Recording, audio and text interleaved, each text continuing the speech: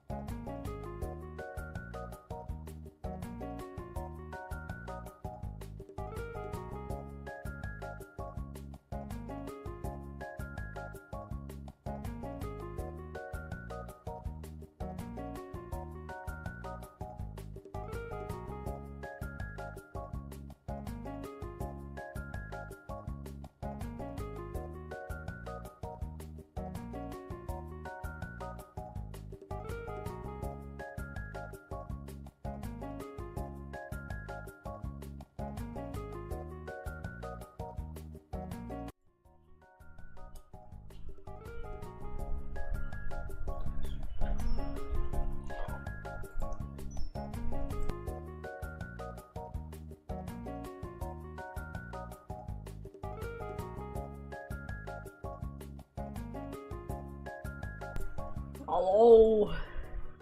Hello, hello, hello. Music is loud. What the hell? How you doing, everyone? Hello, hello, hello. Come to me. I'm not turning on my light, so my track is gonna be ass. but I'm not turning on my light because I can't deal with the light right now. But we're back with some hunting.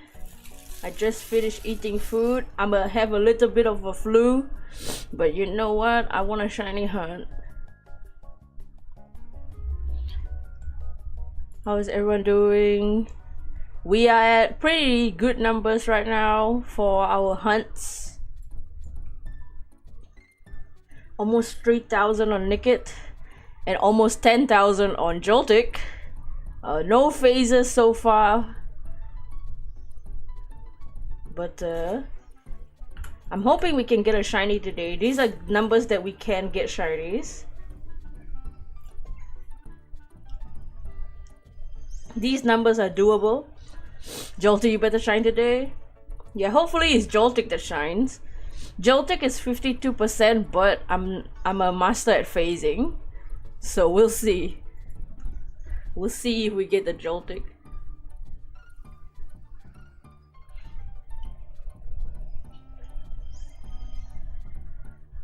But how is everyone doing today?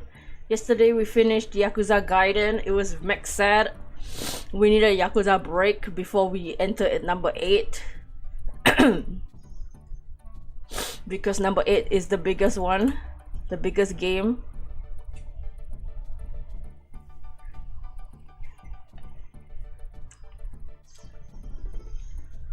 Hope you feel better soon. Yeah, today I just did the whole day. So I guess I'm still sick. I thought I would have been... I set up the stream because I thought I would be better, but I guess not. But whatever. Maybe streaming will distract me from being sick, and then I won't be sick anymore.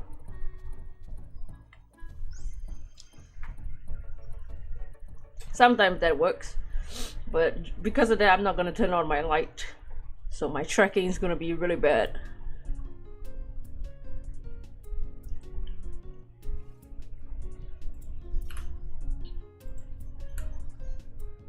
Yeah, these hunts are fast. It's just a matter of when.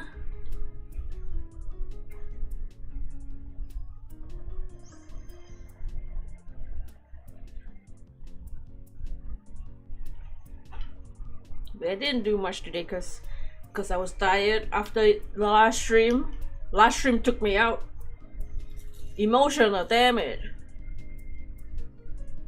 Very, very it's not a sad ending, it just had a sad scene.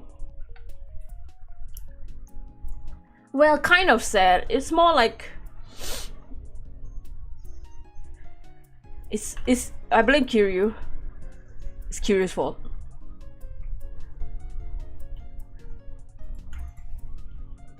Cause it was a good scene. It was a good thing.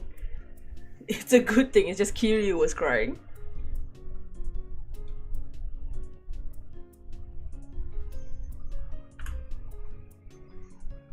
Kiryu was max sad.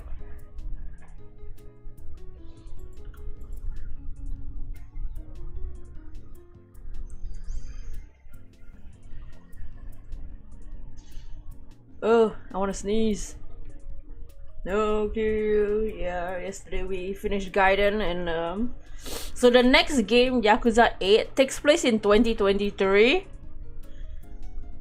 So it will be 3 years after the last this game we just finished, which means Kiryu will be 54. Majima will be 58.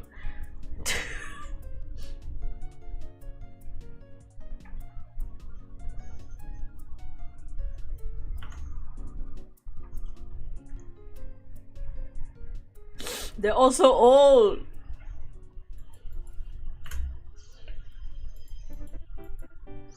Daigo's still gonna be like, well, Daigo's in his 40s. Shit! Daigo's gonna be in his 40s. He's older than Kiryu. Oh yeah. Majima's 4 years older than Kiryu.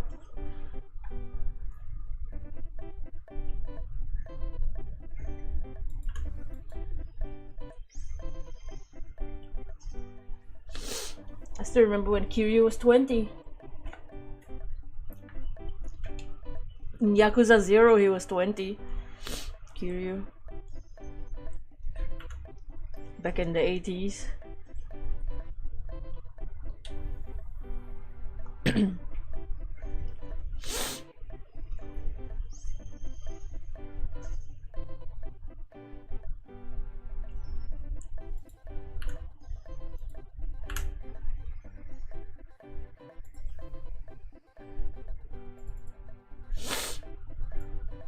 What is this ass music?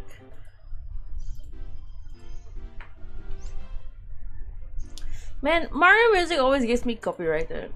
Fuck Mario music.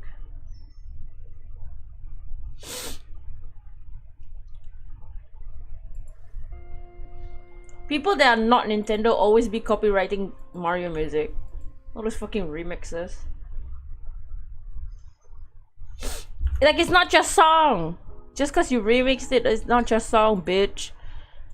Don't copyright claim songs that are not your song.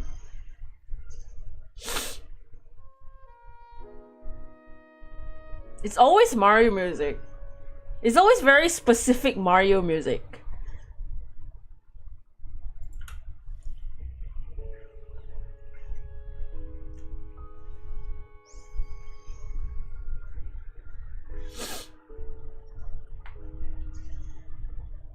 Tears of the Kingdom and Breath of the Wild haven't done me wrong though.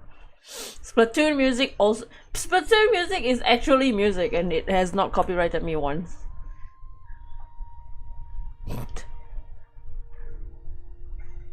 And they have actual music, technically.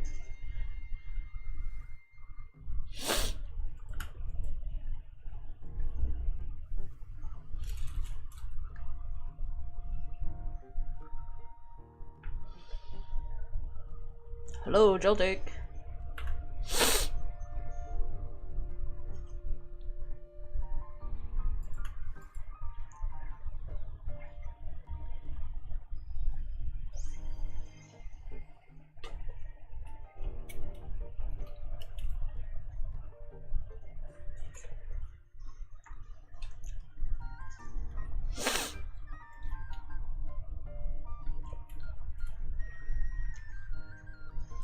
I also did miss the timing to buy the spin-off Yakuza game, so oops.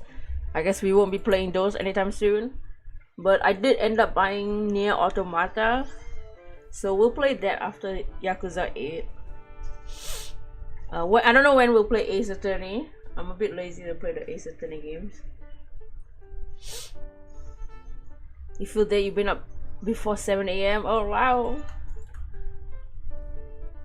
Hope we get some time to vibe soon.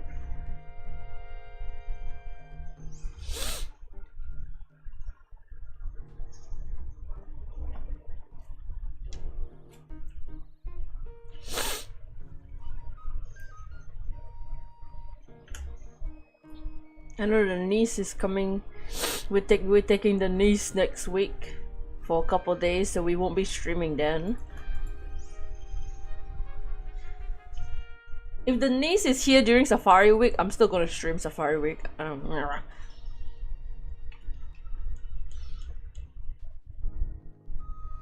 don't know when Safari Week is. He hasn't decided the date yet. Absol Vlogs. I feel like I'm gonna get Pharaoh Seed. I think there's too many Pharaoh Seeds. Pharaoh Seeds should be only at 10%. I don't know why.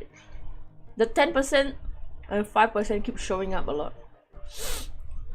That or I just notice it more.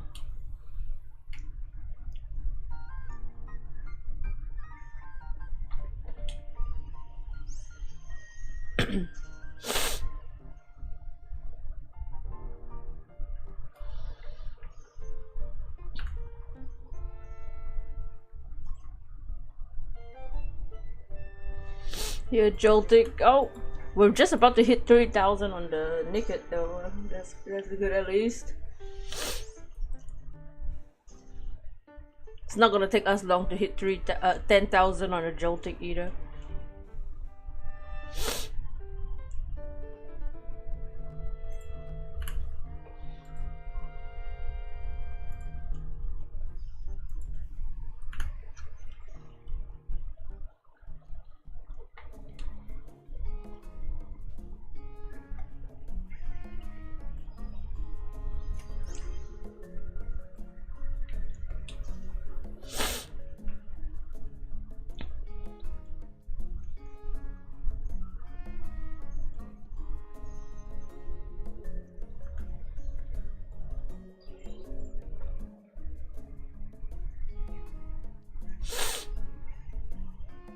No.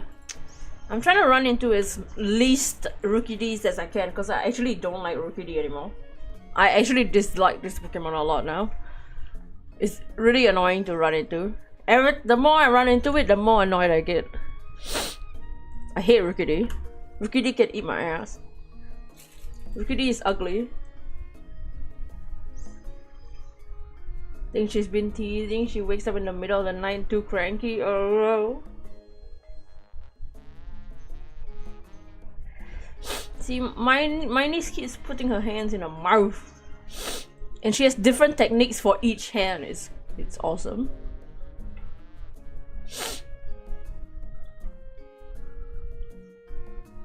And I'm like, ew.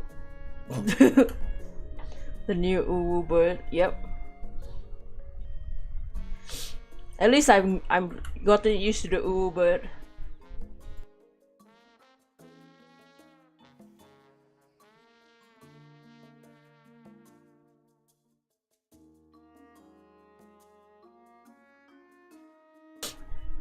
Sneezing.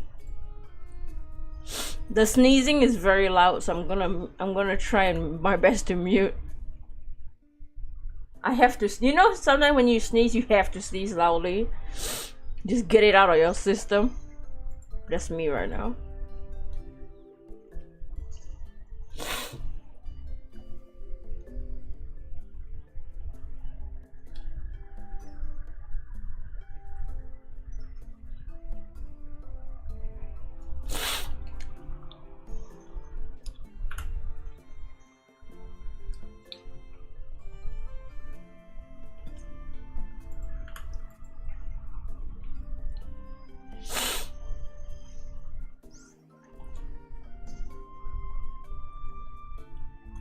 My nose is itchy too.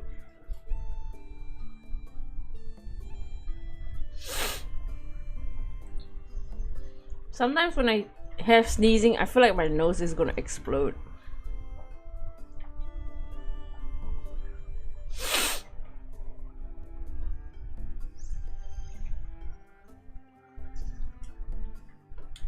Oh.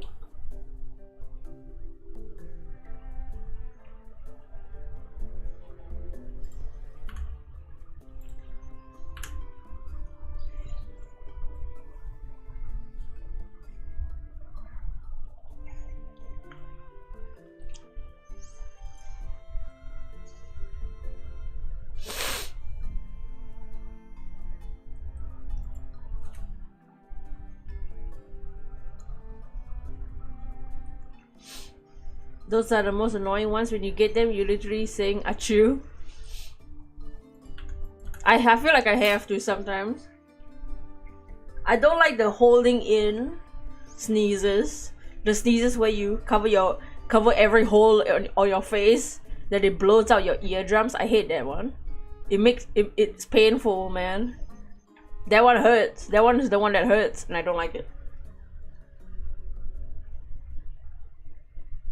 That's when I really feel like I lost brain cells.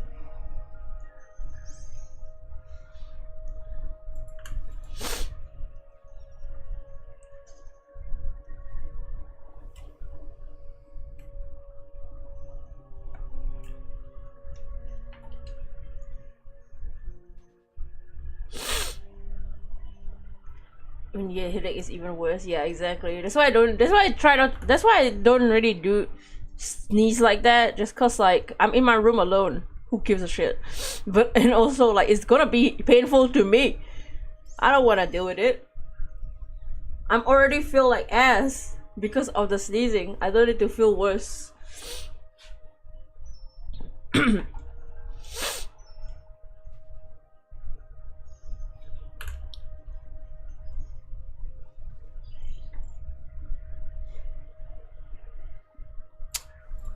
Fuck's sake. I hate when the Pokemon are in my way of the biking. Let me bike in peace and just leave the route. I just want to get this nickit. I don't want this, and I don't want any of the other Pokemon anymore. Before I was okay with getting, I don't mind getting another Chewtle. I don't want another Chewtle anymore. I just want to get this nickit and get the hell out of this route. I'm so sick of this hunt. I'm sick of this nickit hunt. This nickit hunt is boring.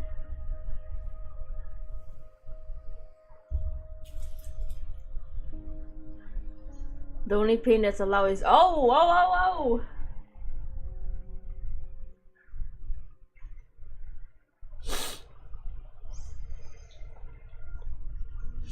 Yeah, honestly, the nickit hunt by itself is actually really boring. That's why I have off screen. I've been watching so much shows, so much stuff while hunting this, so I can blindly hunt. It's the only reason there's encounters on this hunt.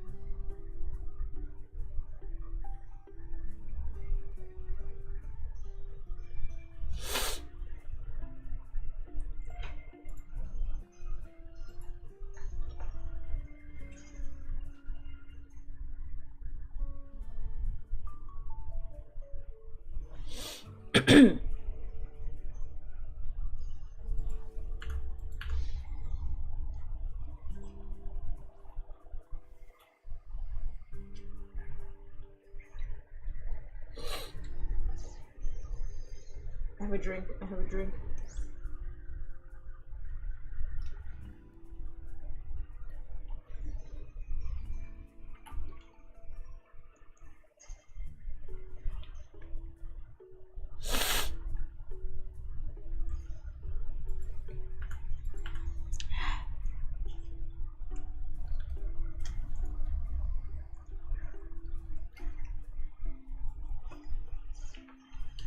Delicious.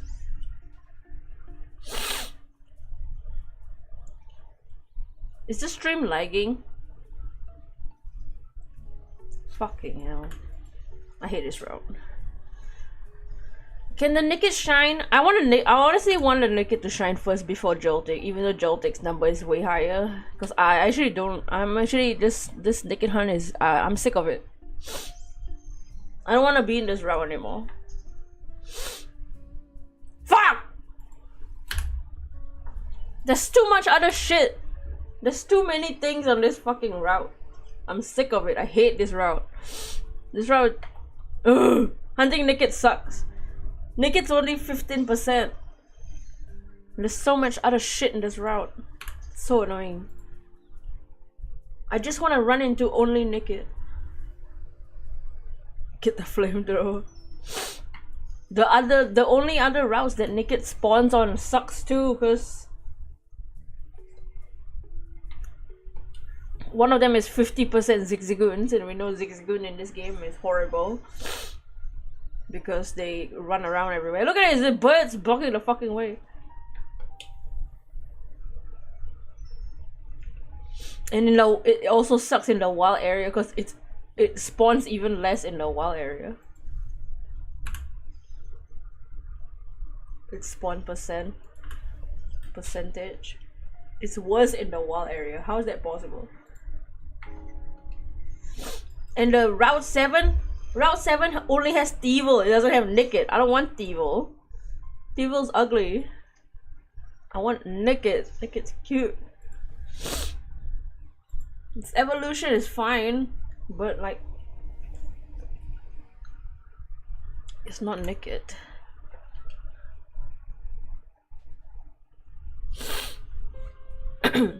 Zigzagoon is a beast. He's hunting Gossifleur on Route 3, keep bumping into them. Yeah, see, that's annoying too.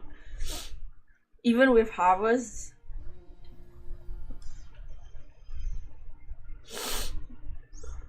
After this nickit hunt, I'm gonna find a more interesting hunt to do for sure. I'm sick of this nickit hunt. Yo, Ezekiel, how you doing? Welcome in. We're just vibing and chilling. I'm a little bit sick. You know, I guess the emotional damage from the last stream made me sick today. I did take medicine this morning. I guess I have to take another one later or something. I don't know.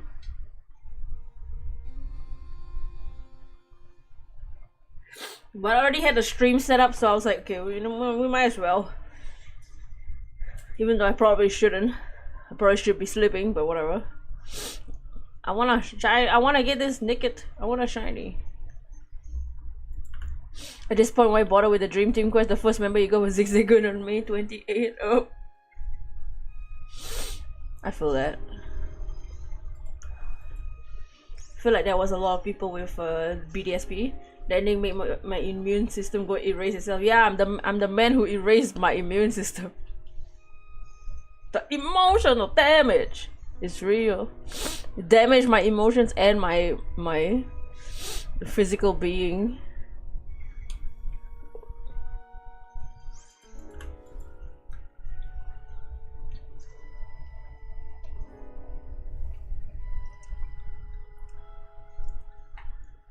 I hope everyone's having a better day than me though. A more interesting day at least.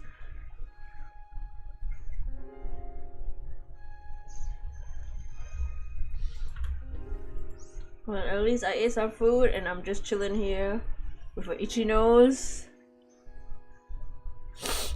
Running around in the grass in the cave.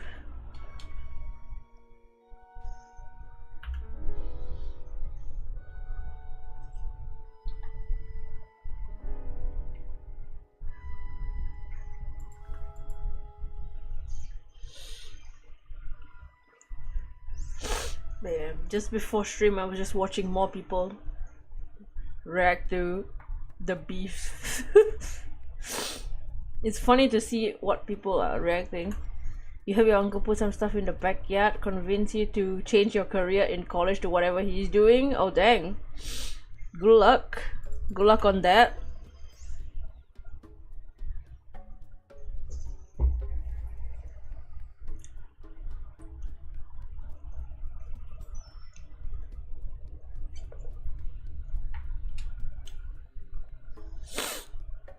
That's pretty cool. Also, the tracking is ugly right now because the model tracking, because I don't have my light on. I think my soul will disappear if I have my light on right now. Right now is I need to be in the dark. I don't know if anybody else ever experienced this. I'm the type that sneeze when there's bright lights. Is that better? Like if I wake up, I need to be in the dark for like 2 hours first. If I immediately flashbang with bright lights, I think I start to sneeze. That's when I start to sneeze.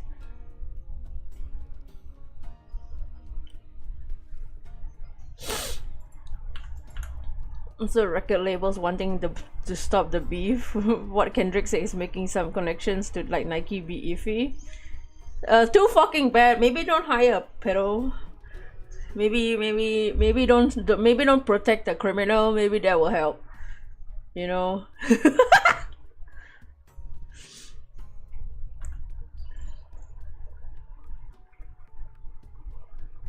Sometimes you sneeze when you take your dog after sleeping and going outside. Yeah, that's why in school I used to sneeze a lot, just cause like in the morning you wake up, you immediately on the light so that you can prepare to go to school. But that's what makes me sneeze in the first place.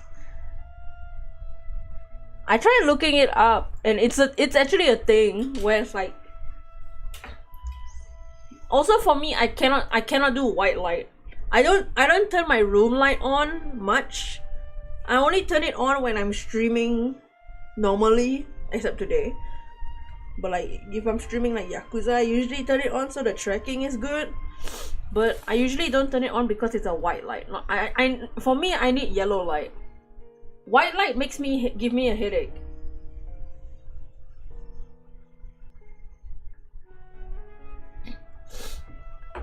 Like back when I was in school, literally in class, I had to use a paper to shield my eyes from the light.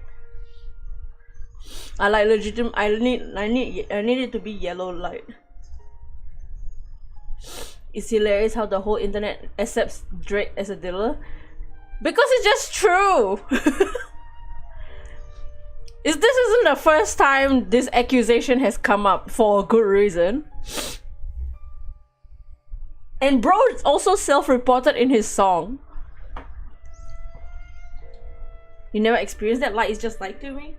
Yeah, right. Like my model has shaded glasses. That's me in real life. I actually need tinted glasses because the light gives me a headache. Especially white fluorescent lighting. White one. Yellow light is not bad because it's a kind of dimmer. It's not as blinding.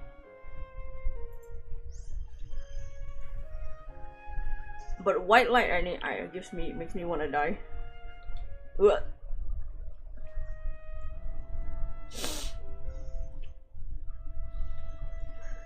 Drake being a weirdo is just a fact. He is weird. Regardless of what the extent of the crime, he is kind of weird.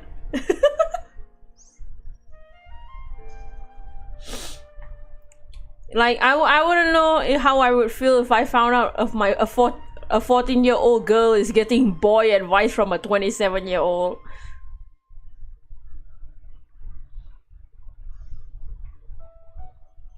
Or 30-something-year-old, I think he was at the time, which is even weirder. I think when he was messaging Millie Bobby Brown, he was like 31 or something.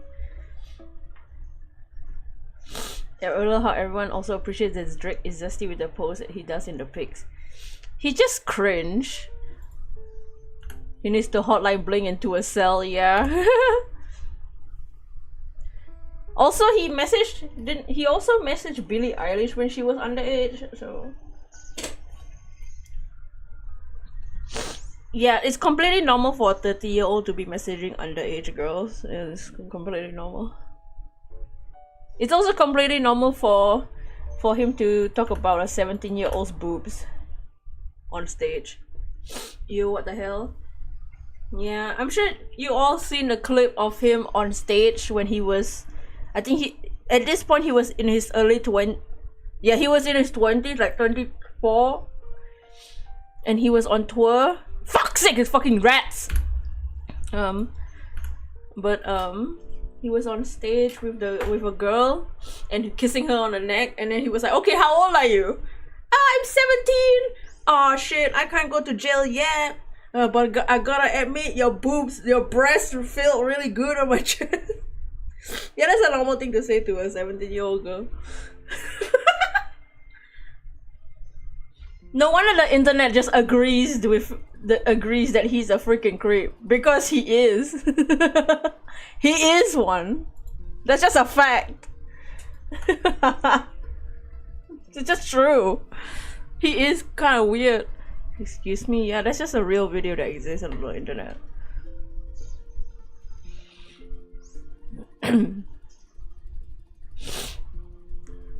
The Millie Bobby Brown self-report honestly made me scream. Like, I was listening to it while I was shiny hunting, like the song, and when he self-reported when he said Millie Bobby Brown in his song, I literally went ah. Because like, bitch, nobody mentioned her until now. The last time we talked about you and Millie Bobby Brown was like 5 years ago, dude. Why you got a self-report like that? That made you gag? Oh, this whole Drake situation is gonna make you gag. The Drake and Kendrick Lamar beef is awesome, but also like, what the hell? It's beyond beef now. It's beyond. Honestly, it was beyond beef the moment Meet the Grahams dropped.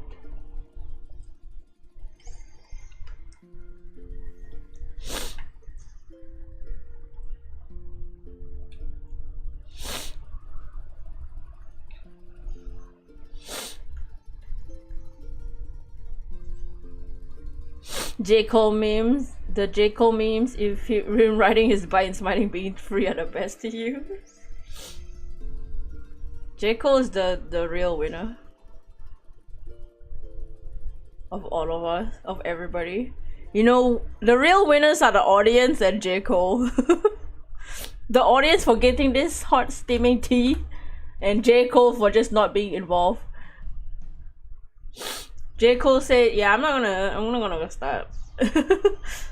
I don't even wanna.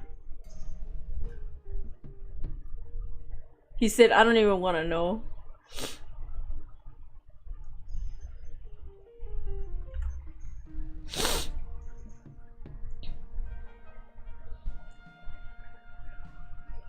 He got told to leave the beef.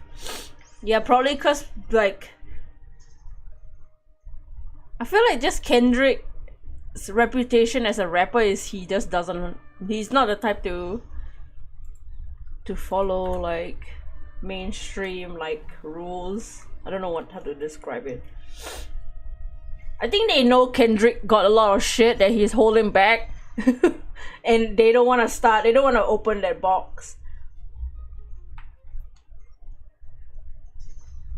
Kendrick would be the type to start saying all this, exposing all this shit before anybody else.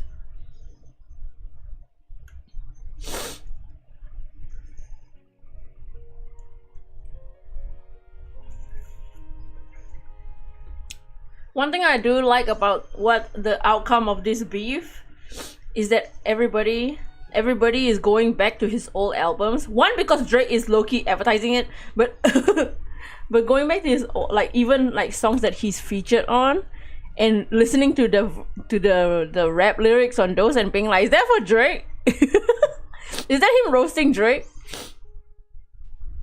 Yeah, so Kendrick Lamar removed copyright on his songs, so we actually can play his songs. We should be able to play his songs right now here on stream. Because he's not gonna copyright that shit. I probably won't. But we could. And apparently now all the reaction channels are like hella money. Getting hella money because they have like millions of views on their reaction videos to his songs. Which like good for them, I guess.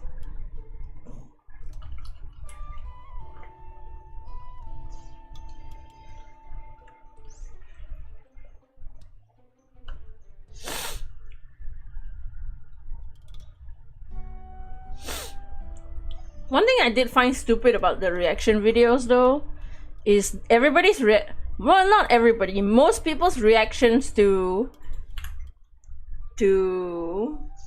Hard Part 6, because nobody reaction channels, they just listen to the song once probably, or like maybe a couple times if they actually bother, and then they analyze the lyrics. A lot of reaction channels don't really absorb the lyrics on while they're making their reaction videos. So many reaction videos you see on Hard Part 6 are like, oh my god, he tricked Kendrick Lamar. Whoa, he played fighting chess on Kendrick Lamar. What? That's crazy. But like they actually don't listen to the lyrics. Because if you listen to the lyrics, you know that part is one of the dumbest parts of the song. DJ Academic's reaction, he's the #1. Didn't he cry? Because he's a loser. Drake fans are legitimately crying.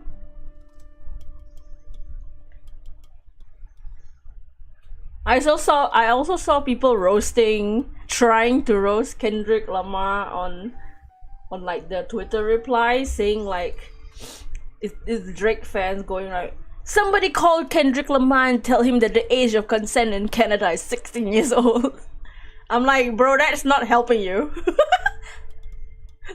Drake fans are not helping either. Drake fans are making it look worse. Bro, I don't care if the age of consent is 16 in Canada. Bro's 30, he's almost 40, dude.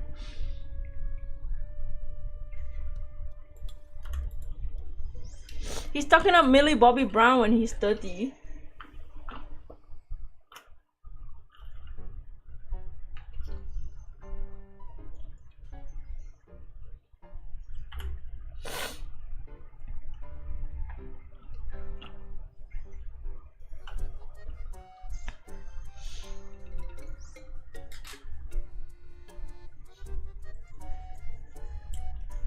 I don't think Drake fans understand what the hell's going on. Also, I know a lot of people, I know some people are saying like, oh, Drake songs, like as a song, like the beat sounds better. I'm listening to the song and they honestly sound like shit. We don't know, Hard Part 6 just itself sounds like shit, but honestly Family Matters, I don't know. Maybe just the style of rap that I like is not Drake. I don't like Drake's rapping style. Also, I feel like, so this is my own opinion, I feel like Hard Part 6 was trying too hard to be Meet the Grahams. That's just my opinion. I haven't seen many people on video saying this, but that's just how I felt when listening to Hard Part 6. I feel like he was trying too hard to be Meet the Grahams.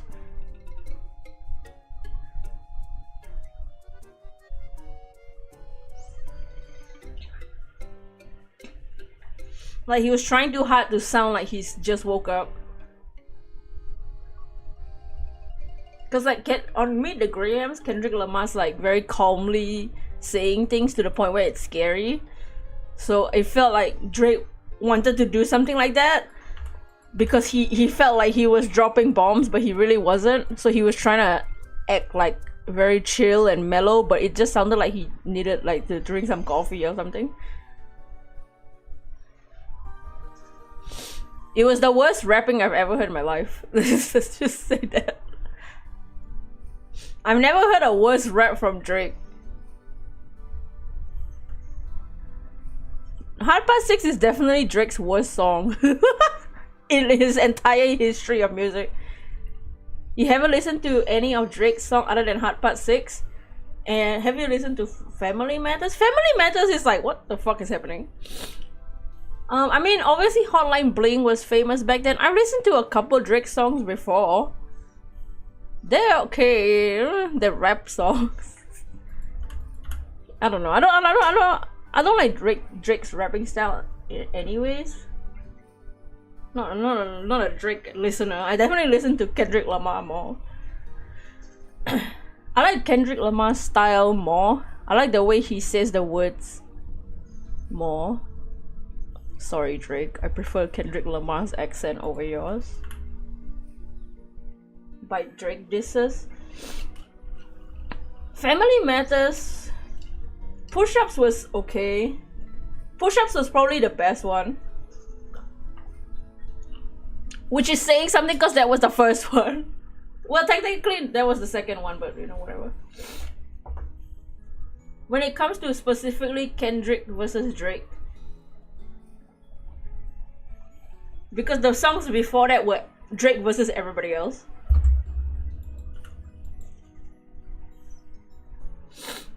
The only song you kind of like from him is Passion Fruit, but you rather listen to the Haley Williams cover. I don't need that Hotline Bling. I mean, I can't deny that Hotline Bling, even after all these years, is like kind of funny to listen to. But I also am aware of that Drake is a fucking creepy ass bitch. It's freaking weird. You hated Hotline Bling? Hotline Bling is annoying, but also like kind of funny. It's not good. It's very funny. Which I don't know what it means. I don't think it's a good rap. I think it's a very funny song, if that makes sense. It's not in my playlist. It's just like, it's so cringe. You know what I mean? That's just how I feel about Drake. I feel like Drake as a human is a cringe human being. Like, Hotline Bling is really dumb. That can only mean one thing. Like, that's stupid. It's a stupid... The writing is stupid. Hard Part 6, stuff like Hard Part 6, you can tell he wrote that himself.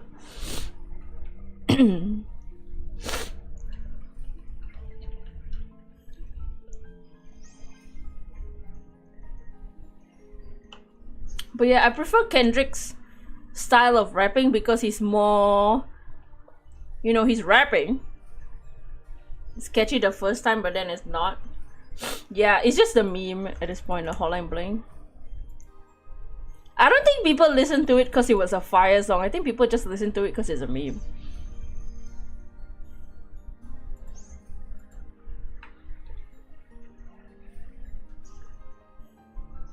But I have Humble from Kendrick Lamar in my playlist. That song's still fire.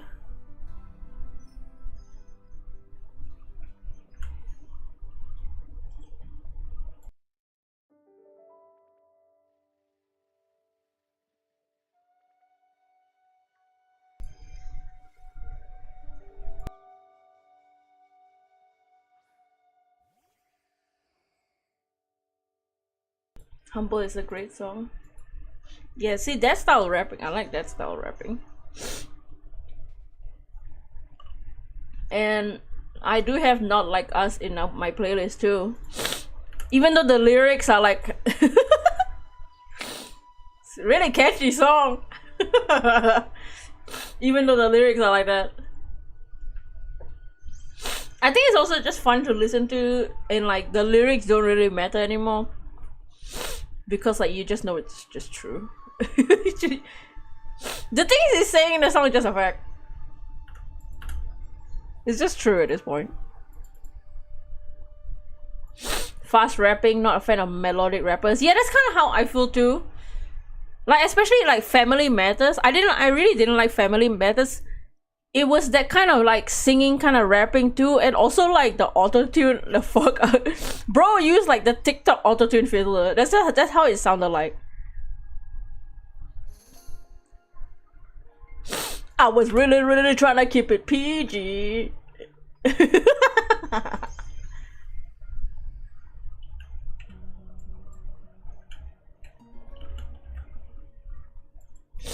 You like the occasional melodic rap?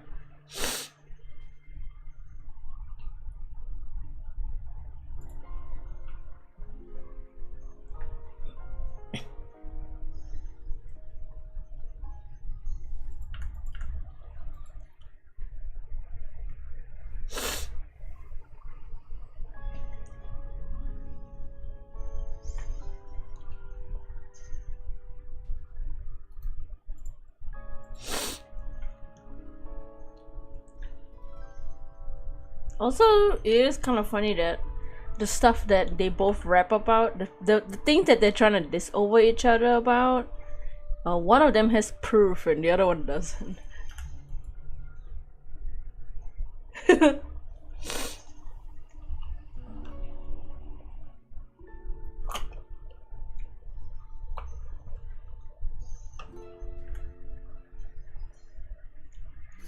The hard part 6 is also just, the lyrics are just stuff that he saw on Twitter. The stuff that he had in hard part 6 is just stuff he stole from Twitter, and also stuff that he stole from like academics and stuff. You can't tell me Drake in hard part 6 only wrote that. In hard part 6 he says that Kendrick released Not Like Us immediately so soon so that he can make up for the daughter thing, for the fake info of the daughter thing. He didn't make that out himself. Academics said that on his stream. You can't tell me Drake just didn't take that shit from academics. And the whole, we had a fake mole telling Kendrick fake information about a fake daughter. You can't tell me that's just literally what his Instagrammers and Twitter followers were saying. Drake is a manipulator. Drake, I faked a rumor and I had a daughter. He just proved his point. Also, like, Drake trying to say that the daughter thing was him giving fake info. One, why didn't you say that immediately after the song came out? It took you like 3 days to come up with a song saying that. It was fake info, I swear. Like, if it was really fake info, you would have responded right away, saying that Lamau, he really fell for it. Then I would have believed. Also, we hit 10,000 on a Joltik. But like, it took you like 3 days to come up with a shitty ass rap saying, okay, let me read just the lyrics. Hot pot 6 lyrics. Hot pot 6 lyrics is actually dog shit. You know, seeing academics tweet stuff for people just to respond with his own questionable stuff he said before. The 17-year-old stuff, I've seen that too. I'm invested in this beef. Also, just as a song, why did Drake sample the Aretha Franklin song and only used it at the beginning? Like, just as a song. What was the point of you sampling the song if you're not gonna use it? I don't understand. I don't fucking get it. Like, if you're sampling the song, use the song. Cause Drake quirky. Yeah, he's just silly.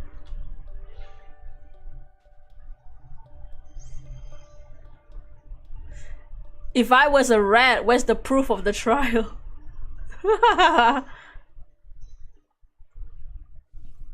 Wait, I'm trying to find the clown line. The line about the clowns.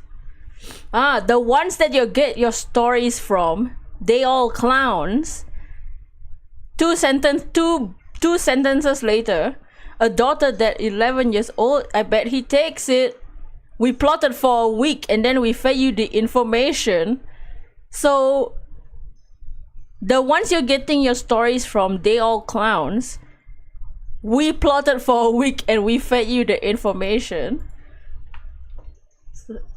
And then I saw someone say there's 2 different ghostwriters not consulting with each other. Because then he's calling himself a clown then. Because he's quirky. Drake just silly like that. He's just a silly guy. He's just he's a comedian.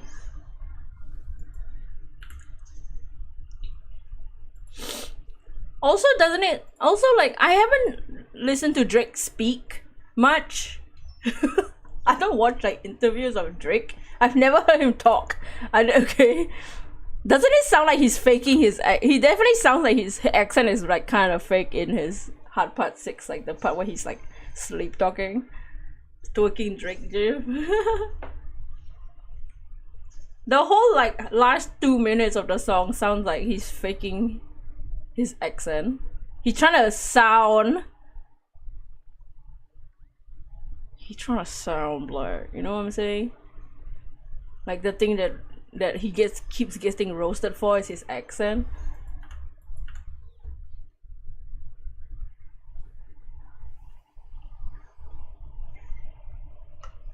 Like it doesn't sound natural the way he's talking.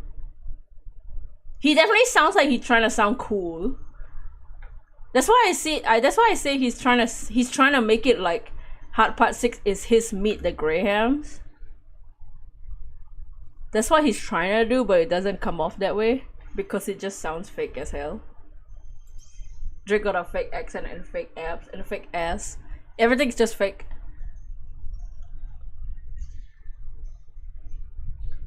Let's see, I'm trying to find new music.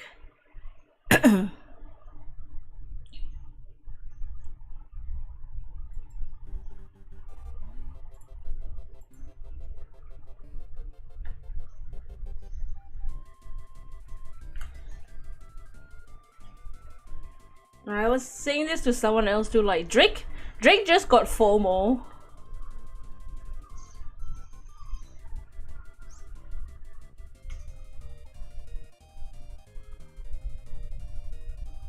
He's insecure and has FOMO.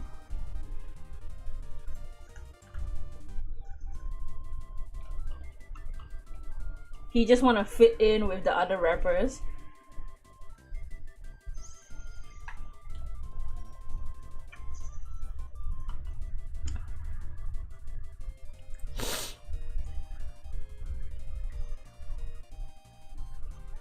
And his to him fitting in equals bragging about how rich he is. Also, I never also realized this until I saw a video pointed out. You literally cannot say I'm too famous to be a pedo and have Epstein in the same song. You mention Epstein yourself in the same song. You cannot say that name and also say I'm too famous for to commit these specific crimes. They don't make sense. You just contradicted yourself again. How can you be too famous, say Epstein in the same song? Isn't that the same thing that Epstein had to do? He was also too famous. Too rich and famous.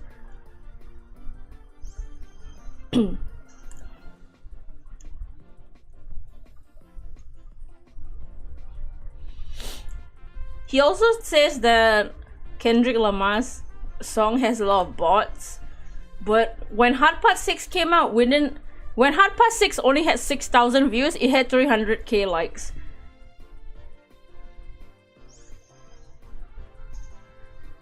So who's liking it?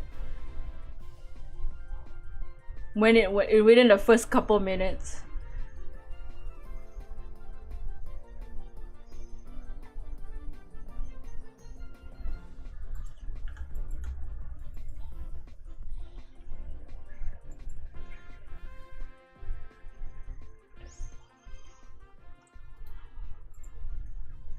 Also in Hard Part 6, one of Drake's arguments, Drake needs to grab a rake. Okay, imagine you're 37 years old, okay? Imagine you're a full-grown adult that's around your 40s. You're nearing 40 years old, and the way you're gonna diss the other rapper is, why isn't your girlfriend following you on Instagram? Because one of Drake's arguments in his Hard Part 6 diss is, why isn't Whitney, who is Kendrick Lamar's fiance, why isn't she following you on Instagram?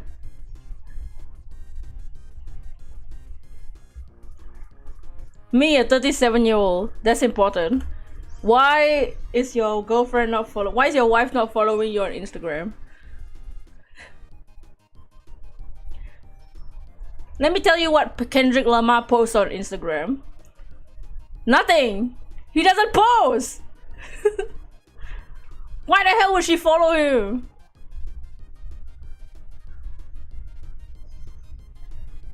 He doesn't even post anything on Instagram.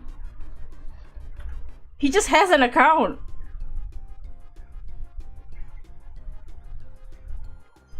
Kendrick Lamar doesn't post shit on anything. A lot of Twitter people are doing what Twitter does, aka trying to find old tweets and resurface them to cancel people. They literally can't find anything on Kendrick Lamar's Twitter account. They're literally failing at Twitter is failing at what Twitter does, just because Kendrick Lamar doesn't tweet anything.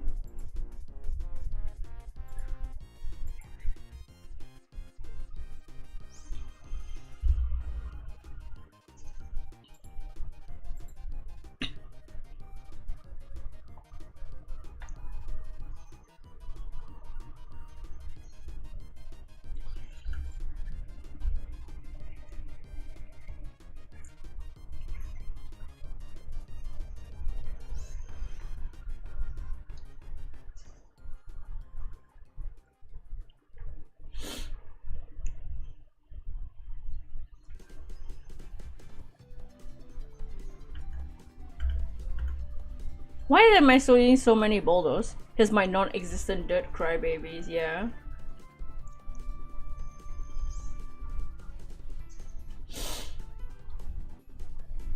Also, Hard Part 6 is an advertisement for became an advertisement for Kendrick's one of his older songs, One of the albums that didn't do as well as like Damn and stuff. It was a serious album, that's why. It wasn't a club album. Not songs you play in the club. It was serious songs about serious things. You didn't care about the beef until you hear the I don't like the way you do. I hate the way that you talk. I hate the way that you walk. I hate the way that you dress.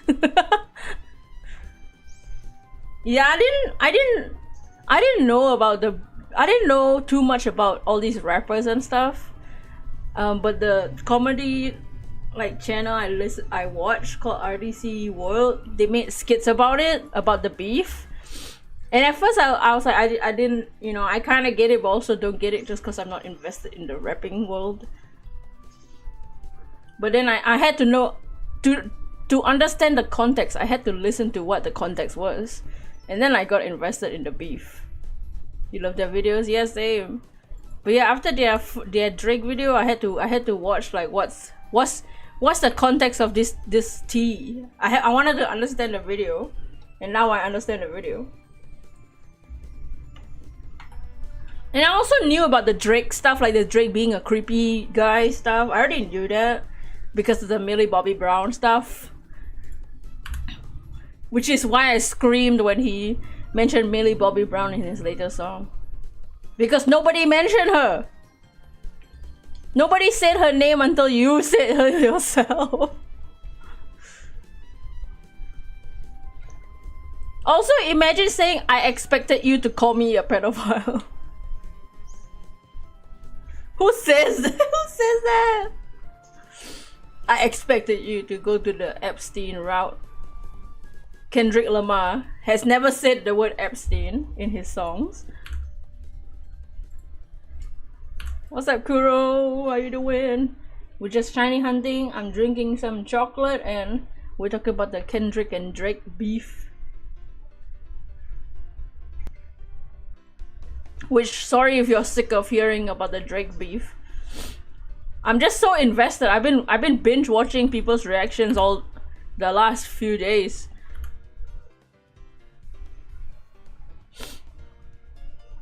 Someone made a pic of Mount Rushmore, the biggest haters of being Dio, Reverse Flash, and someone you don't remember. What the biggest haters like in general in media?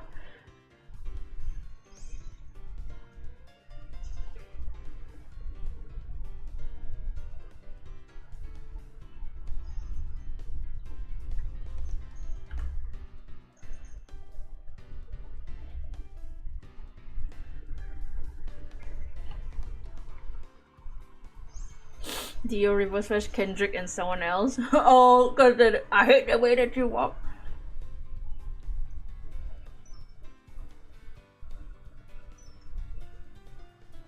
Also, it's I got so invested in the beef because like Kendrick's lyrics are so complicated. I have to research 10 things to understand the lyrics.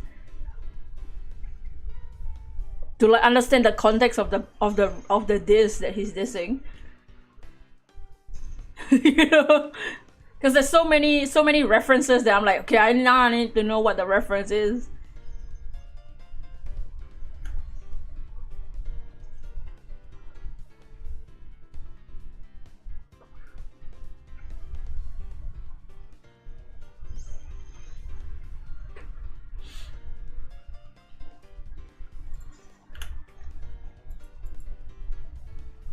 Like the whole Drake having offenders on his payroll, that's just a fact. That's not even a diss, that's just a true statement. He does though, and it's public knowledge.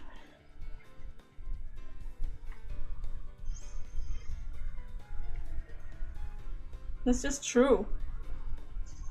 And I looked it up and I'm like, oh my god, that's just a fact. We even got a name. Like, the hell?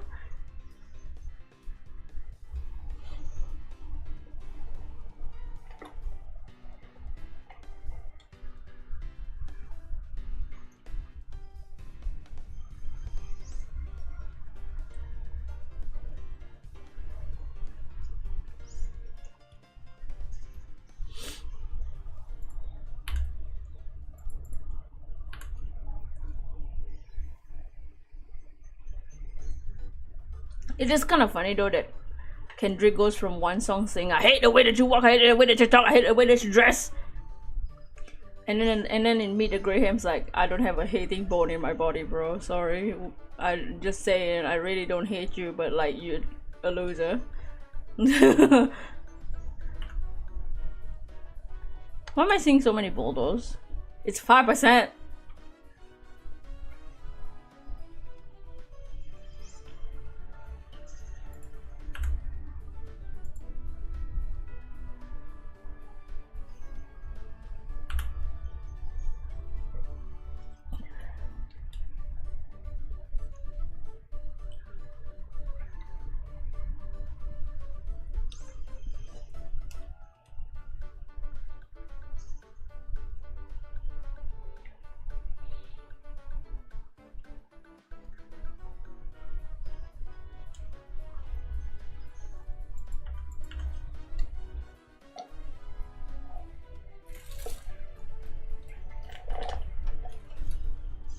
Okay, I finished my drink. Be right back for like 5 seconds.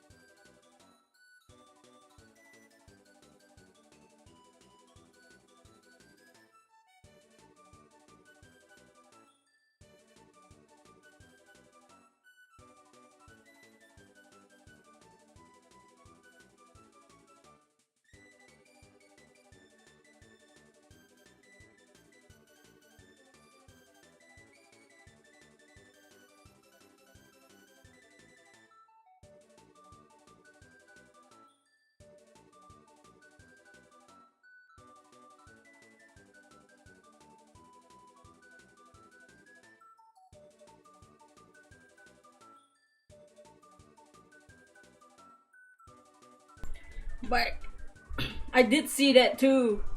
The congratulating thing. I just saw that just now.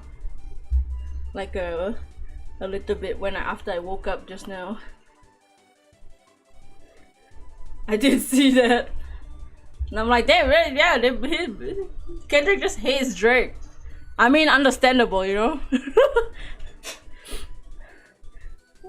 You know, I think all of us can relate to not liking a freaking creepy guy.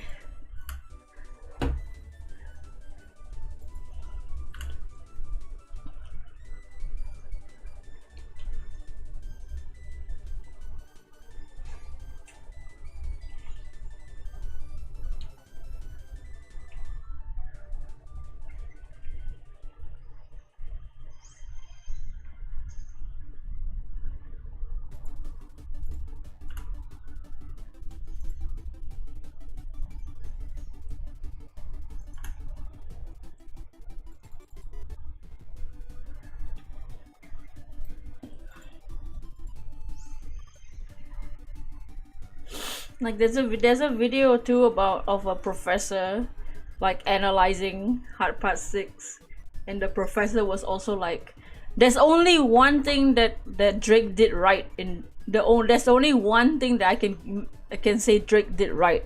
It's the song title. Hard Part 6. It's the only thing he did right in the song. I'm like, damn, okay.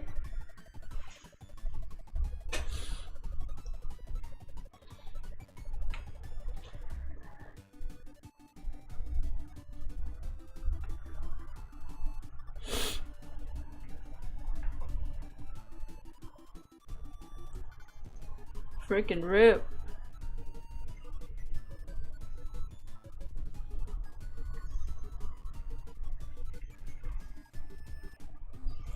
Even dude got professors roasting him too. Kind of impressive.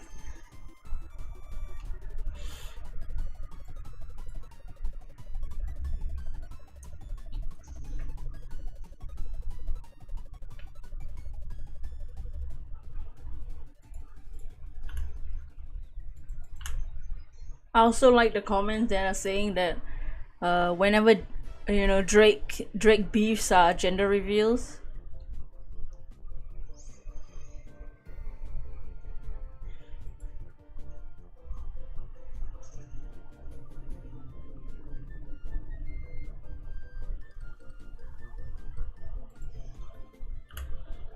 In the Drizzy Reddit, Drizzy subreddit, seems like people are throwing, say, if he pedo, then I'm a pedo. What? Oh, if he's one, then they're one? See, that's what it feels like though, for the people that are justifying Drake, aka like academics. Like, after all this, and after all the videos and photos resurfacing of Drake being a freaking creep, if you still support Drake, the fans are coping, man. The stands are on have copium on max, boosted on max. Their oxygen tanks are overflowing because they're copium tanks. Whoever comes for Drake next will reveal he has a ton of kids. That's what Kendrick was kind of saying too, that he has more kids than he's saying. Other than the daughter, who's older than Adonis, by the way. This 11-year-old's daughter, quote, is older than the son that he was also hiding. That Pusha T revealed. Also, like, if people who really believe that Drake was giving fake information about a daughter, what's the benefit of doing that? What was the benefit of doing that? I don't think that. Why would that be the information you give when it's already happened that you were hiding a child and it only got revealed through a rap beef?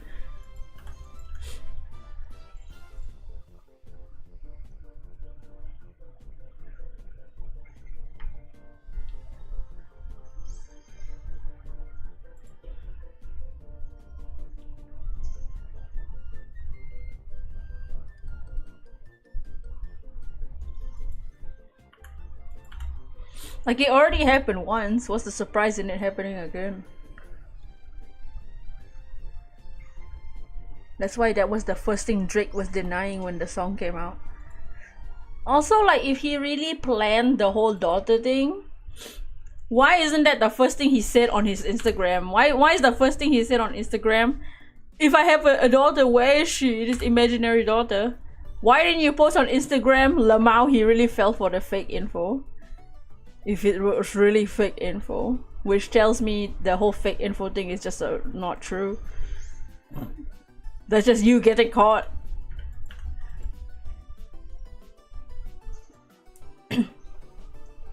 Like, Hard Past 6 is definitely just the entire song is just a self-report.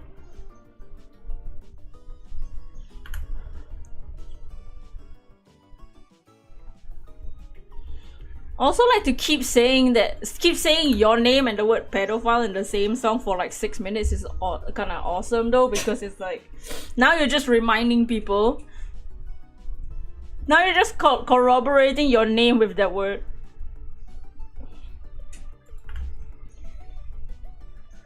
That's the only thing people are gonna be thinking about for the next like 2 weeks.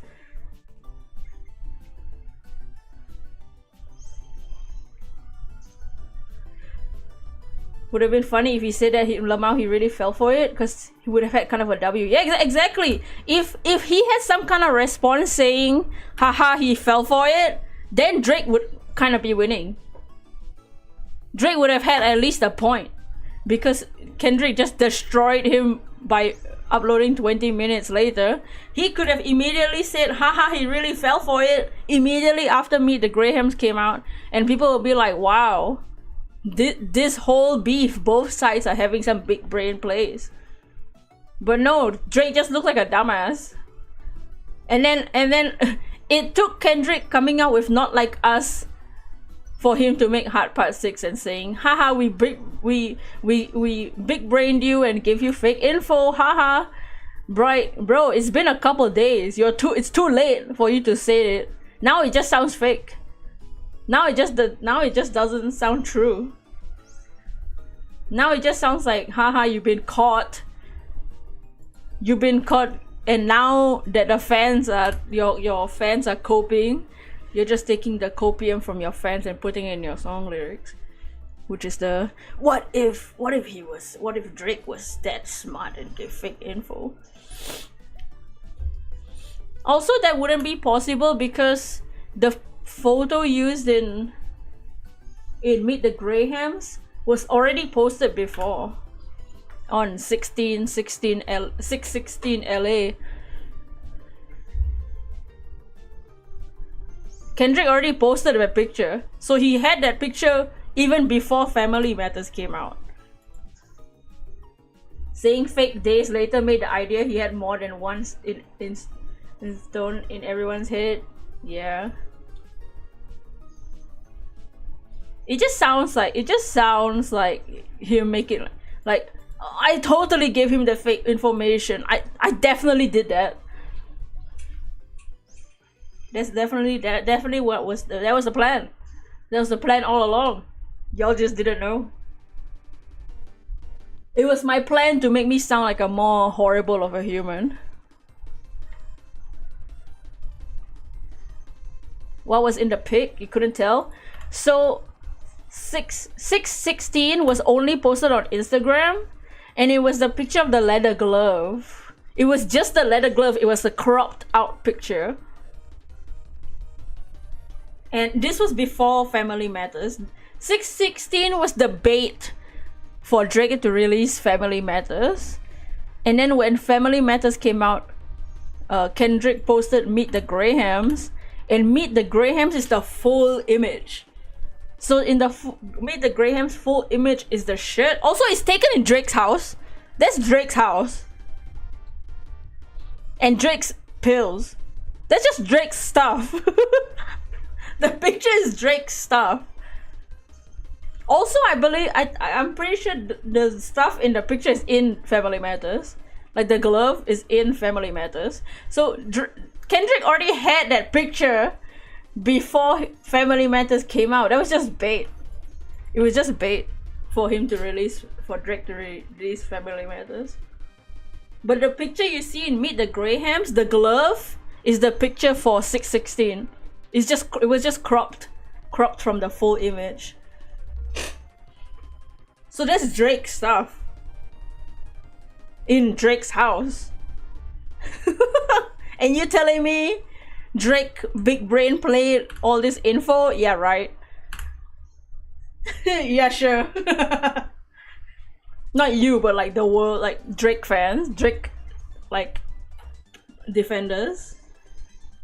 Like you think, like I don't think Drake's that smart, okay?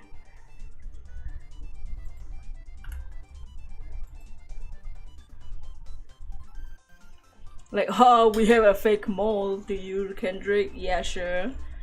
He already had the picture before he even posted it on Meet the Graham, dude. Also, Drake doesn't understand words.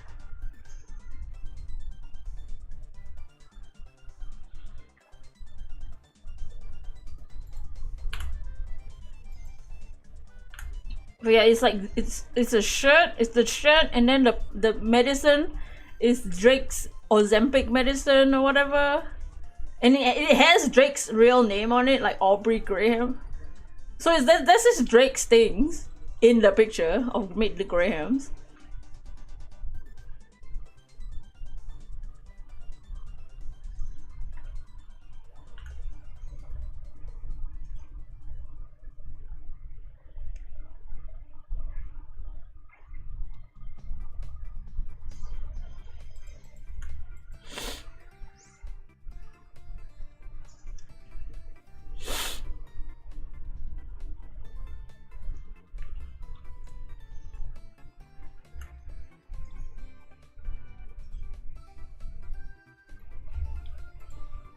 someone took a picture of the random stuff. Yeah, so somebody in Drake's entourage took a picture of Drake's shit in Drake's house, sent it to Kendrick.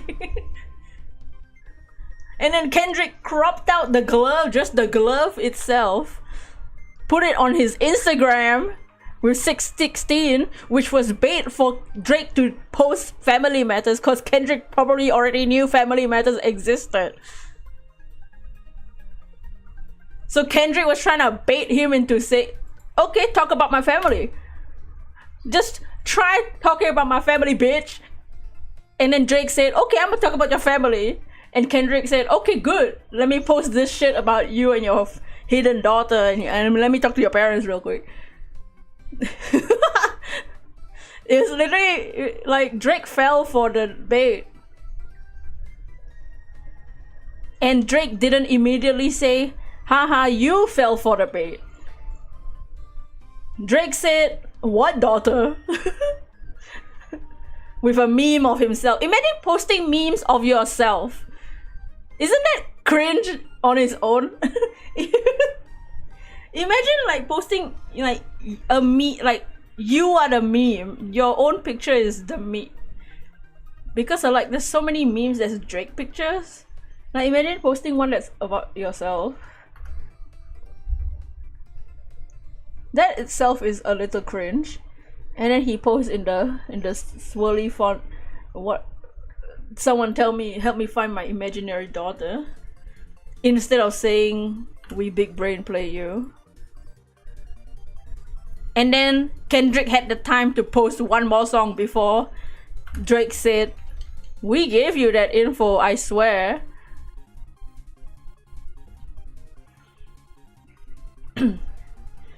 Academics when Not Like Us dropped, now you gotta show him. Oh, I saw that too. That was also the joke in the RDC video at 2 AM in Compton. It's the only way.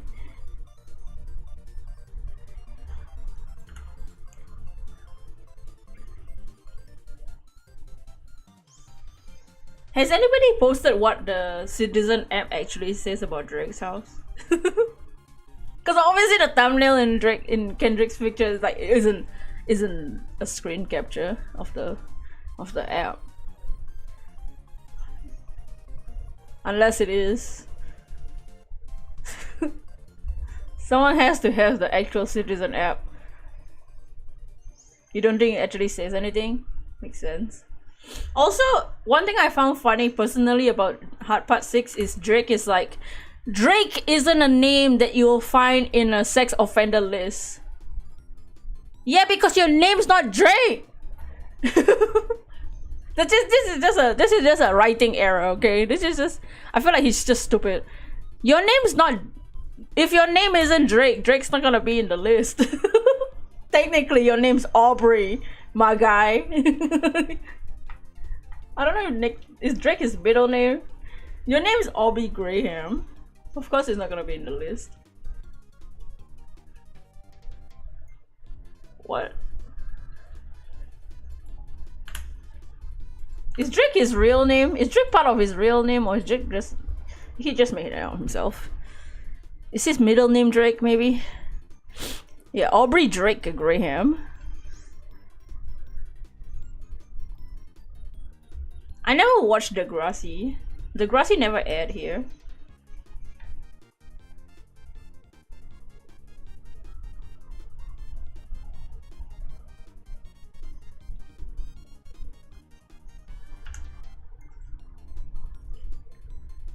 All the Drakes in the world in shambles right now.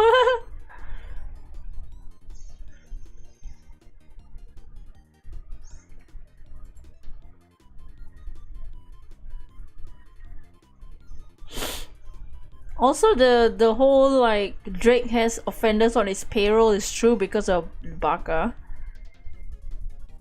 Look at this, Baka not nice. Baka was arrested, charged with forcing a 22-year-old woman into prostitution and taking her money. Pleaded guilty. The woman refused to testify, so they had to drop the charges for prostitution and human trafficking. And Drake said when he got out of jail, there was a lot of different paths he could take, and he decided to focus on music. So that's the person Drake hired. So when Kendrick says that he got offenders on his payroll, he's not lying. That's just a fact. Drake does have offenders on his payroll. It's directly under his label. Bro pleaded guilty into assaulting a woman. Like, what?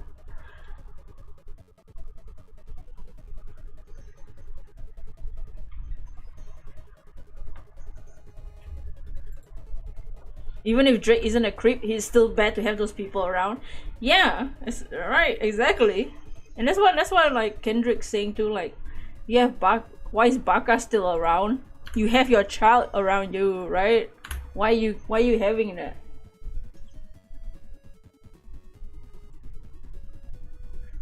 What? Cause he's a changed man. The fact the woman refused to testify, which means she's scared. To me, that sounds like she was too scared to testify more. Baka about to be found in the ocean.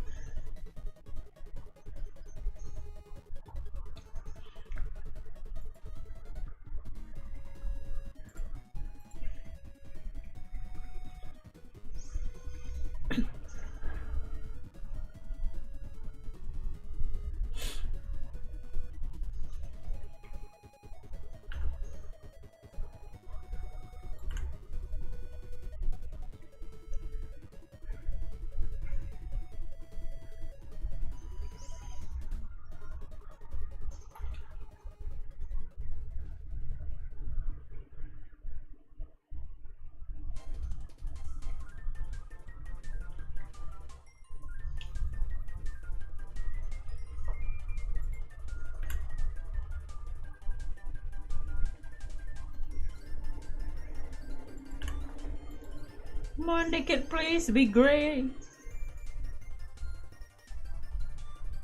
I only need one nickit to be gray.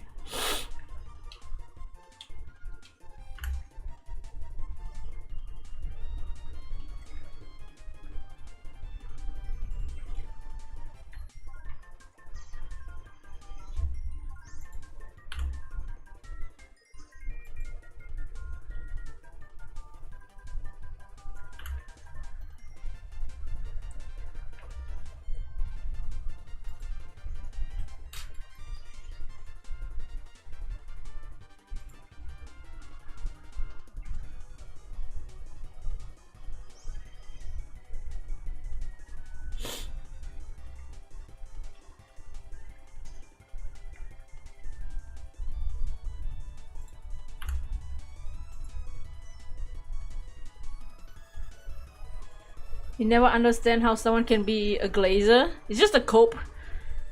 The copium. They don't want to believe that the I feel like that happens a lot with K-pop. That happened a lot when what was it called? It's the Sunrise Sun Club. What was it called? Sunset Gate? I don't remember what it's called. One of the biggest K-pop stars in the whole world got caught. That happened a lot with like K-pop fans being like, no, they still are like that, some of them. What was it called? Oh, Burning Sun. The Burning Sun Gate. Burning Sun Gate happened. But like even now the dudes like fans are like still like, oh, he'll come back. He's still the baby. What do you mean he's still baby? He's 30 years old. What baby? Just because he's the youngest in the group, the K-pop group, he's not a fucking baby. Like,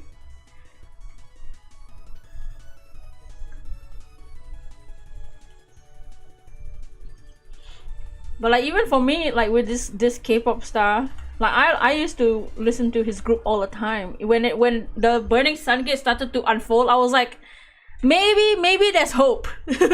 Maybe there's a chance that he didn't do that horrendous of a thing. And then, you know, he went to jail for a little bit. Sometimes it takes them getting to jail. For me, I was like, once it started to really unfold, I was like, okay, what the hell is this, man? I feel so betrayed, but whatever. But some people are still like trying to copy him about the Burning Sun. K-pop stings.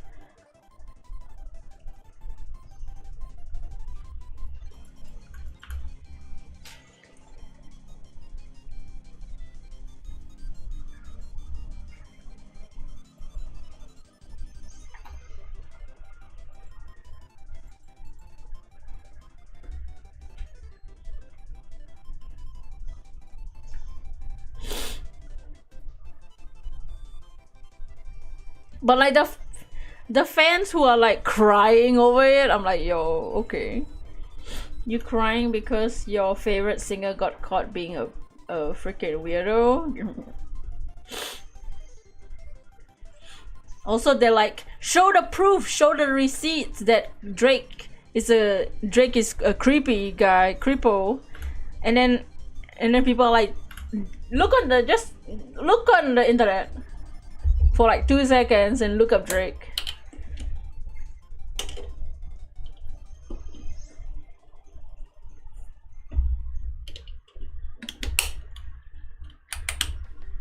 Also, one of the lines from the Family Matters to Meet the Graham that I don't see many people talk about, that you can definitely tell Kendrick knew about Family Matters beforehand, is that in Family Matters, Drake brags about his leaked video about his dick.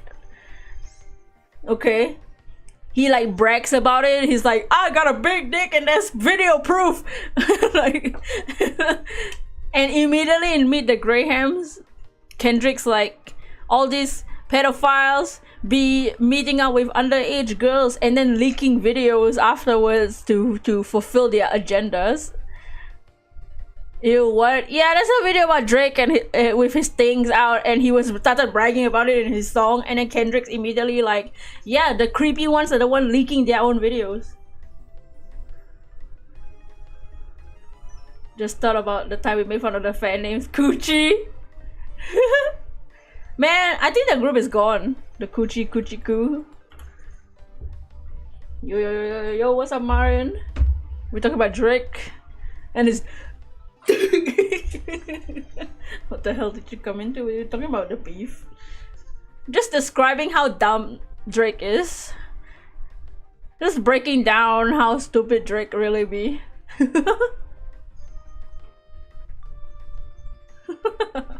Oh wait, I counted on the wrong counter. You surprised they never showed a timeline? Yeah, it did. Honestly, I'ma be real. The Drake thing didn't show up on my timeline either. I knew about it because like Smosh makes fun of it sometimes when it was trendy. But I knew about it. Talk about the Drake nudes. Yeah, cause I was mentioning that because Family Matters came out 20 minutes later. Meet the Grahams came out. In Family Matters, Drake brags about the nude video. He brags about it in the song. Well, let me find the lyrics. He brags about it. And then immediately in Meet the Grahams, Kendrick's like, yeah, the creepy ones leaked their own videos as part of their agenda of being a predator. Yours was filled because you follow stuff like Worldstar. Let's see. Also, I had to scroll a lot because Family Matters is like 7 minutes long of just nothing. I gotta use the find tool to find this video proof. Okay, this is what Drake says in Family Matters. You write about fuck the big three, it's only Big D, and there's video proof.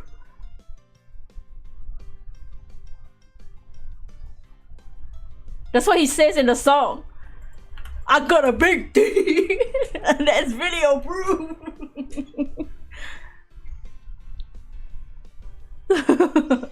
Imagine trying to diss somebody about them beating their wife, and in your in the same song you say, I got a big penis.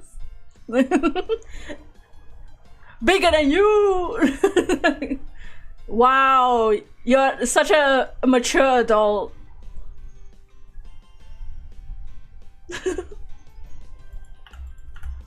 And then immediately the song after is Kendrick saying, giving a lecture to your family. Nothing about himself. Nothing about his... Kendrick never says anything about his own wee-wee. It's just him lecturing your parents. Immediately after the song of you going, my date. Big idiot gives small PP energy. He's clearly not sincere.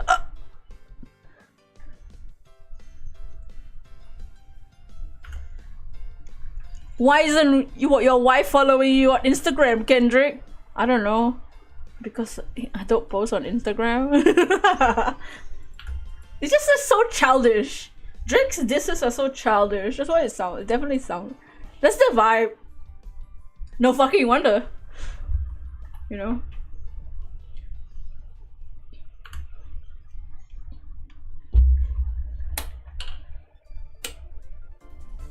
He's too immature to get real women.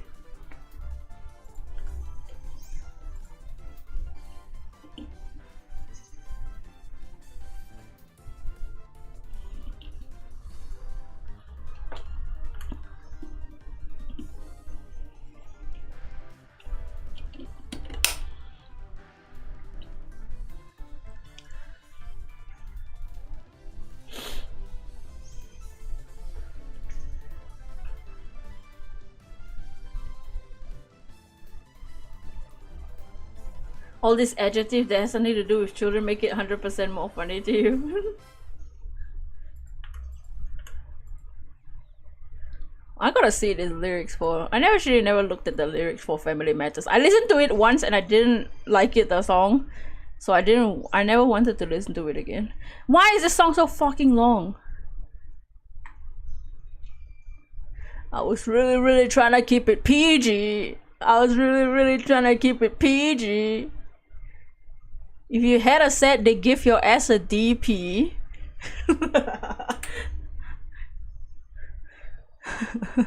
But you civilian gang in real life, you PC. You might go listen to the Kendrick song. We can listen to it now.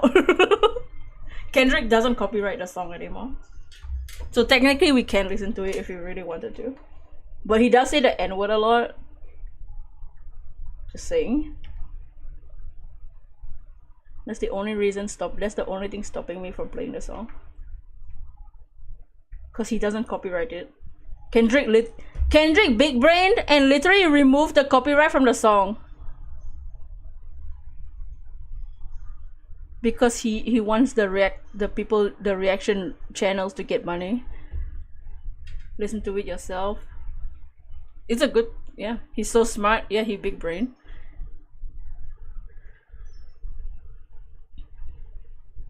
You know who even bang a set out there? There is CB. CB is Chris Brown, by the way.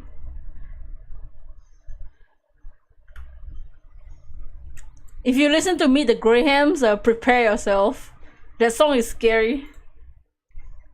But if you're listening to Not Like Us, prepare to freaking jam. Also, did the music end? The hell?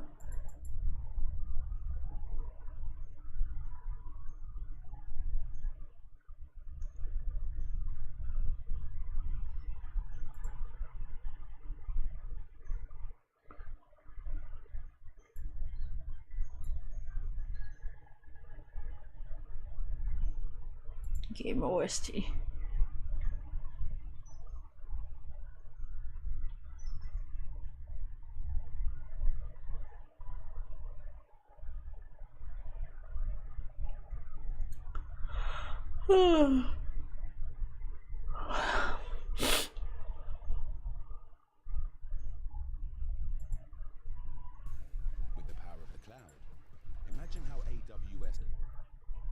What the hell?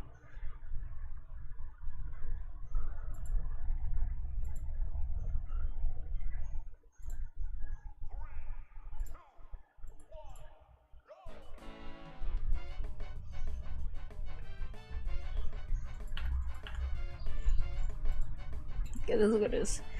Wow.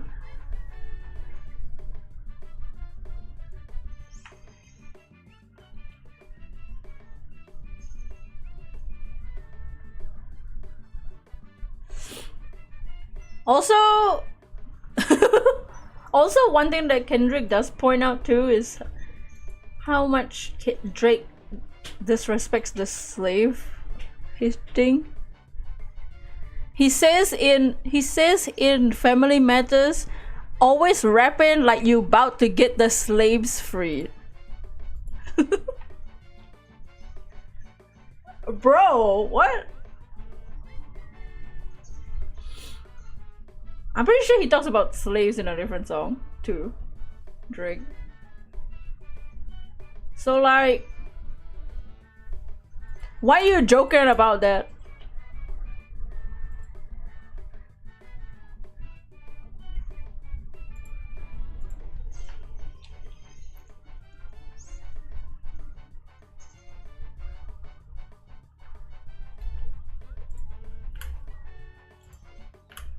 One oh one oh one.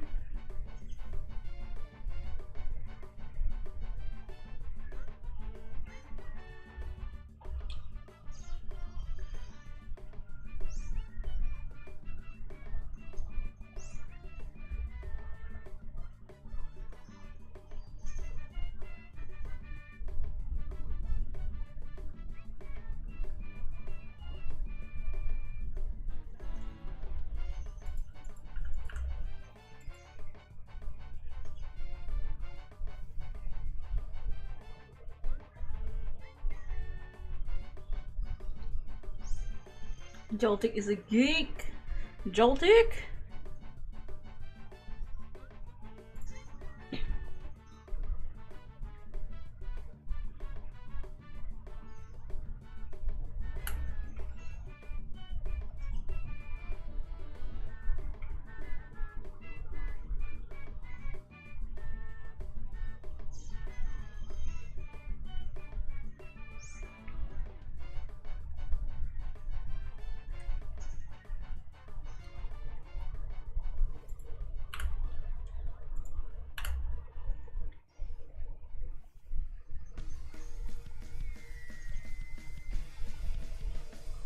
Now it's will Joltik shine before the next 1,000?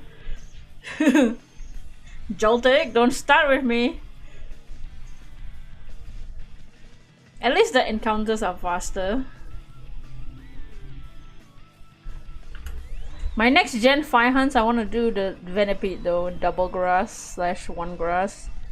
I want to hunt it in both games just to for a better chance to get the shiny.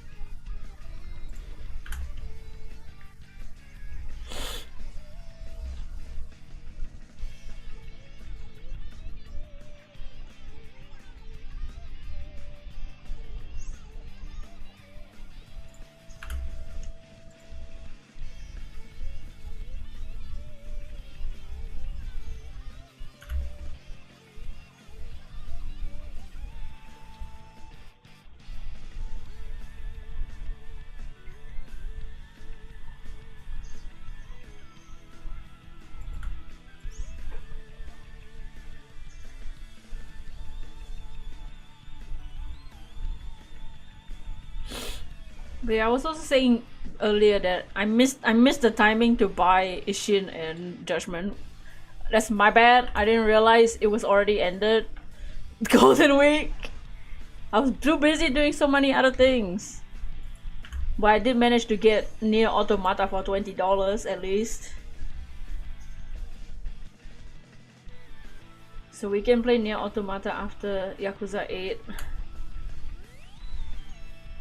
Ishin and Judgment can wait. Those aren't too important to the story, to the main story at least.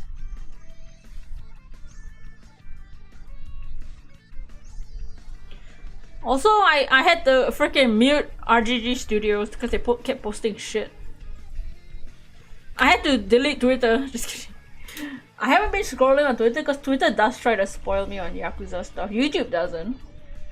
YouTube recommendation doesn't show much Yakuza stuff. But Twitter does try to serve me Yakuza things.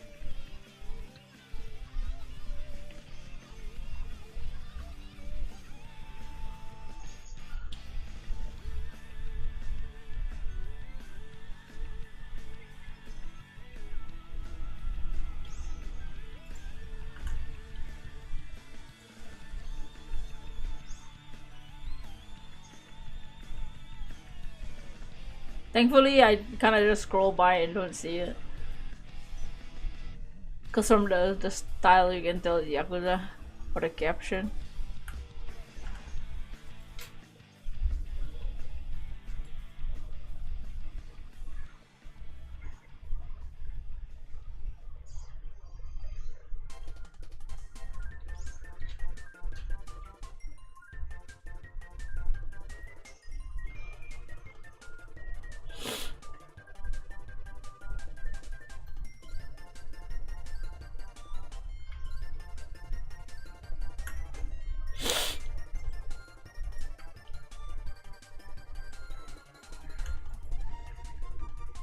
Joltic.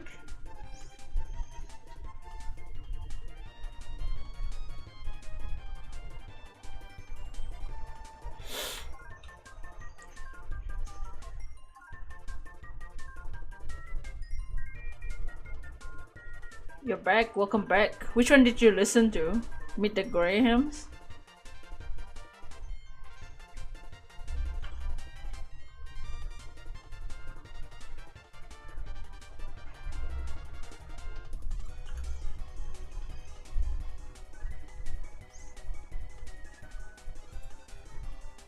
Oh, what did you think of Meet the Grahams?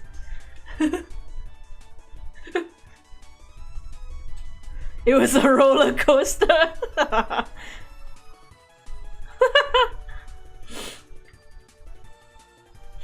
I listened to that while I was in bed and I was like, my brain exploded.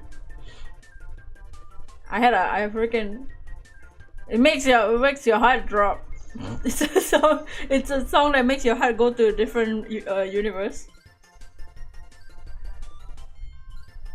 It wasn't a song, it was a straight up monologue. It's straight up him lecturing Drake's family about Drake's nonsense. It's literally him taking the family, sitting them down and talking about Drake's crimes. It's scary as shit. Not Like Us is like actually a pop though, but it does, yeah. You literally lock in and pay attention unlike every other song. Yeah, it's one of those songs. Kendrick really wants people to listen to what he's saying in this song. It's rough. It's rough as fuck. It scared the shit out of everybody.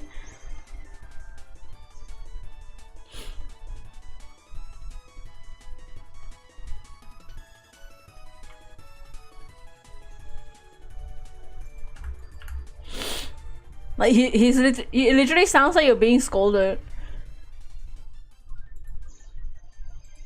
You read the lyrics cause man's going as fast as fuck. Yeah, that's what I like about Kendrick over Drake's rapping style. Drake sounds like he needs a drink.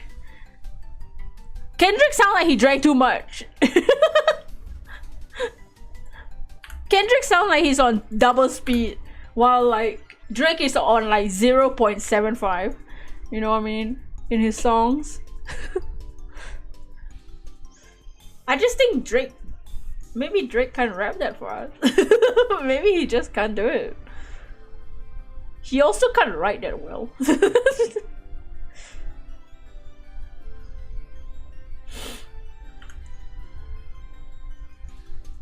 I mean, I think we can all tell that Drake doesn't write as well as Kendrick does sometimes because of the big D thing, but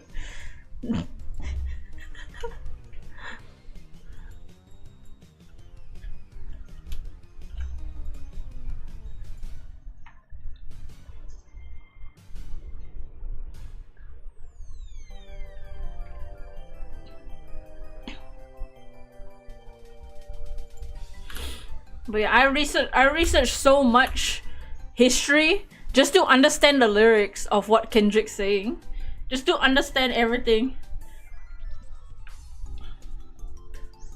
It's your personal problem with rap. Your brain doesn't register well with English. Takes you 1 to 2 seconds to realize what's being said. Yeah, maybe you'll like Not Like Us. Not Like Us. Honestly, when you listen to the lyrics, it's like, damn, what the fuck? That's some crazy shit he's saying. But like, you can also listen to the song without listening to the lyrics because it's just just a good rap. It's just a good song. Drake's one makes you want to sleep. At least the latest one. The latest one is like, people woke up, heard the song, and went back to sleep. I'm gonna BRB, then Lamar, you're so fucking scared. No, Not Like Us. Not Like Us isn't as scary as Metagrams. Not Like Us is just a good song with some crazy lyrics.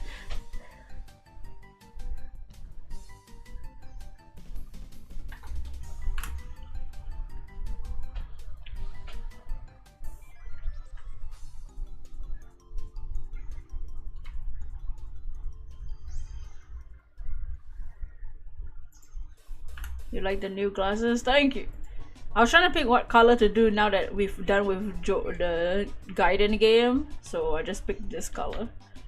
I'm just changing colors every day. Every game. When we play Yakuza 8, I'll try to make it yellow. Because Yakuza 8's color is yellow. Well, Yakuza 7 and 8's colors are yellow. I don't know if it can be yellow though, without looking ugly.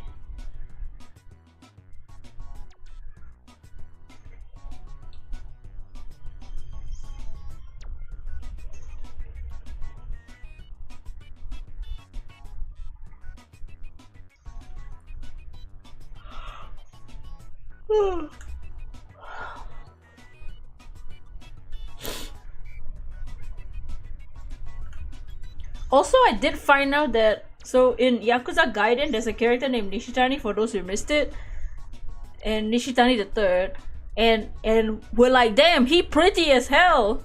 You can tell he's Korean because the character is actually Korean. And now I know why he looks Korean, because the person voice acting him is Korean. The person that voice acts Nishitani and the face they model after is actually Korean. And no wonder he looks Korean.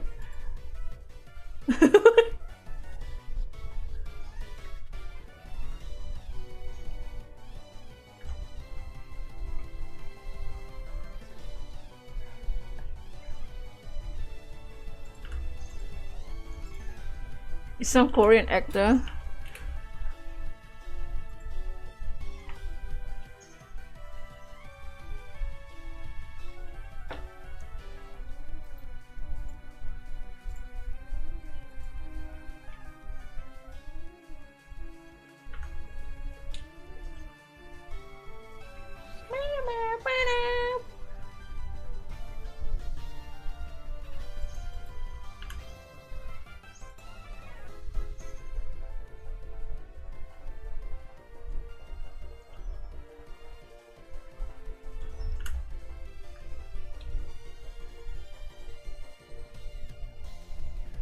Max Young, thank you for the luck. How are you doing? Welcome in.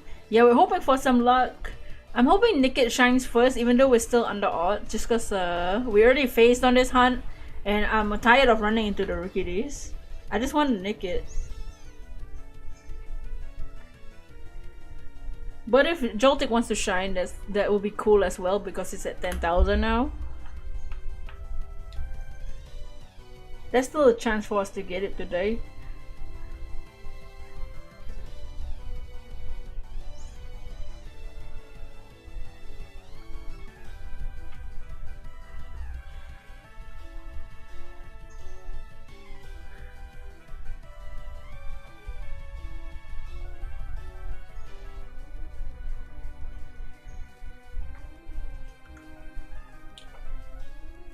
Oh, what lipstick is smudging my way out? I don't think that's lipstick. I mean, what? Are you doing Dragon King?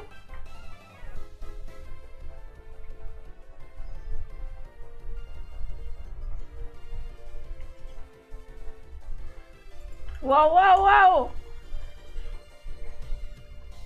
Also, we need to show that picture of Kiryu again.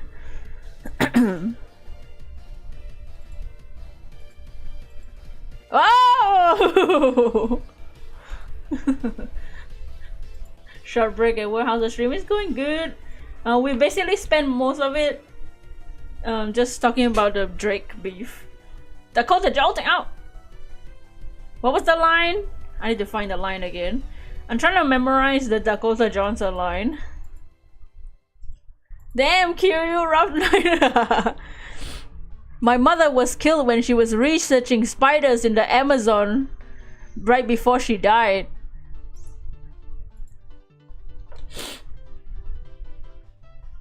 Whoa, whoa, whoa!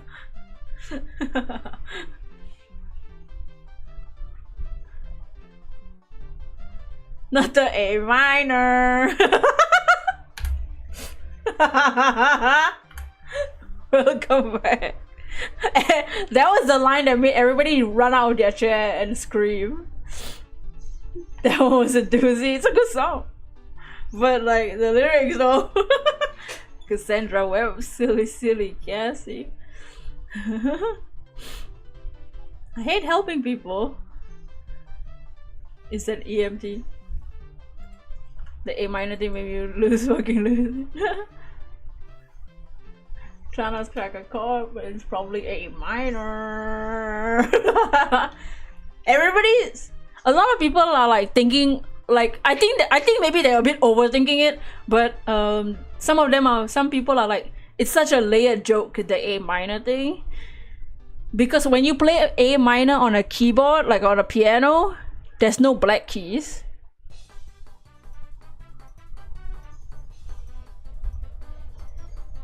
And Kendrick likes to joke. Kendrick likes to diss on how not black Drake is.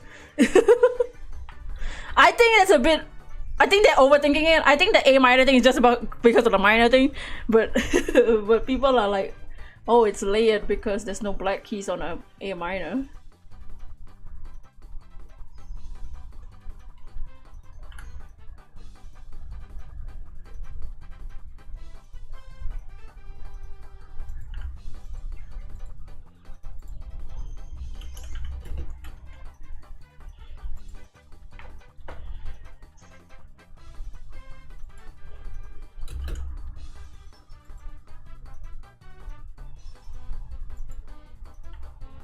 The thing, the no black thing makes it so much funnier.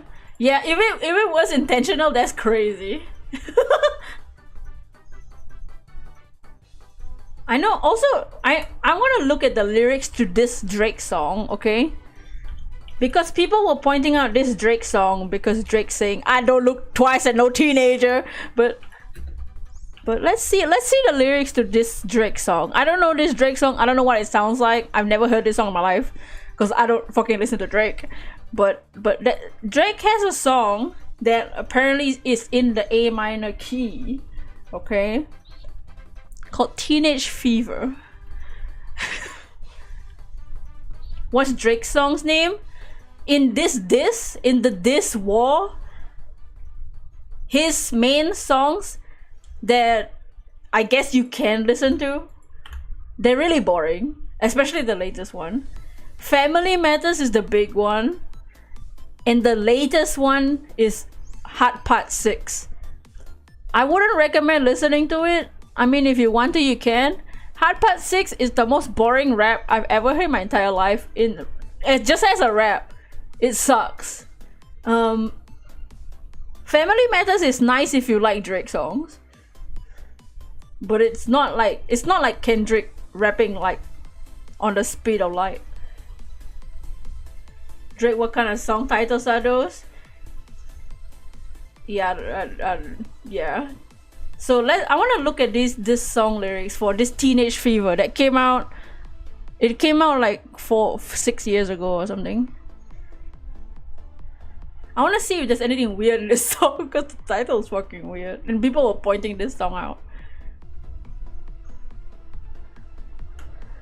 Okay, your heart out to carry, okay. Shouty. Oh, okay, the song is saying that his love for this lady feels like when he was a teenager. I don't know. I don't fucking understand.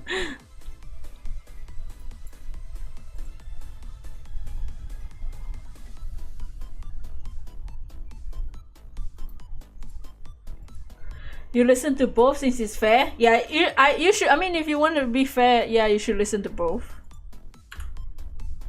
I did listen to both. I listened to all because technically there's more before it. So in the beef, there's like other songs before it, but when it became Drake versus Kendrick, it was Drake made Push-Ups, and then Kendrick made Euphoria, and then Kendrick made 616 on his Instagram to bait Drake into making Family Matters so that he can post Meet the Grahams. And then the next day, Kendrick posted Not Like Us, and then like 2 days later, Drake posted Hot Part 6. And it's called Hot Part 6 to steal Kendrick's song title. Cause Kendrick Lamar has a Hot series, and the last one was Hot Part 5. So basically what Drake did was take the song Hot Part 6 as the title so that Kendrick can't use that title anymore. But it, you know, the song is bad. But the lyrics are something. Also, Family Matters is like 7 minutes long. Tetris music. You can't wait to see the rest of your Yakuza stream right now. You're at the part where they're at the cabaret with the Sultan Bori, with the guy in the scars in the black and yellow jacket. Oh yeah! Night out with the boys.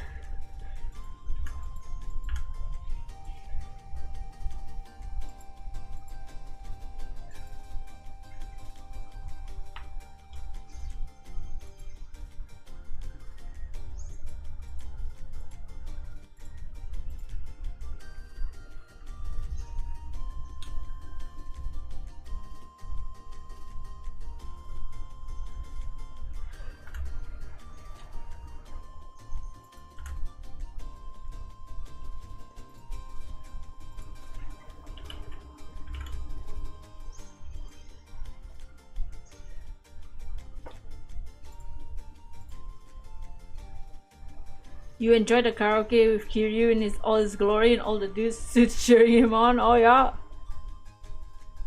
I can't wait to see what karaoke is in the next game. So the next game is Yakuza 8, which is the last game in the franchise so far. We don't know when Yakuza 9 gonna exist, but it probably will exist at some point. But Yakuza 8 is the latest game, so we're basically caught up to where everybody else is. Which means after Yakuza 8, there's not gonna be Yakuza for a while until they make a new game or spin-off. But Yakuza 8 will be back with Ichiban and the gang. Though my predictions is Zhao is not gonna be in the game because I don't see any reason that he's in the game anymore. I guess I don't know. I don't know why he would be in the game. I don't know what the story is gonna be, but if there's no Tojo clan, there's no more Yakuza. Also yeah, we need to spend this money. I want a new suit. Oh, I need to spend more money. He looks behind him where all the guys are. Oh! Sugar Zari!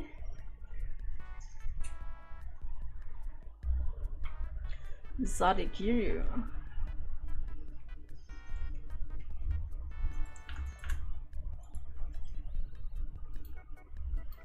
Dun, dun, dun. Bam, bam, bam, bam, bam, bam, bam, bam.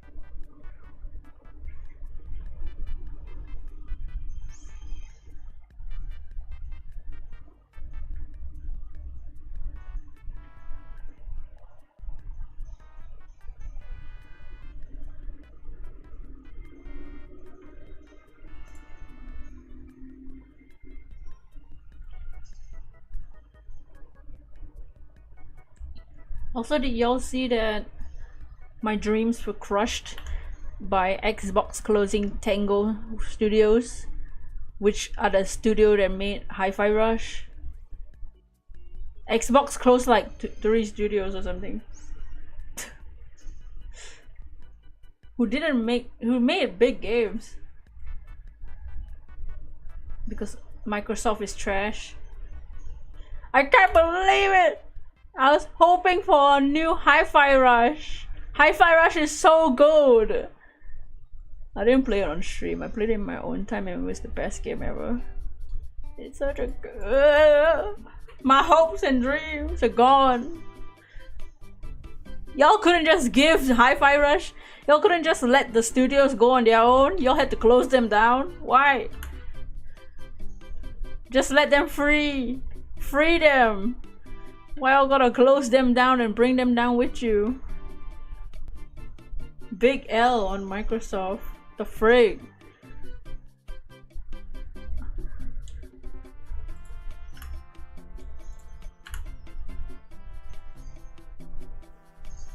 Like, Xbox really gave up Microsoft.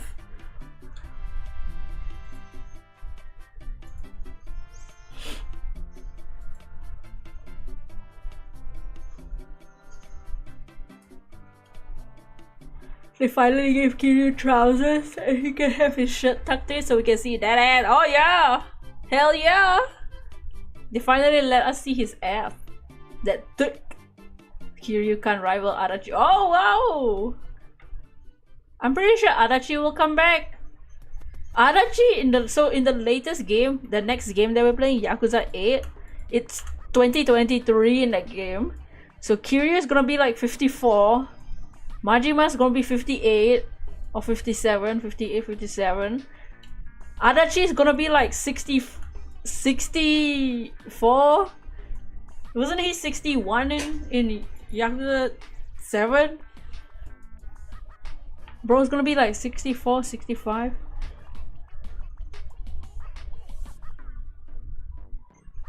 Like damn, Adachi. Holy shit. You talking about Kiryu being a gilf? Come on, Xbox, really stop being salty. Yeah, they're salty because their games are making money. I don't understand. I feel so sad because Hi-Fi Rush is so good. Hi-Fi Rush is literally like a perfect game. Like for what it is, for its genre of game and for its style, it's like a perfect game. I can't think of anything wrong with Hi-Fi Rush. There's no flaws. There's no flaws in that game. It's not an overcomplicated story. It's a fairly simple story, but it's also touching with lovable and memorable characters, with a cool art style and a cool concept and a cool gameplay. And the gameplay is really good. And fighting, combat's perfect.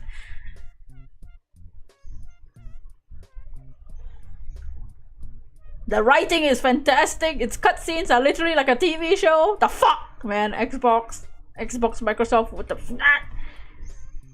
What the fuck? Kiryu out by icon with his fluffy bear mask. Oh yeah. Representing the virgins in the chat. Wow, okay, welcome back. How is Drake? You have a lot of thoughts. What are your thoughts? What is you thinking? The Tango CEO is making a different studio? Oh, thank God. Please, please, I need a second Hi-Fi Rush. Hi-Fi Rush is honestly, like, it's so good. It's not an expensive game. It's pretty straightforward, but it's so good. The characters are awesome.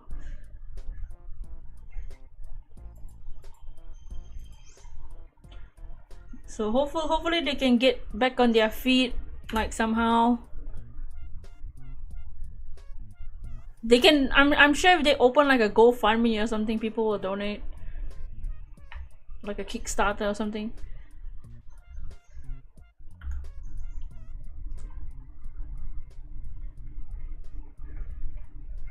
Even like, and people were talking about like maybe it's because like Hi-Fi Rush has copyrighted music, but there's also streamer mode with the non-copyrighted music, and the non-copyrighted music sounds fine.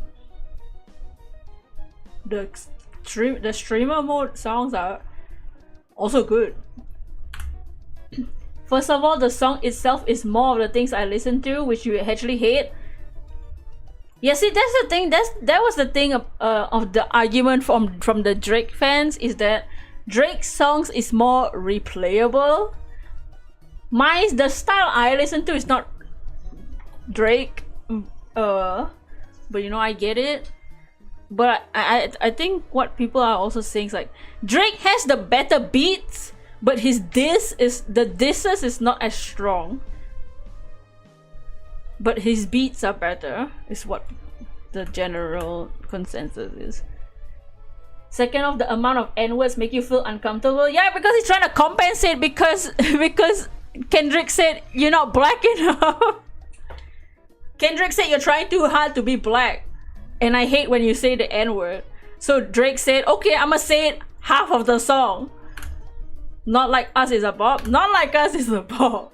I have them in my playlist, and I don't have any Drake songs in my playlist. I just don't like the Drake style. That's just as a, not because he's Drake, but because of the style. Not my style of rap. Not my rapping. Not the style of rap that I tend to listen to. Ouch, cringe. Drake, come on. Family Matters, like, I think maybe the music is fine. I don't like the rapping style. The auto-tune kind of puts me off a little bit, but you like Drake's voice? You don't listen to him at all? Do you listen to Hard Part 6 as well, or just Family Matters? South Park made the N-word funny and said it multiple times. Drake did it too, but it was weird. Maybe it's like also kind of like, maybe he sounds forced. Maybe for some people it sounds a bit forced for him to say it so many times. I don't know. I don't mind it. But I think Family Matters only for now. I definitely think he said it a lot just because of the N-word diss that Kendrick did in the previous song before Family Matters. 100% forced, and that was the problem.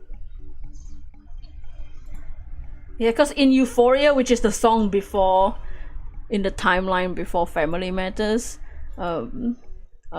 Kendrick, one of Kendrick's disses is like, how many black features until you think you're black enough?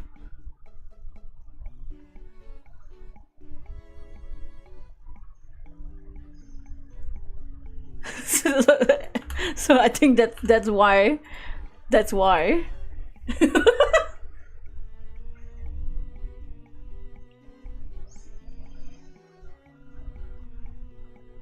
Also because Drake sings about jokes about slaves. So I think Kendrick doesn't like that.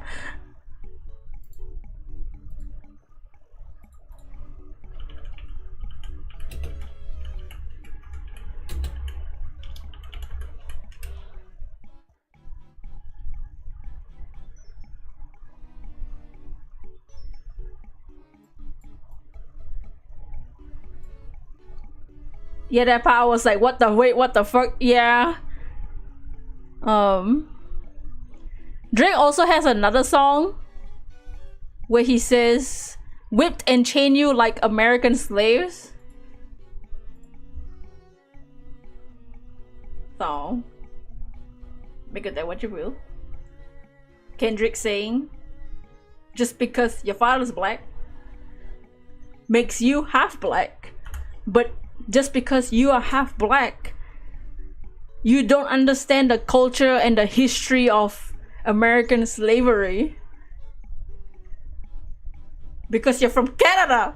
That's what Kendrick's saying. It's gonna sound bad, but slave jokes are funny with friends, not in songs. It's not funny when you're actually making fun of like this. If you're like joking and you know that your friend group can take that kind of joke, or if like you're not serious about it. Some jokes when you say it in the tone that's not serious, you can and depends on the friend group also. But like in a song diss, it's kind of insulting. In a diss track to someone who's black, it's insulting. Especially like, not to say nothing there's anything wrong with mixed people, because Drake is half white. Okay. But I can see how it's insulting to have someone that has white blood in them to make fun of slavery in front of someone that's black and from America, when you are half white and from Canada. You know what I mean? You know what I'm saying? I see why it's insulting as fuck. They need to stop smoking that shit. That's awful. Yeah, like, what's funny is that Canada outlawed slavery a long time ago before the US. Yeah, and that's why it's a bit insulting for someone from Canada to be making that kind of so-called diss towards people that are American and black. You know what I mean?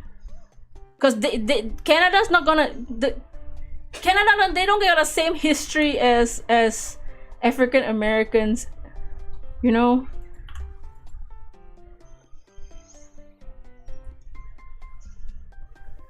So I think that's why Kendrick's like, I can't fucking stand this guy.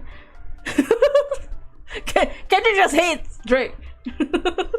Well, everything that Drake says, he just doesn't. It just push the wrong buttons. That's why it not like us, like, oh, Drake doubled down and called us slaves. A long time ago, all of us was in chains, and he doubled down and called us some slaves, he said. Canada was with native people? Yeah, I'm not too sure on Canada history.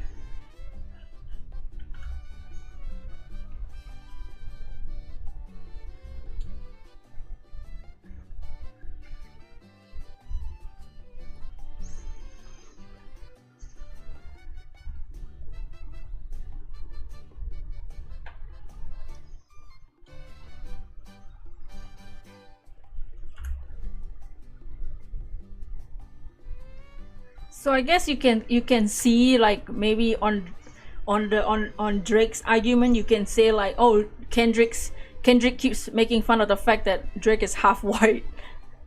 But like, you also kind of get it, because Drake says like the dumbest shit about it, you know?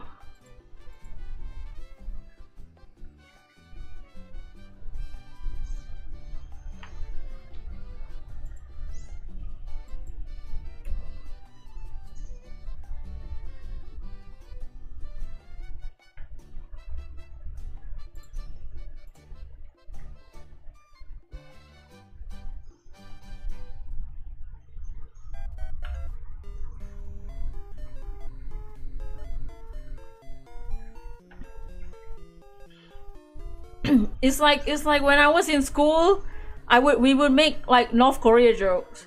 But like, I'm not gonna make a diss about North Korea and like ask them to bomb us or anything like that, you know what I mean? Well, I'll joke about it with my friends. In school we did. We're like, oh man, Kim Jong-un's coming here, oh, we're gonna bomb. Like when Kim Jong-un was coming here.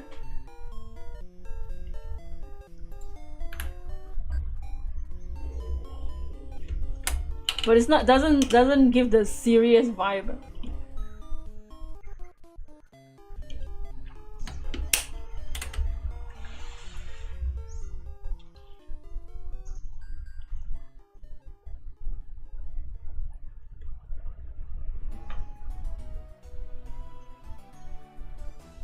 Where is this nickit?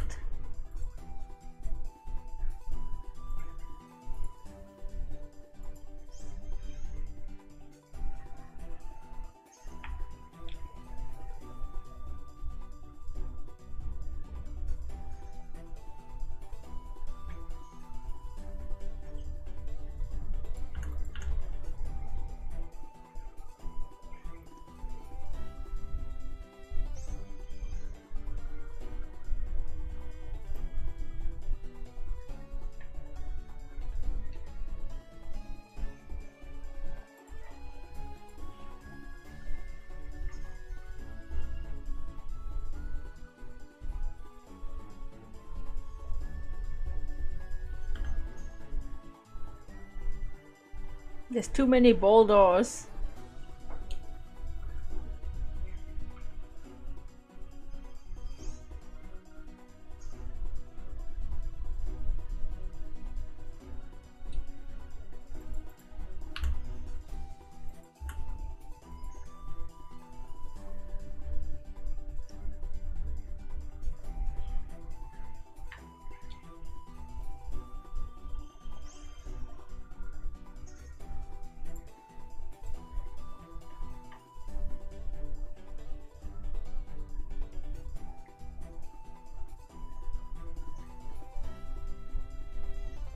I was hoping for a fox.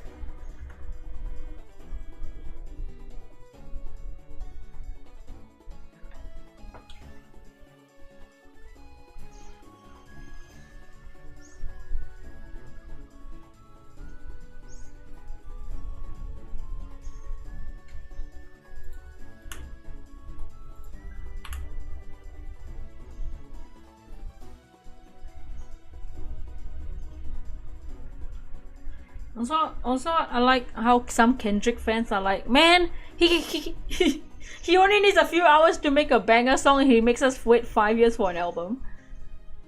I think that's a little bit funny. Cause it's true. He honestly doesn't need that long to make a good song.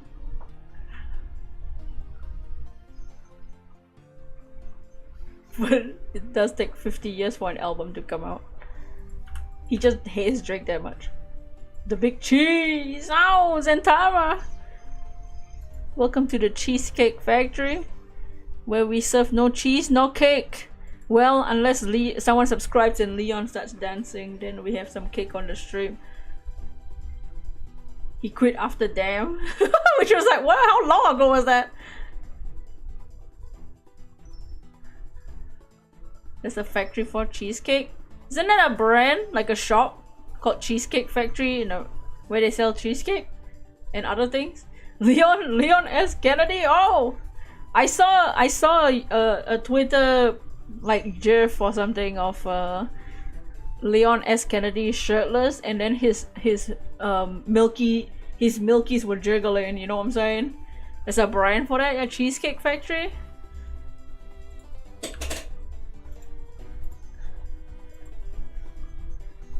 Cheesecake Factory.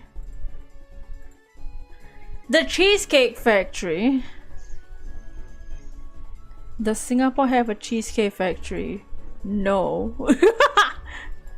Leon S. Kennedy, you haven't changed. You just think you have. He said something about music industry is not like us. Yeah, he hates the industry. I get it, you know. And like him talking about the industry being full of weirdos, like we all know that's true. Nobody can listen to those lines and say that it's not true. Oh, Kendrick gotta be lying. Yeah, sure. We all know they have like a freaking trafficking ring in the industry. That's just something that we can't do anything about. Unfortunately, they're too big of entities. You prefer where everybody going? Bingo? No thanks, bro. Cheesecake Factory is an American restaurant and company distributor of cheesecakes based in the United States.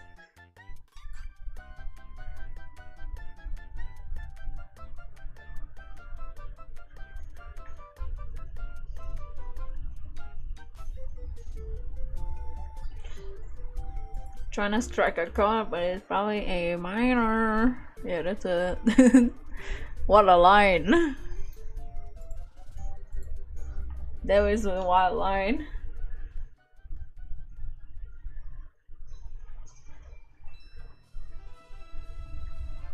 You haven't heard the disses, you have no opinion on the beef. It was crazy. It's pretty crazy. I just think there's an obvious side. Because there's like videos of one side being true. You know, like maybe there's no criminal record, but aren't celebrities the one that get away with that kind of stuff? Drake is not recovering though. Yeah, especially now after the videos resurface of him telling a 17-year-old that he thinks her breasts feel nice on him.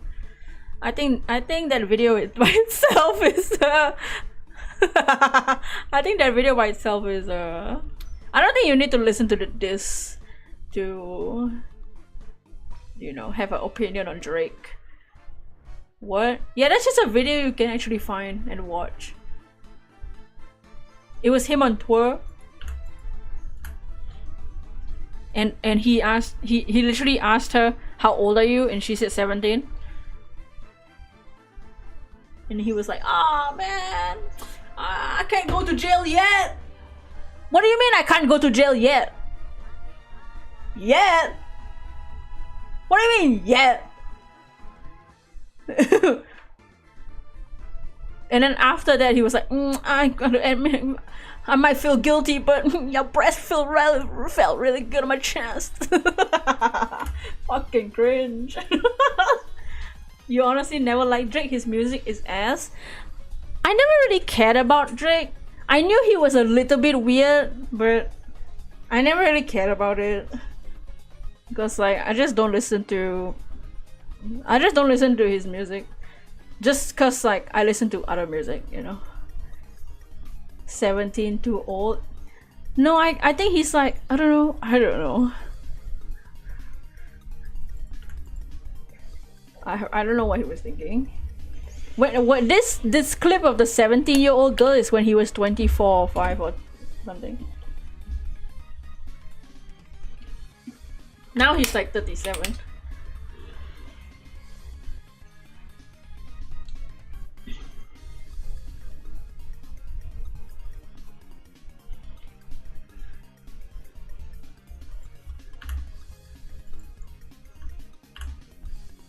Also, he would be. I do want to look up the Billie Eilish thing. Cause yeah, he was texting Billie Eilish too. Cause he texts everybody. Anyone who's not awake. You heard his responses to Drake were awful as well. They were not good. I mean, even if we just look at Hard Part 6 is all yeah. Okay, so Kendrick's saying you're a creepy guy, you're a freak, okay? You creep a minor, you know. And he's like, where's your proof of the trial? Where's the paperwork?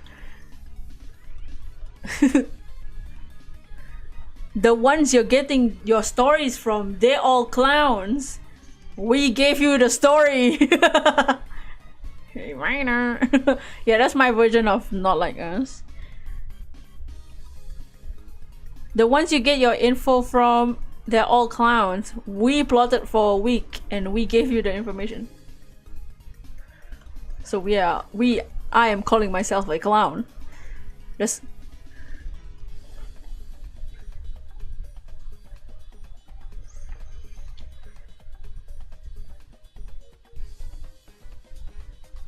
why isn't Whitney denying all the allegations?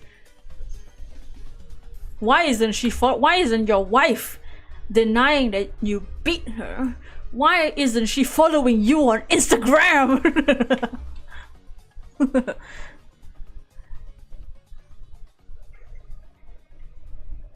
Saying we gave you the info is the same as saying a joke and then no, it wasn't when nobody laughed. Yeah, that's the vibe. Okay, speaking of anything with a child, let's get to that now. This Epstein angle was the shit I expected. Okay, first off, Kendrick never said Epstein. Second off, why would you expect that? Who expects being called a freaking pedo? TikTok videos you collected and dissected. Bro, talking about TikTok. I don't think Kendrick's on TikTok. Is he even active on TikTok? Maybe he is. I have no idea. I don't look at Kendrick's TikTok.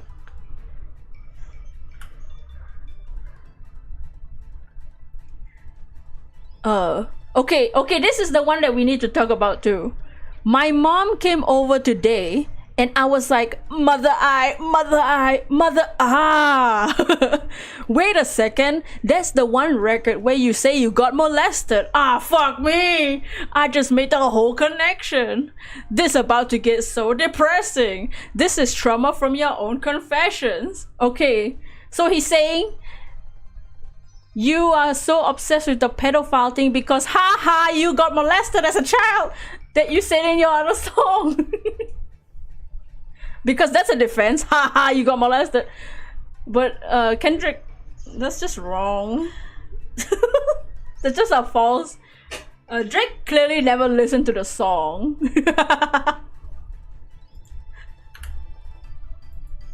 This just shows that Drake is an idiot. Because Drake clearly never listened to the song Mother. So Mother I is a song that Kendrick made in another album. And the song is about how his mother got molested and that the mother is putting her trauma onto her children. It's about generational trauma. And in the song it's like the song is saying that the Kendrick's mother thought that the cousin was molesting Kendrick, and Kendrick was like, no, that didn't happen, man. And the mother didn't believe him because she's putting her own trauma onto him. That was what the song is about. So but Drake thinks that the song is about Kendrick getting, yeah, you know. So Drake is also like a bit. Kendrick didn't listen to the song, or he didn't read the lyrics correctly or something.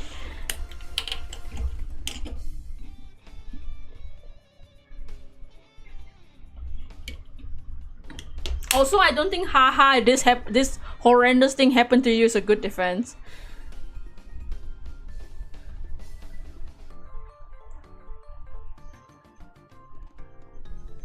Like, okay. Even if that did happen, what part of that makes it good to make fun of? You just made yourself look more like a clown.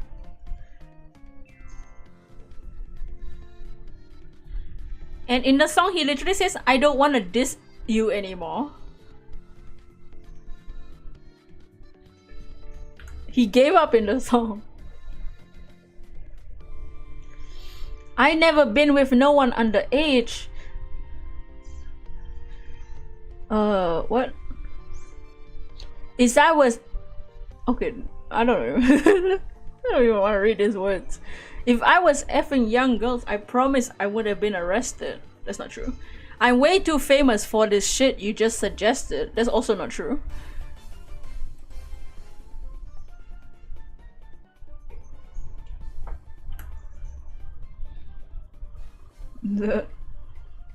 What are these words? You piece of shit. He said in the song. He's running out of insults. He's running out of insults if he's calling Kendrick a piece of shit.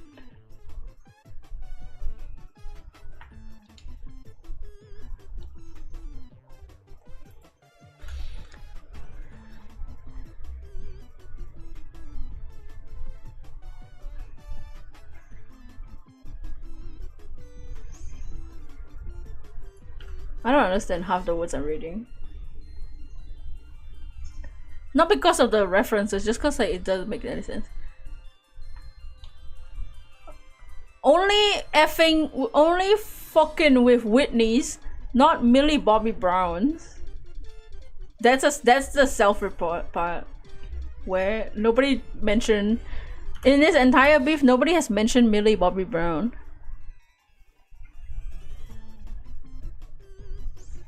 Like you brought it up again. People forgot about the Millie Bobby Brown thing, and you brought it up. Jingle bells, Kendrick smells. That's why he's rapping here. Stop buying views and bot comments. You may as well keep the paper.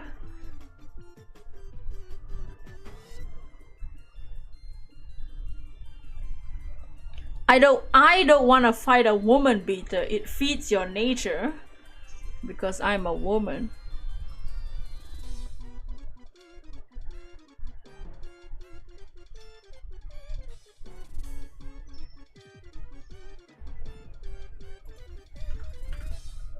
I don't think his ghostwriters know what he was writing.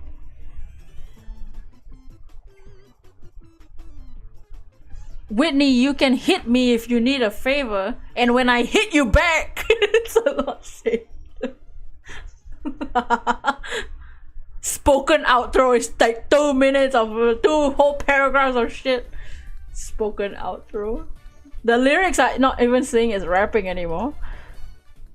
Kendrick talked about those allegations like 10 years ago. Yeah, in the Mr. Morale shit. In the same album as Mother Eye, he literally talks about it. So that could clearly Jake didn't listen to that album.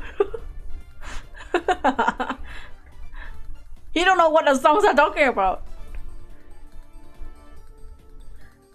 And then at the end he's like, yeah. This is the way he's talking, okay? He's like, I'm not gonna lie, this shit. Him trying to act cool. This was some good exercise. It's good to get out, get the pen working. That's the actual words. You'll be a worthy competitor if I was really a predator. And if you weren't fucking lying to every blogger and editor. Who says blogger anymore? But it is what it is. You definitely got this shit burned out. You got 10 more records to drop before the what?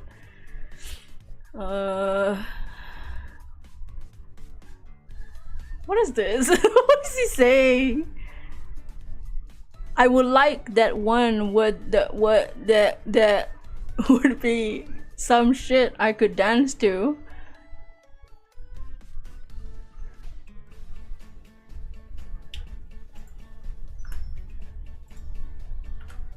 That's the actual words. That word, that.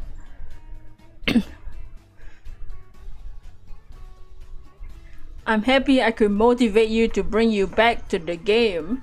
Let me know when we're getting to the facts. Everything in my shit is facts. That line made me laugh a lot. The line, let me know when we're getting to the facts. Everything I say is facts. Like, I'm saying it, so it's true. That's the vibe. I said it, so it must be true.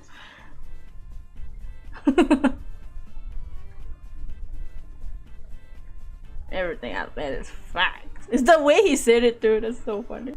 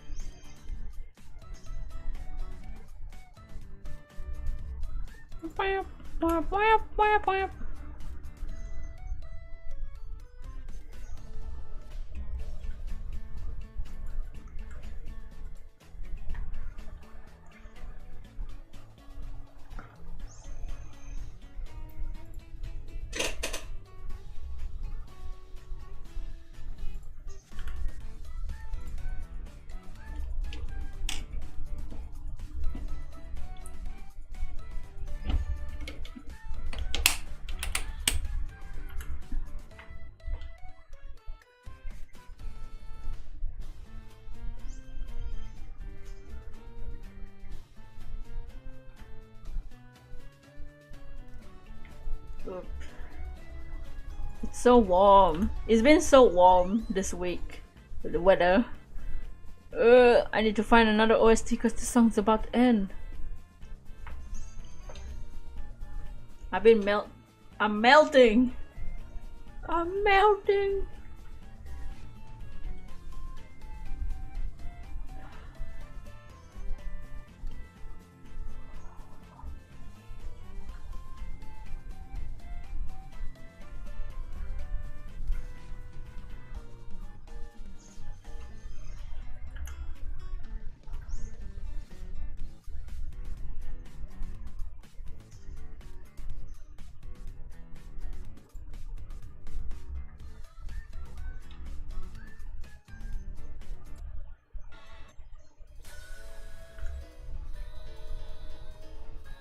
Time for some Bayonetta music. Bayonetta. Man, see if now because the director for Bayonetta left the company, if they also don't make another Bayonetta, man, I'm losing all my game series, y'all. If Hi-Fi Rush can't make any games, if Tango can't get its feet up again, Bayonetta might not be back anymore. Oh, what the hell, man? Ace Attorney, I don't. Sometimes Capcom doesn't remember that Ace Attorney exists. Where the hell are my games, man? I only can rely on RGG Studios now to make a game every 2 years. Yakuza 9 probably won't come up for another 5 though.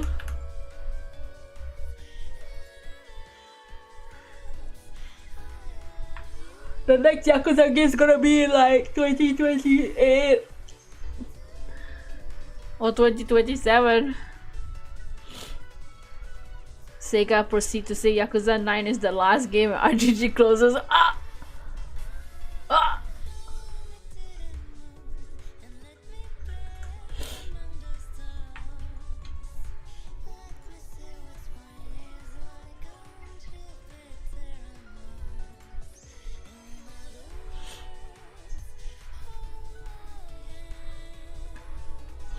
See, my predictions for Yakuza 8, if we're really going to Hawaii, I'm expecting some cringe English, like cringe English like voices coming out of the Japanese dub.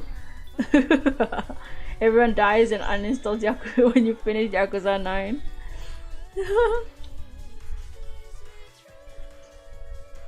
See, if they start time traveling, I'm turning off the game. Like it's the multiverse. If Yakuza opens the multiverse, I'm literally gonna throw my PC out the window. Cause that honestly, but that also honestly kind of funny, but I really hope not.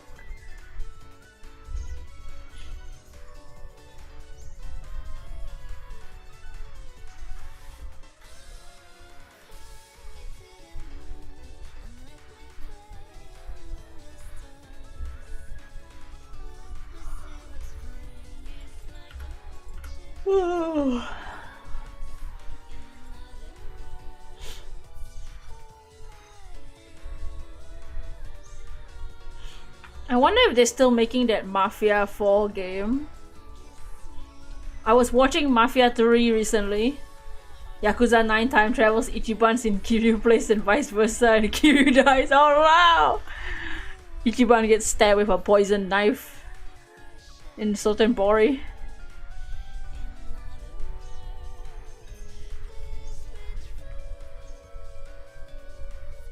If they time travel, they both still go to jail anyway.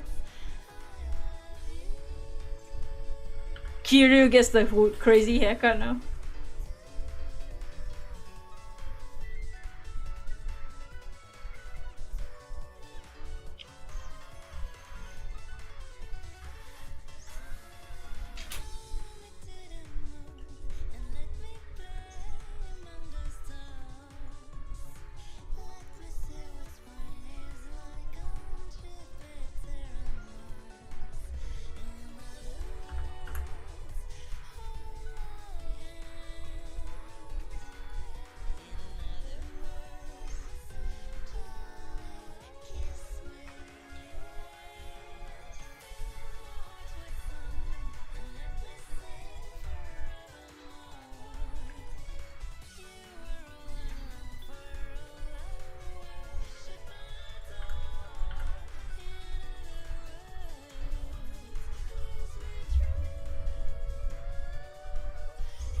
Man, if they make a new Ace Attorney game though,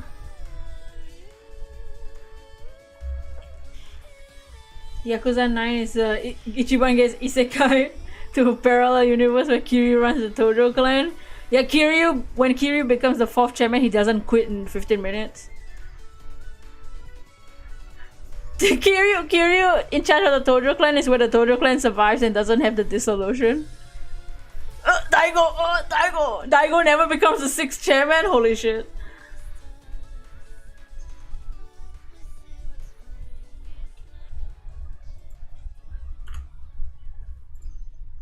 No, but Daigo.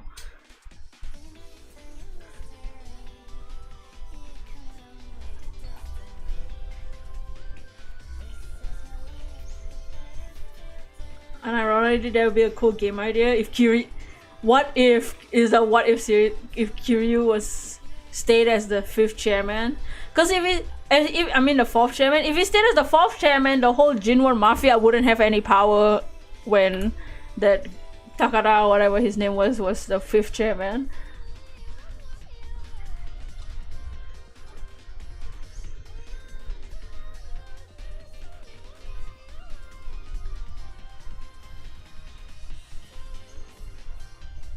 Jinwon Mafia wouldn't even have a chance.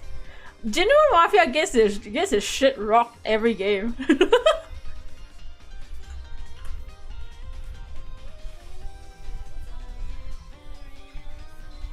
Kiryu would have made a Tojo clan a good thing. Yeah, if he can use that power for to make it better.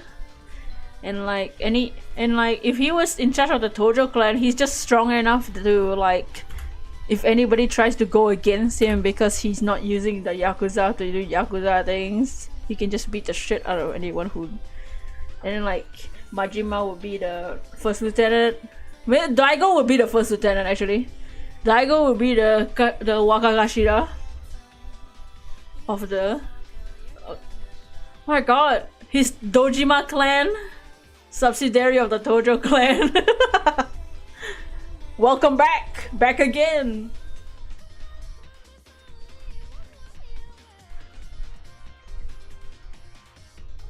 And then Ryuji is in charge of the Omi Alliance. Ryuji takes over the Omi Alliance.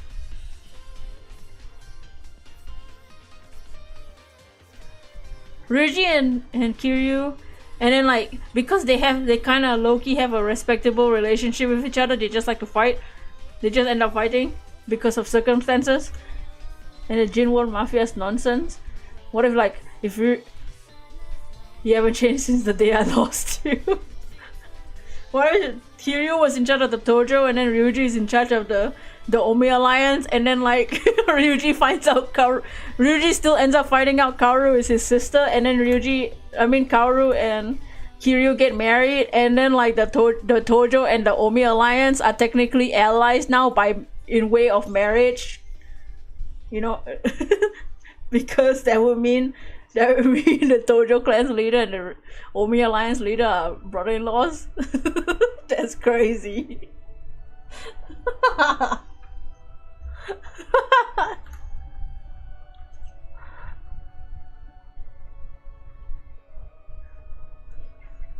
There'll be nobody to attack the Okinawa Morning Glory. Nobody's gonna attack Morning Glory if they're protected by the Omi Alliance and the Tojo clan. Oops. You like that idea? Game-wise, you'll probably kill the whole series. I think it's just like it's too good to be true. There's not enough drama, and that's just a too good, too peaceful of a story.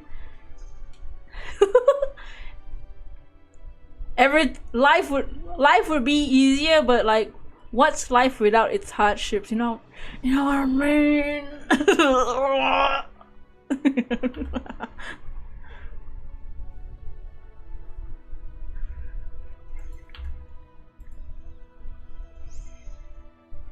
It's like AI Somnium Files.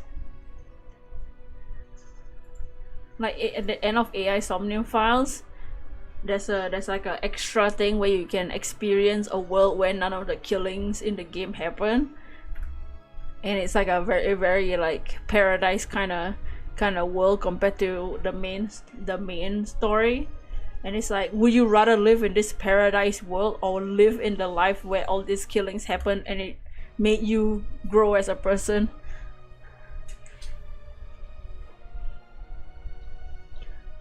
Like a Dragon Gaiden, The Forgotten Days, you plays Kiryu from 1989. Oh no, but it's gonna be Kiryu in prison! Break out of prison again. Oh bro, I'm sick of seeing the prison in the Yakuza games after doing it as Saejima so many times.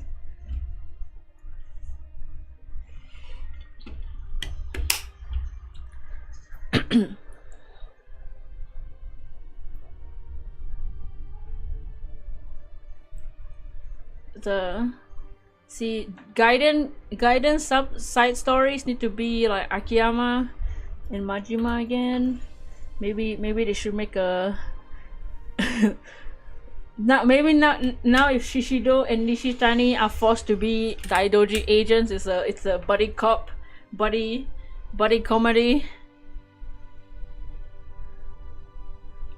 of Nishitani and Shishido. Of Shishido being the rough and tough Yakuza and Nishitani just being a psychopathic zesty boy. K-pop idol.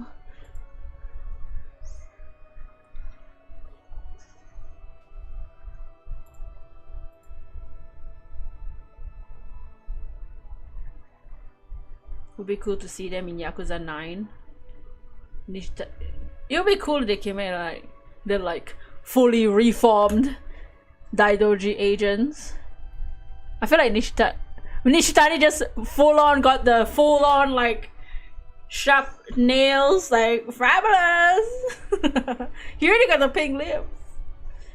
Oh, if Nishitani came back, they're definitely coloring his hair, 100%. Because he's one of the Koreans. We already got 2 Koreans coloring their hair. Why didn't Nishitani do it?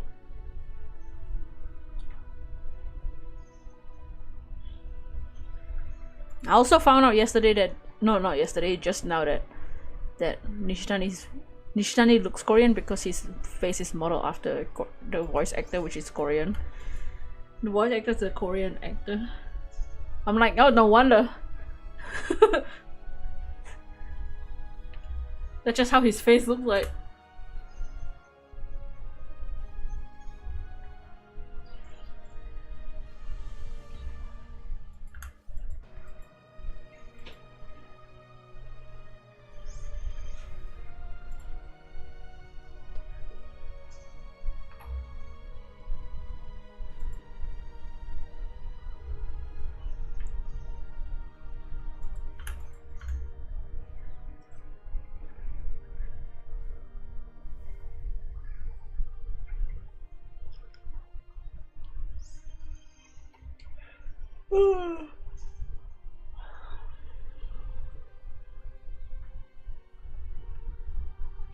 Was the guy Haruka Garden?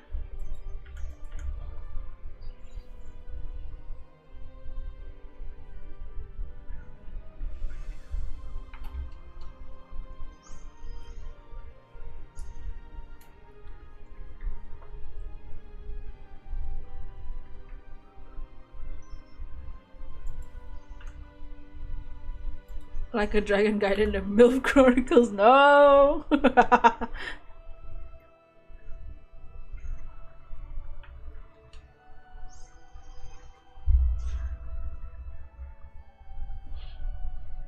Man, part of me is glad that we didn't see her that much, but we also I wish that we could have seen her a little bit closer.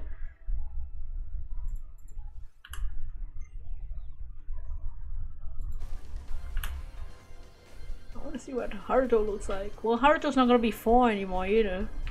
He's gonna be fucking 8, dude. I don't know if I'm ready for that. Not ready for the emotional damage.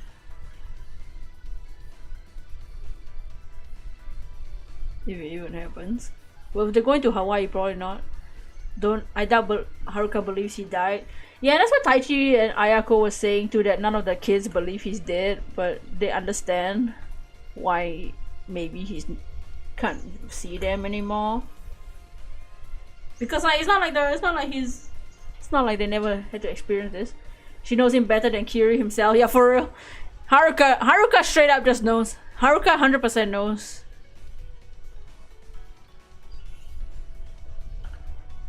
There's no way she doesn't.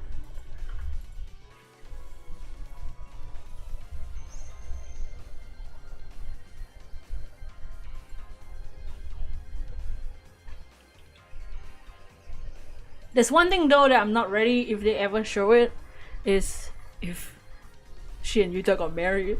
in a time that we're not. I mean, she's already 28 in this latest game, right? No! I'm not ready to see that shit. Oh god. Utah? Fucking bitch. Utah?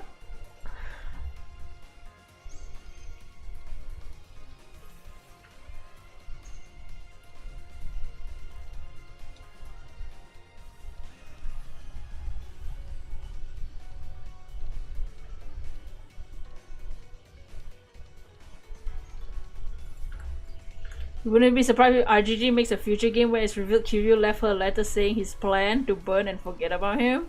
Oh shit, the secret schemes. I mean, yeah, he already wrote a letter to Daigo. Maybe he wrote more than one letter.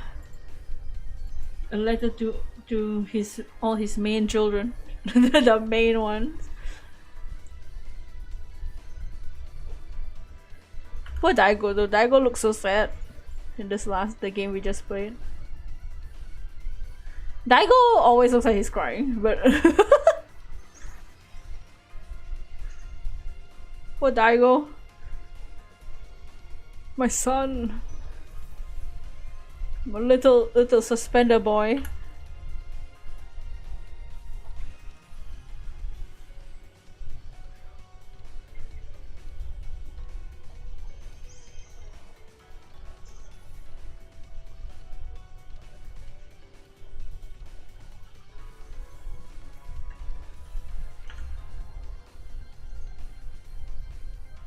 You'd be sad if you're forced to be the head of a criminal organization. I mean, he did end up choosing it. We just had to encourage him a lot by punching him in the face. Technically, he had a choice, kind of. He wasn't going to be.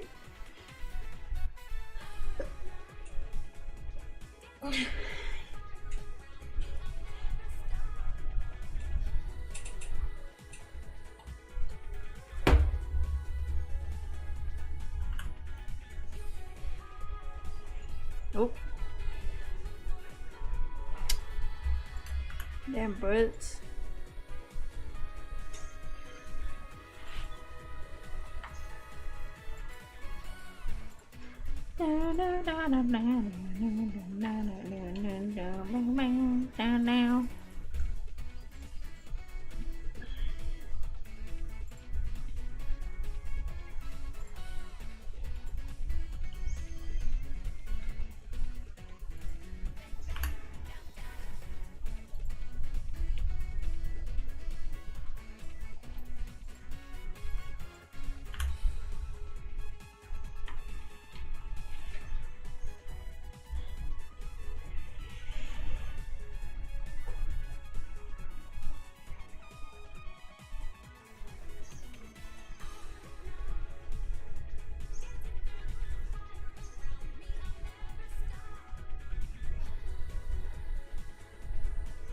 The last scene, bro, although you didn't bawl your eyes out, I died, dude.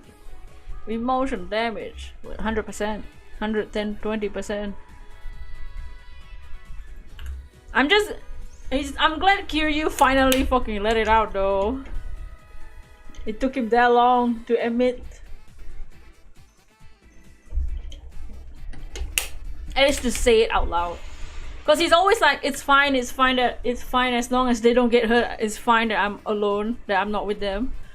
And now he finally got to say it, that he's lonely without them. Ooh, he's so sad.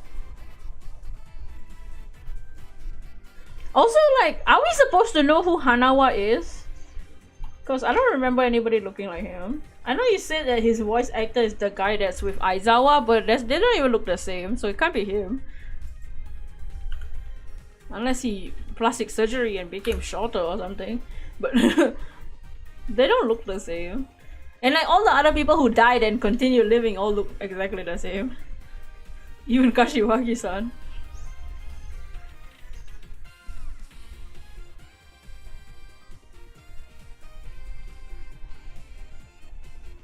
I wonder who.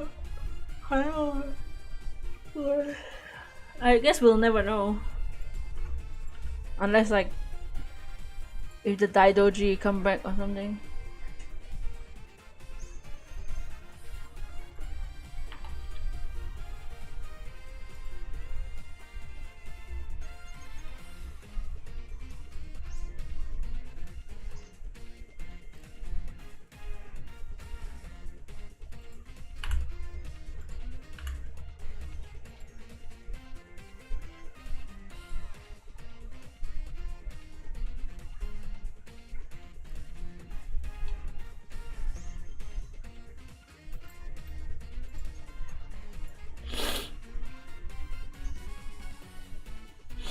Everyone says it's him but got surgery. He also did give him the passport with Tai Chi. I don't believe many knew but him, Aizawa and Daigo. Yeah, I guess he's the most likely person just because of the voice actor and the Tai Chi. Suzuki. I guess they didn't really say what the hell happened to him after the ending of 5. He makes the most sense. It's just the face. The fact that the face looks like a completely different human throws me off for sure.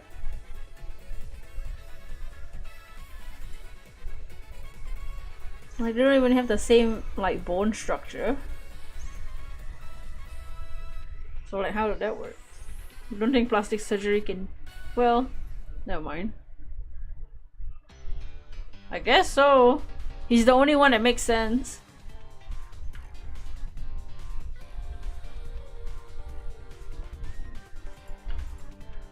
Which would be crazy.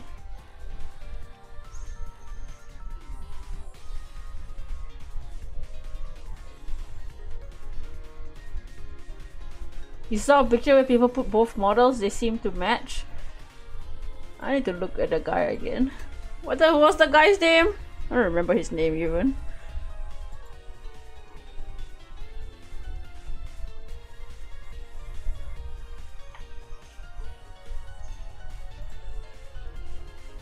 Aizawa. Yakuza.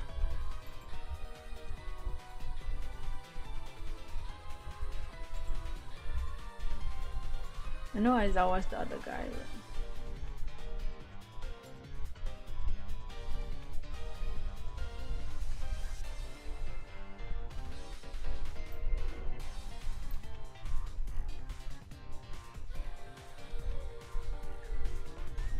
Oh, Morinaga.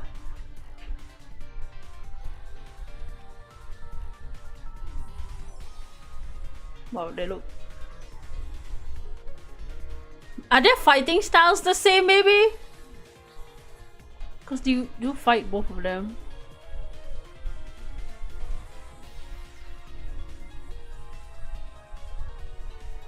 Hanawa.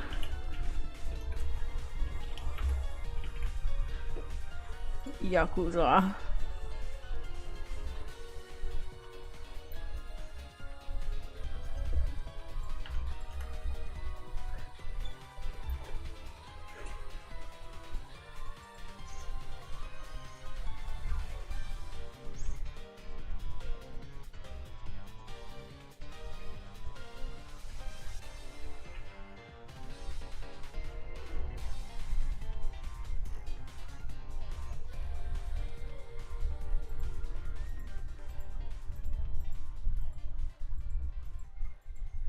Huh.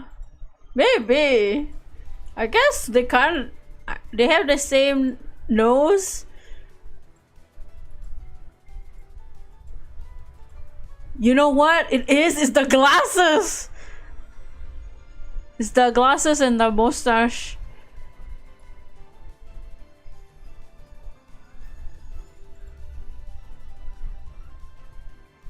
What if I put glasses on him? Somebody put sunglasses onto Morinaga's face.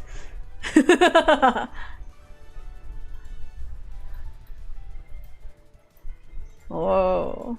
That's crazy though. I wonder if their fighting style was the same. No, but Hanawa was using the Daidoji weapons, right? Or am I crazy?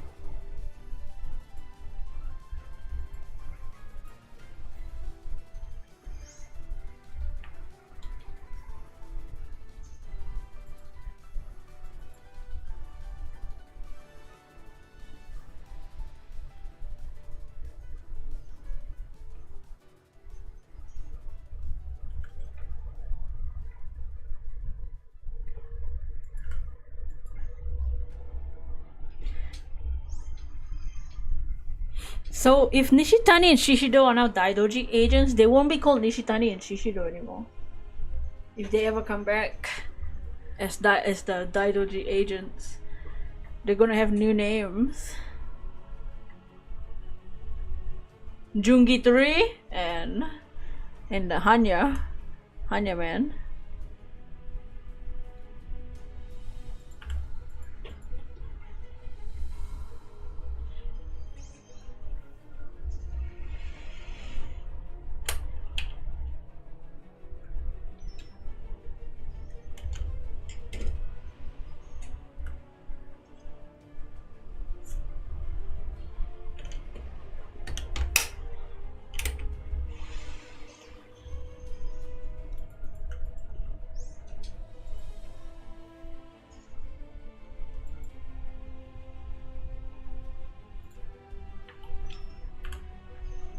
Oh, my stomach hurts.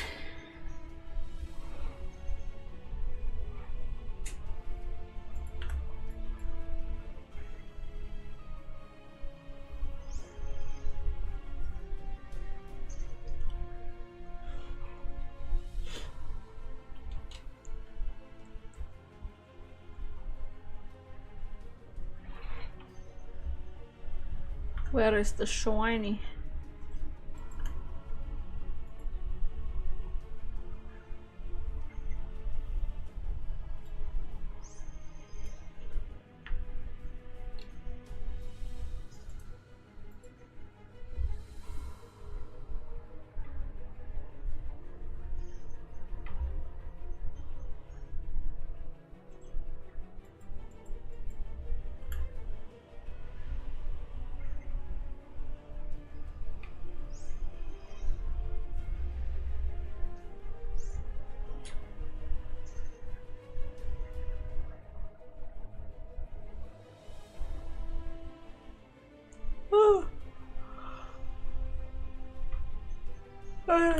So many birds in the way.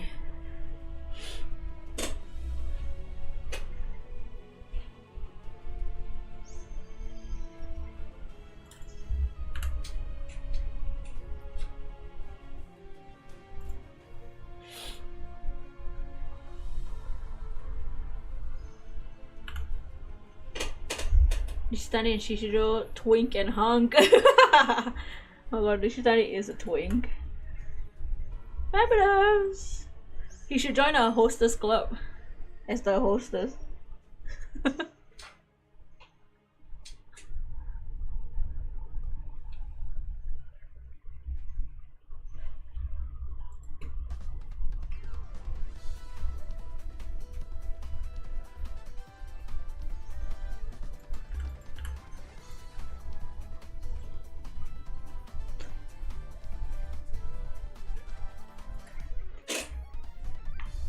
I think he'll be a popular hostess.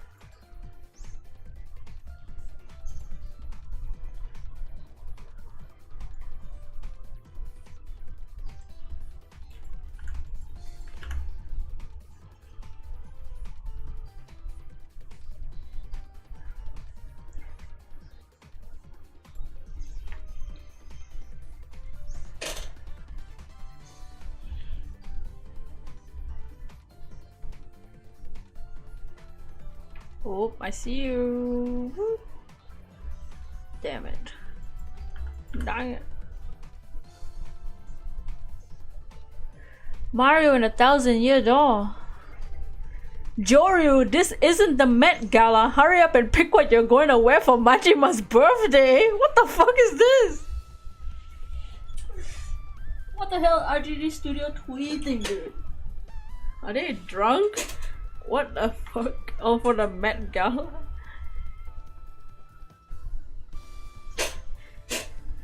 Does anybody actually bother to look at the Met Gala? I feel like when I look at Met Gala outfits, I feel like nobody understands the theme of the gala. And then when I look at the theme, I also don't understand it.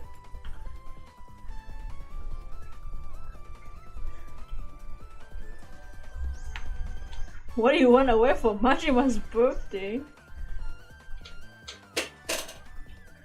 Happy birthday, Majima. When what the hell is that? Yesterday.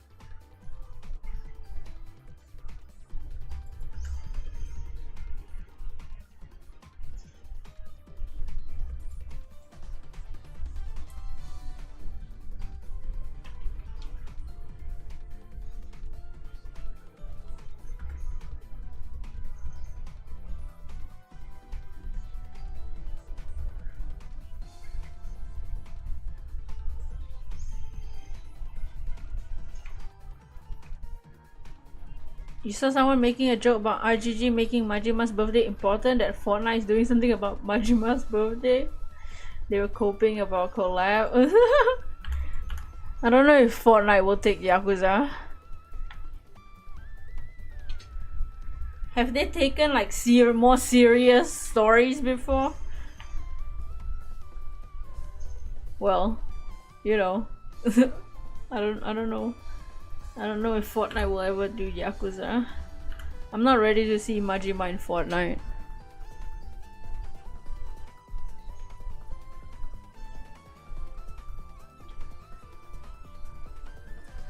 They did do collab with John Wick. Oh shit.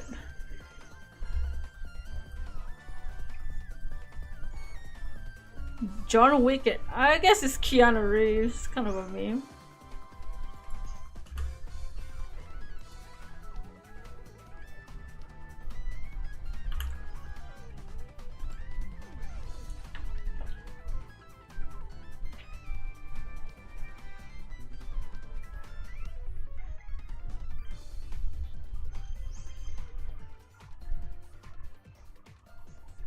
Walking Dead, Terminator, Predator, Robocop. Oh.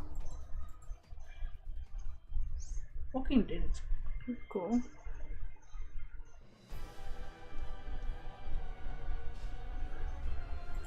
Kiryu drinking slurp juice.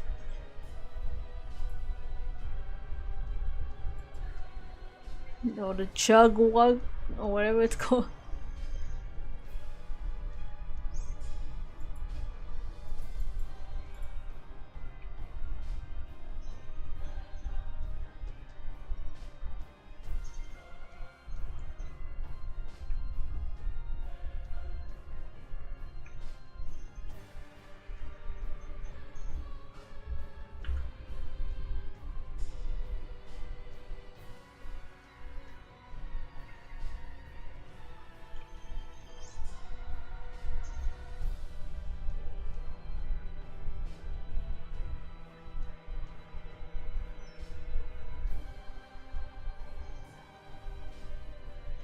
A JoJo collab. I don't know what what they can put in Fortnite to ever make me play Fortnite. I don't think such a thing will ever exist.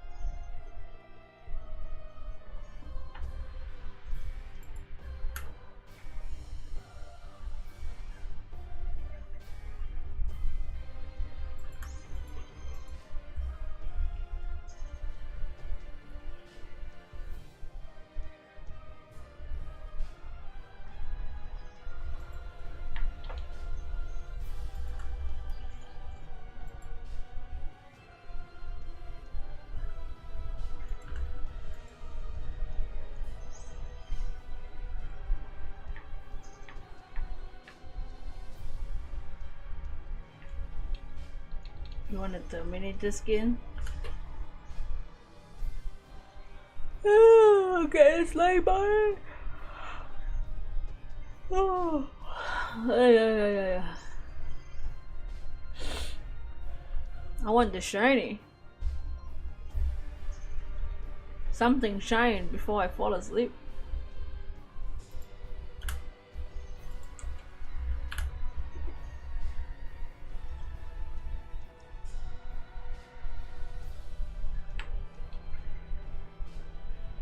You don't waste money on skins, you spend it on toys. You just got the Mephix Black Suit Spider-Man. Oh, I don't know what that is. Mephix is the brand. Oh, Black Suit Spider-Man, I know that.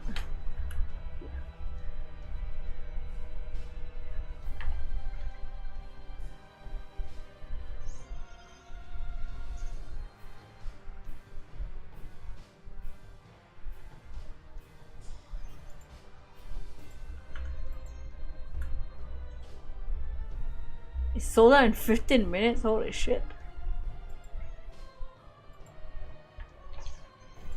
Damn.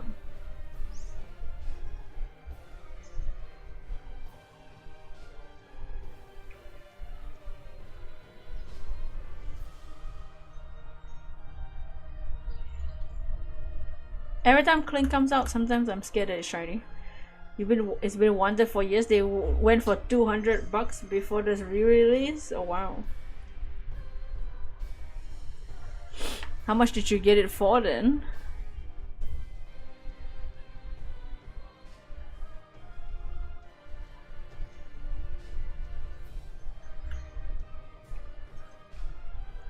If I had a suit, if I was, my model was wearing a suit, okay, would it be like Nishitani's where the suit itself has patterns, or would it be like what Kiryu was wearing where the shirt has the patterns but the suit doesn't?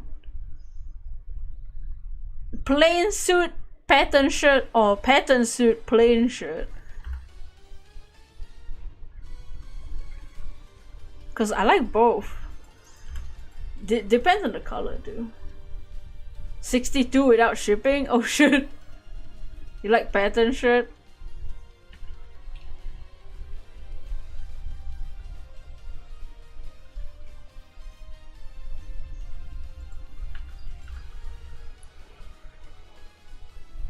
Pattern shirt, plain suit.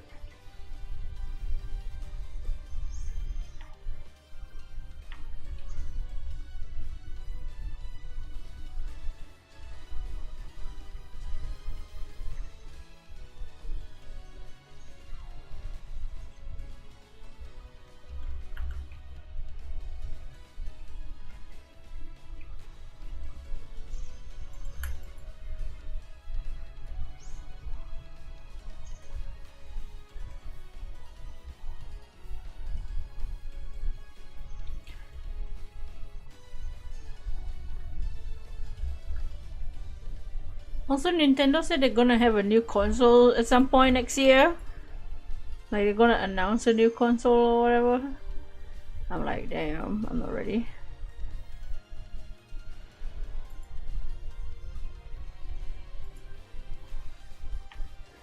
$78 is the cheapest with shipping. You kind of regret it, but you can sell it later for more. Oh.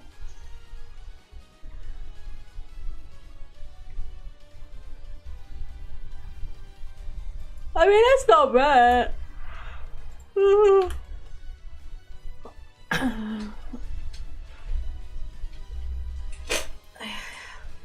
Ouch, my legs.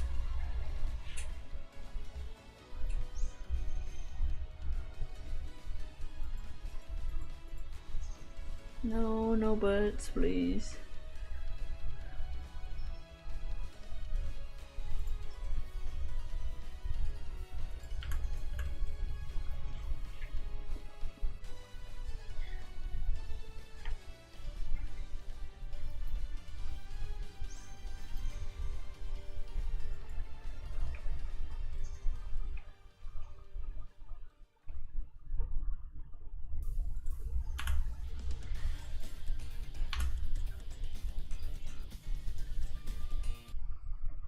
Oops!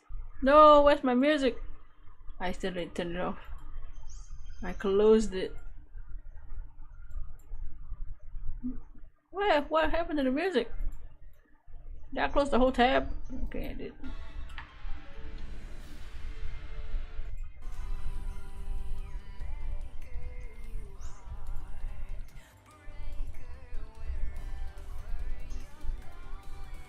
Almost ran into the rat.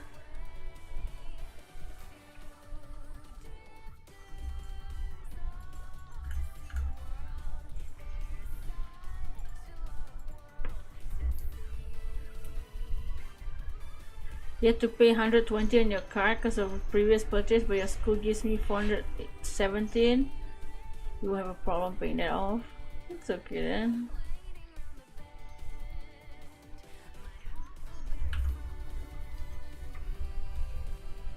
It's 120 now because of the black suit.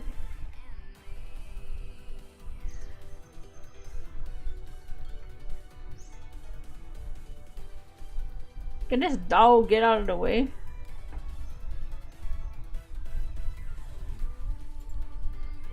What's the dog doing? Stepping in the way of the bicycle. I'm J. Cole right now on my bicycle.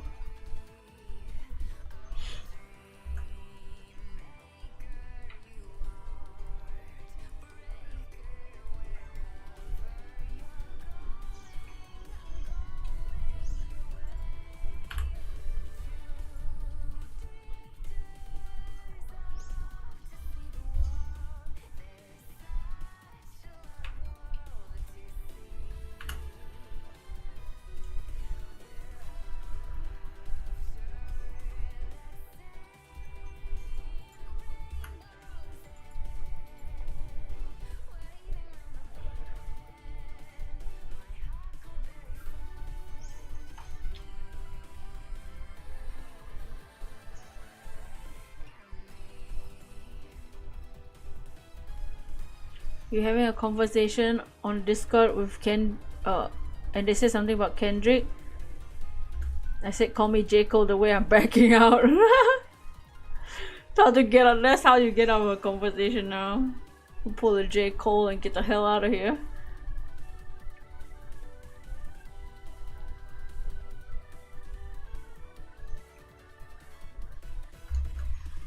I did also see people like saying that if J. Cole didn't back out, it would be Kendrick roasting him about how his bike is an electric bike or some shit. instead of serious allegations. Stupid shit.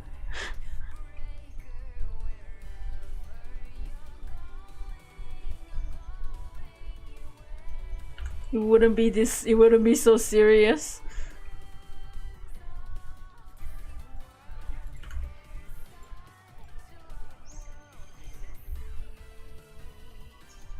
J. Cole's bike is electric. Yeah, that's what he'll be roasting about. That's just the roast, just the facts. Tell it how it is.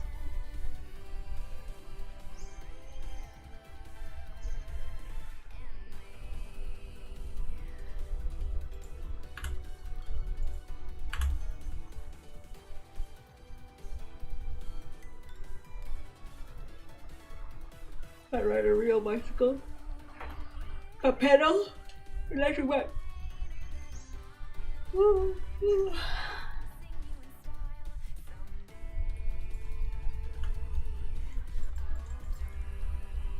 See, and diss myself, I can't get a shiny.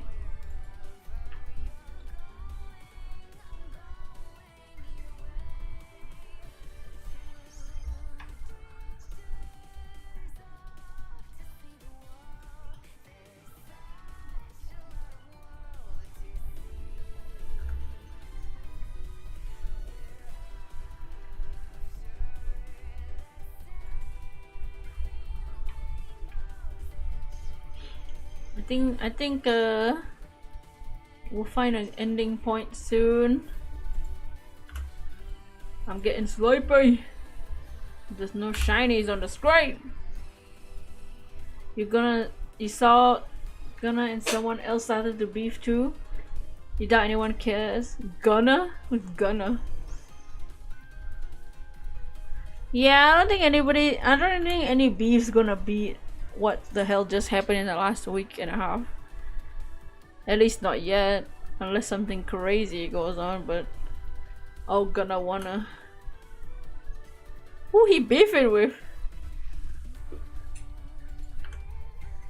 See, I think just the name Drake and Kendrick was so big. So I feel like those names are also like beyond rap fame. See, what's the news on Gonna Wanna? News. This is not even news. Even the news is not telling me what's happening.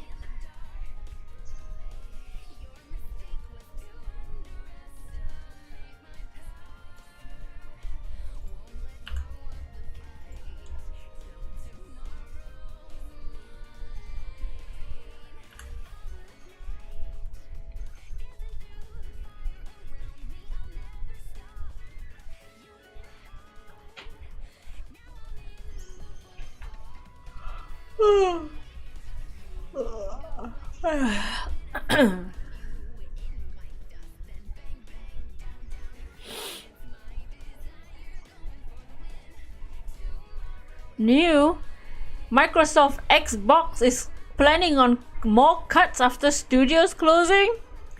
Xbox still isn't done cutting costs. Sent voluntary buyout offers to some ZeniMax staff. Why were Arcane and Tango Gameworks closed? Bad timing, perhaps. What the? Bad timing? What the fuck?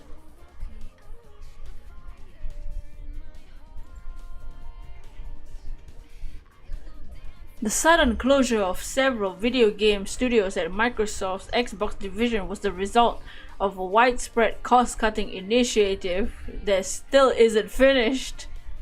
Oh. This week, Xbox began voluntary severance agreements to producers. Okay. Employees were shocked by the unexpected shuttering Tuesday of 3 Xbox subsidiaries and absolving of a 4th. Included Tokyo-based Tango Gameworks, which released Hi-Fi Rush. Tango was in the process of pitching a sequel, said the people, who asked not to be identified. What? God damn it, fuck Xbox. They were in the middle of pitching a sequel and they said, yeah, nah. Let me just close everything down.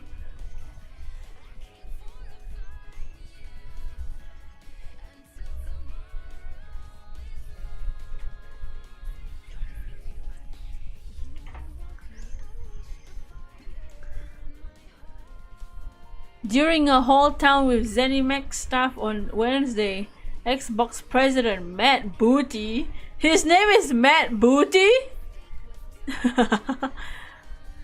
Xbox president Matt Booty praised Hi-Fi Rush but did not specify why the company had shut down the development studio behind it, according to 3 people who were in attendance. What the hell? Booty said the companies had been spread too thin like peanut butter on bread. What? And that leaders across the division felt understaffed. They decided to close these studios to free up resources elsewhere. How does that help?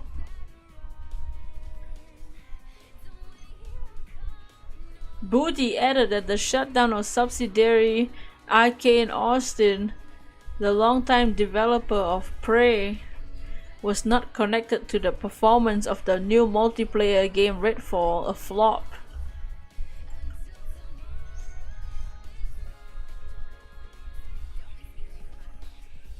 Arcane had been looking to return to its roots by pitching a new single-player immersive sim, such as a new entry in the Dishonored series. They were about to pitch a new Hi-Fi Rush and a new Dishonored, and they decided to close the studio.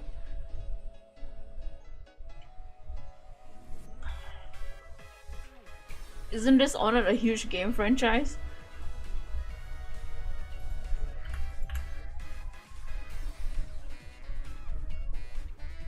What the? That sucks. Yeah, what the fuck? It's hard to support 9 studios all across the world with a lean central team. I think we were about to topple over.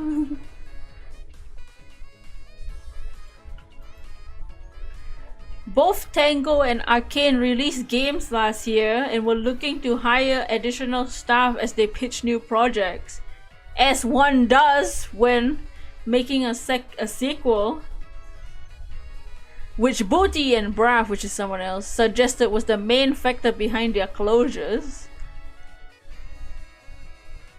It's hard to maintain your parent company's $1 trillion company. Yeah, it's literally Microsoft. What the hell are they? What do you mean? You can't. They didn't want to hire new people, so they closed the studio. We're looking to hire new additional staff for new projects, and that was the main factor behind their closures. That's dumb as hell. Y'all are Microsoft, bro. It's Xbox.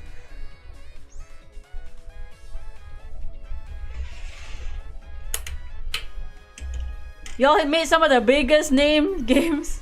What the fuck? They made Evil Within and shit. Are you telling me that didn't make you money? These cuts at Xbox come amid a wider contraction in the video game industry. Economic shifts. What, we get them getting paid more? Recently, Microsoft gaming division expanded more than any of its competitors via acquisition of ZeniMax and Blizzard for more than 76 billion combined. In February, Microsoft cut 1,900 jobs, mostly at Blizzard. Well, Blizzard. They lost the console, but at least make yourself better than Sony. They literally gave up. Xbox gave up during their Xbox showcase. It was so sad. Bro, Matt Booty was about to cry on the stage. Bro literally said, yeah, I admit we lost. Whoops. We lost, so we're not even gonna try anymore. Let's close all the studios.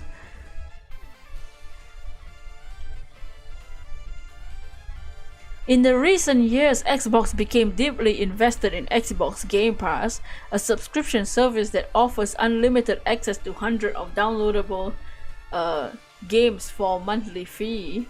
To fill the service with new enticements, Xbox acquired dozens of studios, including outfits known for making smaller games.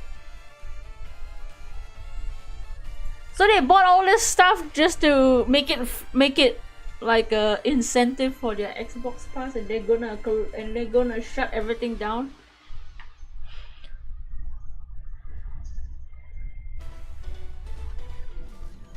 While most game publishers were looking to take big swings with games that cost hundreds of millions of dollars, Xbox promised to support less sprawling creative titles such as Hi-Fi Rush with smaller budgets and lower sales expectations. It didn't matter if the game sold tens of millions of copies as long as it helped bolster the Game Pass library.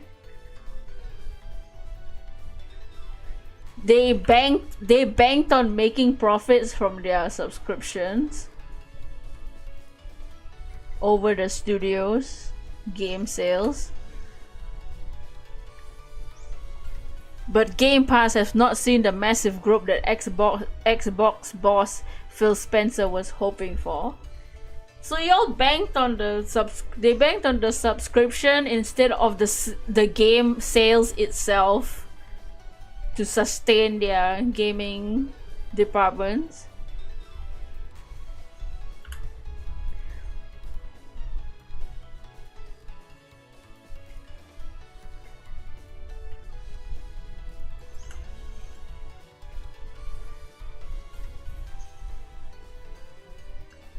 In our data, Game Pass really spent its big growth period in late 2019. Okay.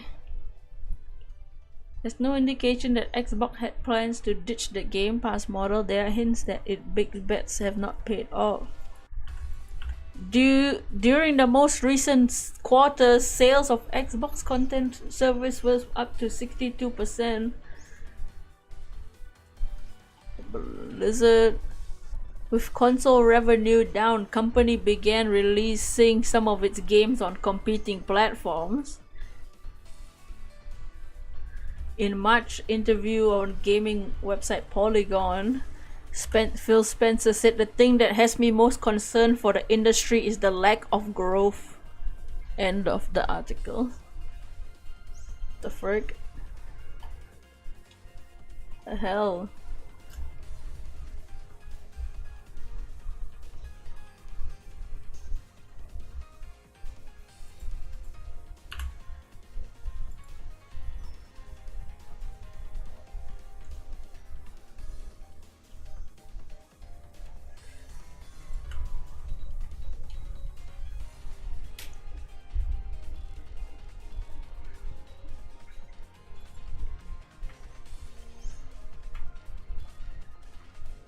Hi-Fi Rush was a low-budget game with a high profit because it was a well-made game, and it wasn't enough to keep them around. Well,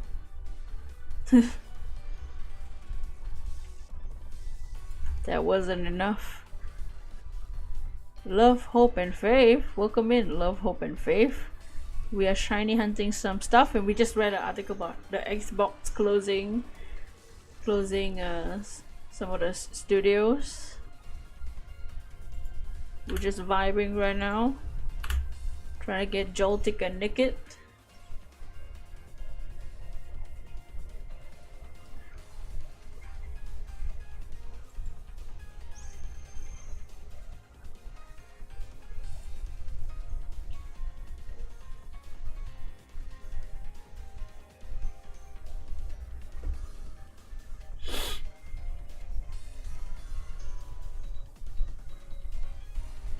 Microsoft wanted part of Sony's L. All this while Nintendo's like, hey, hello everybody, we are gonna talk about a new console at some point in March. End of story. There's a Nintendo Direct next month though. We'll watch that. I'm curious what the Nintendo Direct will have.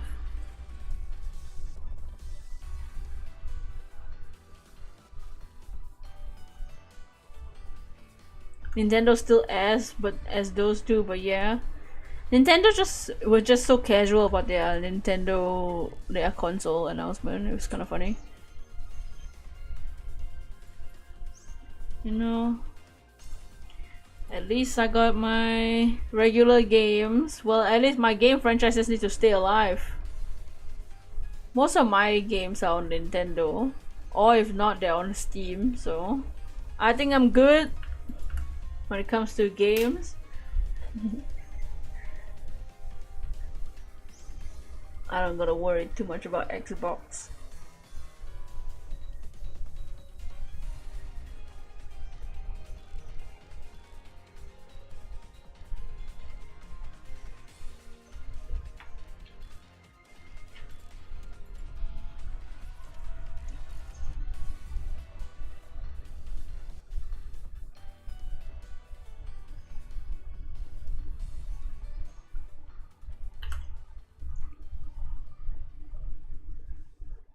Nintendo makes dumb decisions in other ways.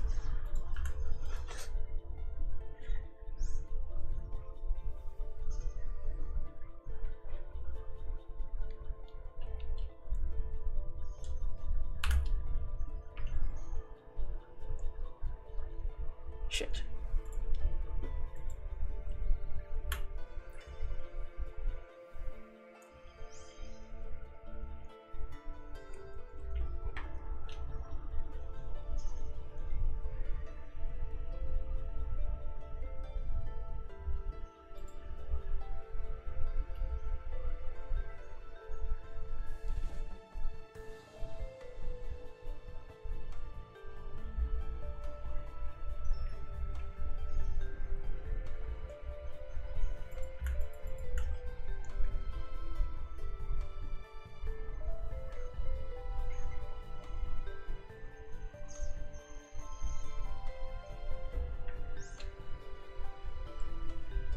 Whoops.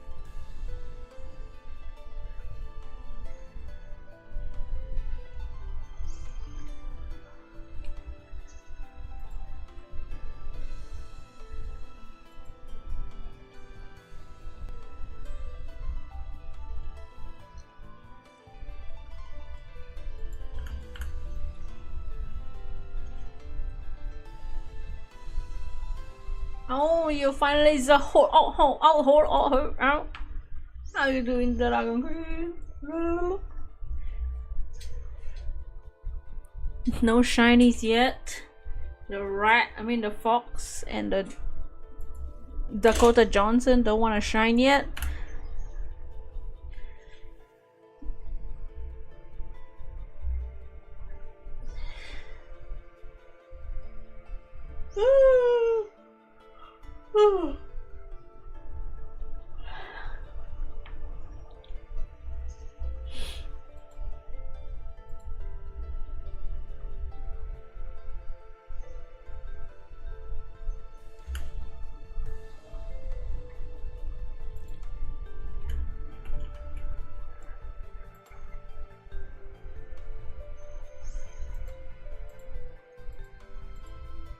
Time to eat and catch up. I'm gonna grim and cue you. Oh!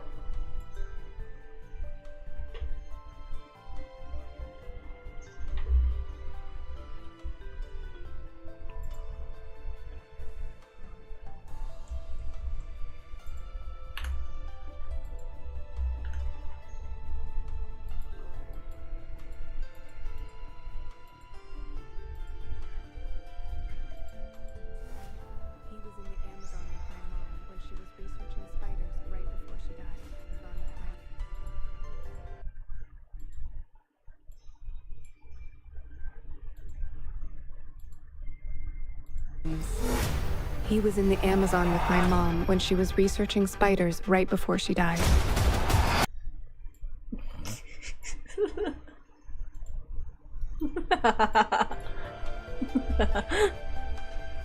Maybe that will summon her. Dakota Jolting. You gonna watch the Fallout show? You feel so tired thinking of watching or reading anything? I feel that. I got nothing to watch recently. That's the wallpaper. The manga that I read, my favorite, Degree Man, just updated a new chapter. And man, I'm happy, but also like, also I'm like, ah. We just came back out of a 5-year flashback. We're going to a different flashback now. I feel this is awesome. Amazing. My mother was in the Amazon researching spiders.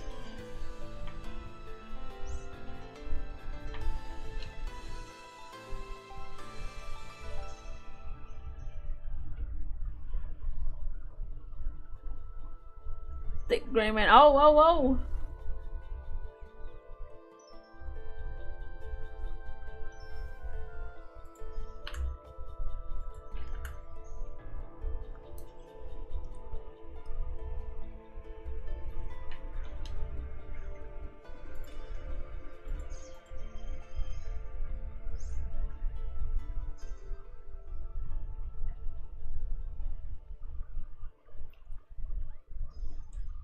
Nickit, please be gray.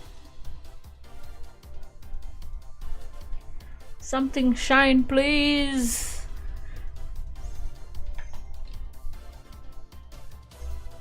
Please.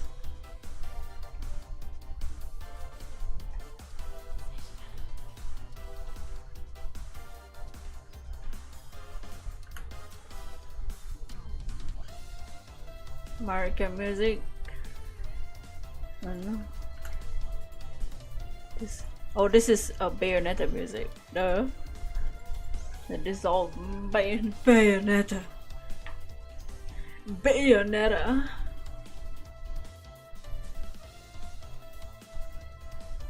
Oh.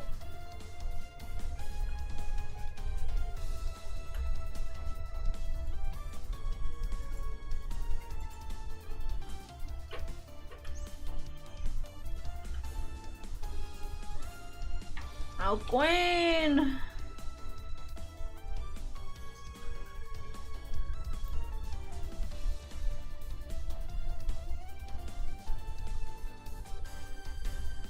She's so flexible.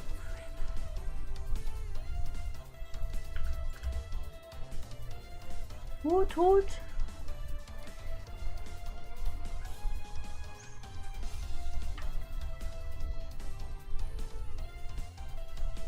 What the hell is she posting? She posted a picture of a dog, okay, like an hour ago, okay. And then before that she posted a picture of somebody's ass crack.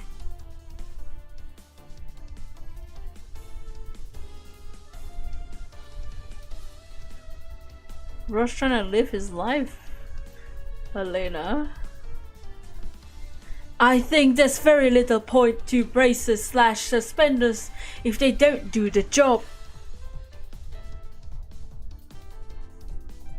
Have you ever laid in bed, your eyes get heavy, you want to go to bed but can't? That's me every day. It's gonna be me later. I'm feeling really sleepy now. If I end the stream and go to bed, I'm not gonna be sleepy when I'm in the bed.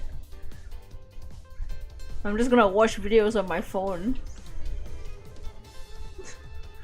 So I'm just gonna keep hunting because I know if I try to sleep now, I'm not gonna go to sleep.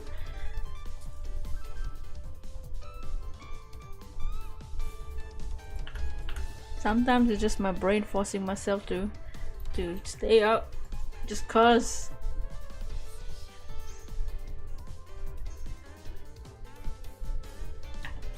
Jean de Bayonetta, what's the matter, Bayonetta? All that sleeping made you soft. I, Jean, have a harder time keeping my British accent. Helena Twitter, what now?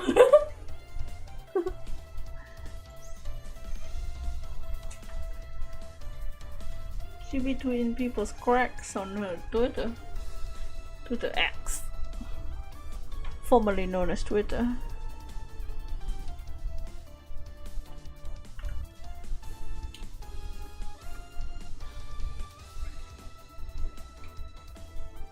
She changed her profile picture. Yeah, she did. To a different picture when she was younger. And not her current picture.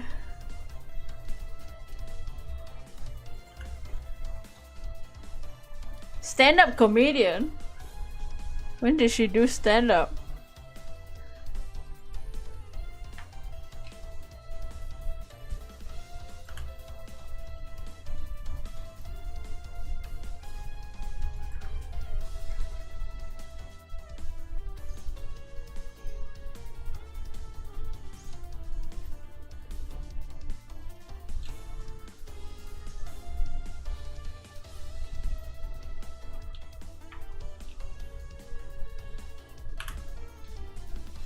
You saw a photo of a dog, you scroll down, okay.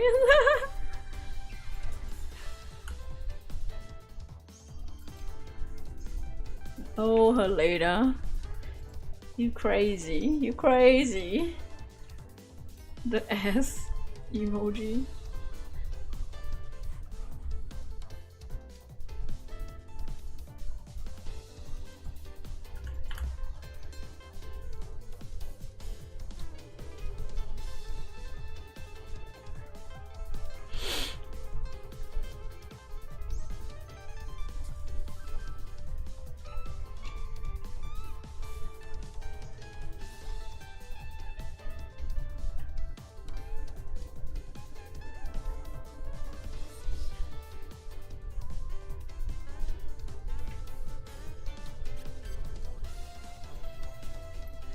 Now she can look at other men and take pictures without any worries. Yeah, after her divorce.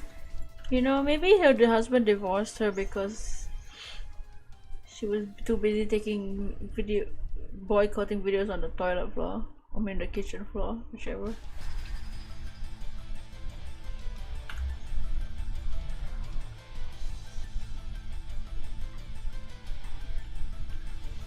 Or maybe her husband just really liked the Bayonetta.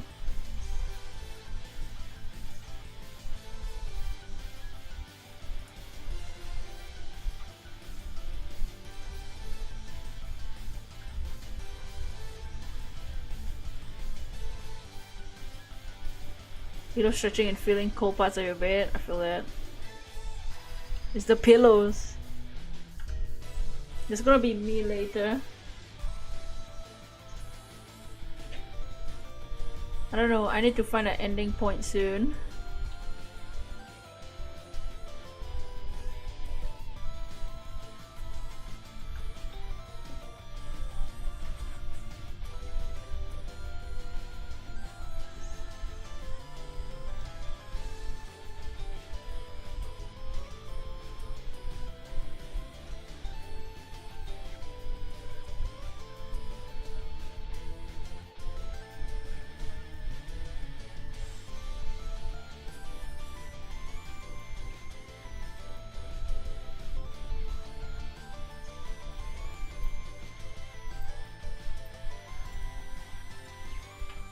Oh yeah, the climax, wow!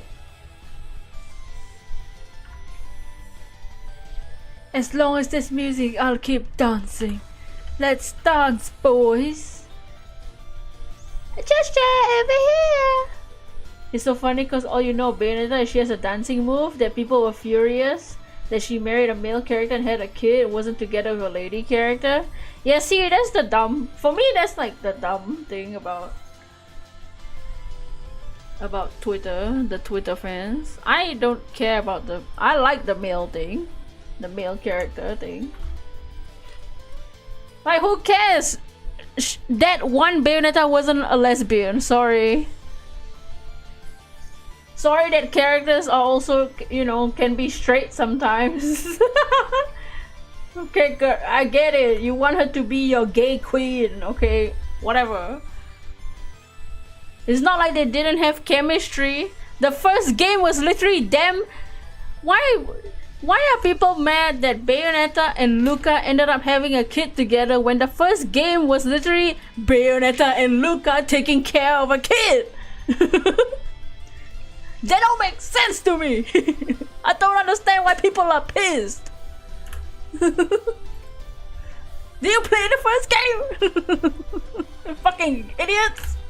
Y'all just simping over the second game, which is the worst of the three in my opinion. The second game is the worst of the three games. It has the best Bayonetta design. The one that's in Smash, that with short hair. That's the best Bayonetta has ever looked in her life. But that's the worst game of the three games, in my humble opinion. Bayonetta with short hair makes you feel funny down there. Bayonetta with short hair is the best Bayonetta design.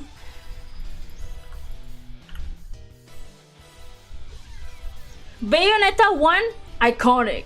Bayonetta 2, best design. Bayonetta 3 is I understand the overcomplicated design, but the Bayonetta 3 did what it needed to do. It was supposed to be Bayonetta but cute. That was the point. The point was that she's supposed to be cuter in that game. Because she's the baby. She's the baby from the first game. That's the point. People who hate the ending don't understand the ending. And I think the director also said he felt that way too, that people didn't like the ending because they didn't understand the ending.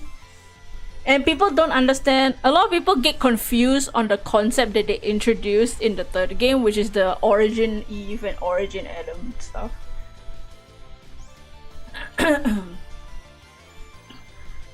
Was she talking to Kiryu or Cloud when she mentioned dancing? Oh! See, Kiryu dances like a Chad. Cloud dances like a hoe. Cloud is a hoe. I still haven't watched anything from Rebirth because I'm still scared. Bayonetta, when she said this, was this Bayonetta 2? Oh, she said this in Bayonetta 1. Come on, it was the scene. It's a scene where she meets Luca and the baby Cereza on the bridge, on the port, like a bridge port, before they leave to go to the city to fight Boulder, and and Cereza, the baby's like, "Mommy!" Luca's like, "Mommy? You're a mom?" and then Bayonetta's like, "Come now, Cheshire, look at me. Do I have any interest in children? Now making them, well, that's another story." And then Luca's like, "Oh, we need to find a scene. It's so funny." Luca's like, well, that's a good idea. Maybe not now, but later. What? That's basically Luca. Luca was simping for Bayonetta, and you telling me they're not gonna end up together in one universe or the other one? There's no way. That was the ship. The only The only thing that would have stopped me from agreeing with the Bayonetta Luca thing is if that Luca was human. But Luca wasn't human in the third game. So too bad. Twitter wants every show to be gay. You will stutter so much if someone that looked like her said that. Hold on, we're gonna pause this Bayonetta music. It's the time of the day where we watch Bayonetta cutscenes. We're gonna look at the Bayonetta 1 cutscenes and tell me that they weren't gonna end up together in one game.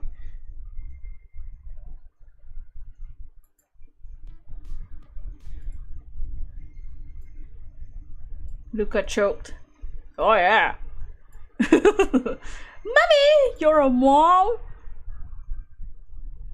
Bayonetta timing. Oh.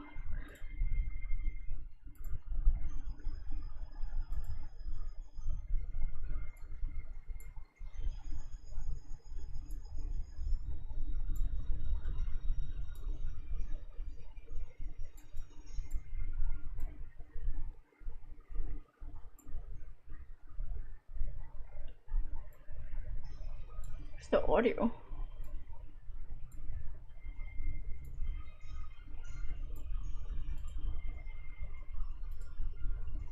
Oh, you did.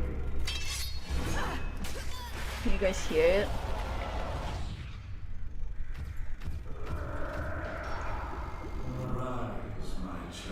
We're not gonna watch the whole thing. Hell, I'm gonna skip to the certain parts of the game.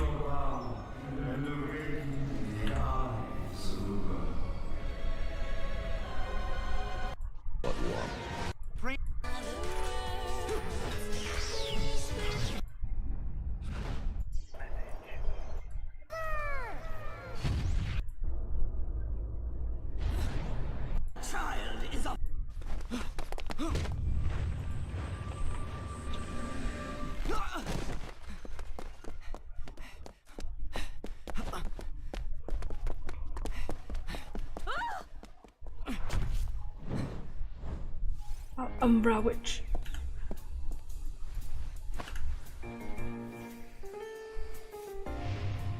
Do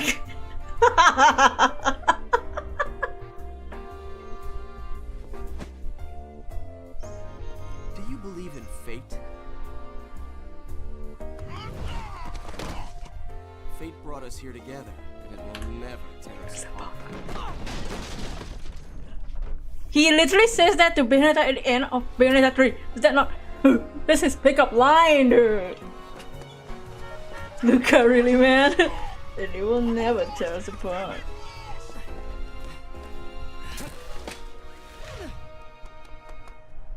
Fuck! Where'd that bugger go? Whoa, fuck! No quarrel. But I saw that. You certainly blew, haven't you, my little Cheshire puss? My little Cheshire puss, she said. The name is Luca. L-U-K-A, You Luca. better remember.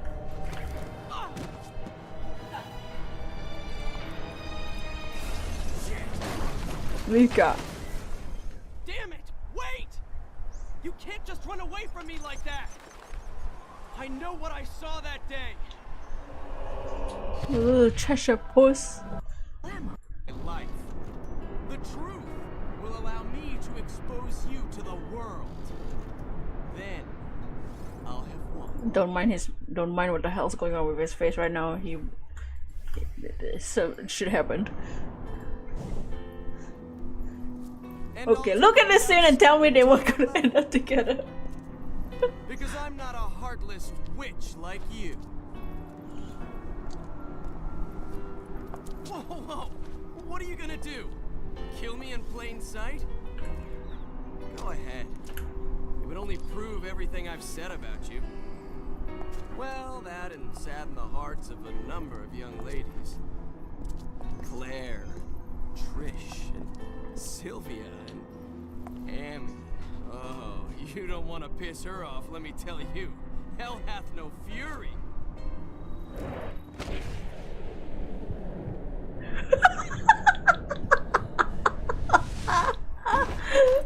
Bro really touched her ass. Whoa! Whoa! Whoa! Luca! Whoa! He really took the chance to touch her ass. It was awesome. What a fucking asshole. Whoa, whoa!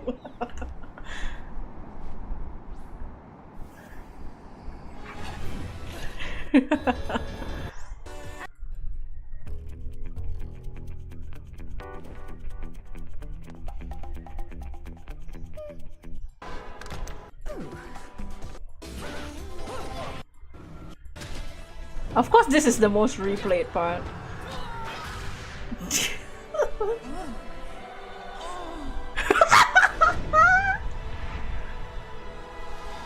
She jumped on top of Luca, no hesitation. That's just a bonus.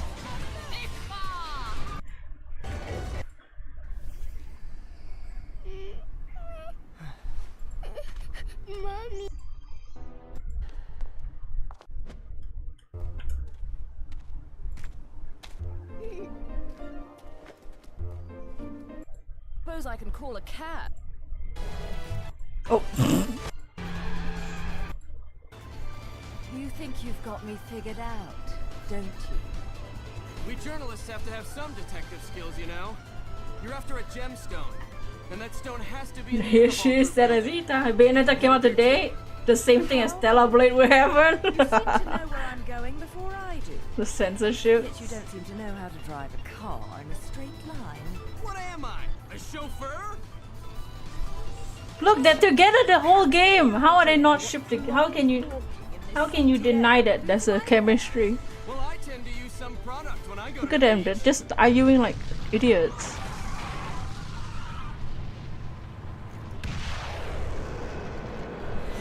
Little one, get. Oh right, it's here. Is it this? Is this the scene with the bridge? Whoa. That's an Eddie and Alright, is this one here. Okay, this is the scene, y'all. This is the scene that we were talking about. Probably when I hear a British accent. Here's the scene.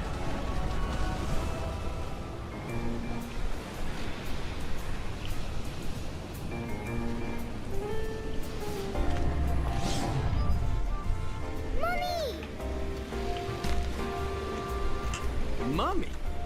You're a mom? You? Come now, Cheshire. Look at me. Do I look like I have any interest in children? Now making them? Well, that's another story.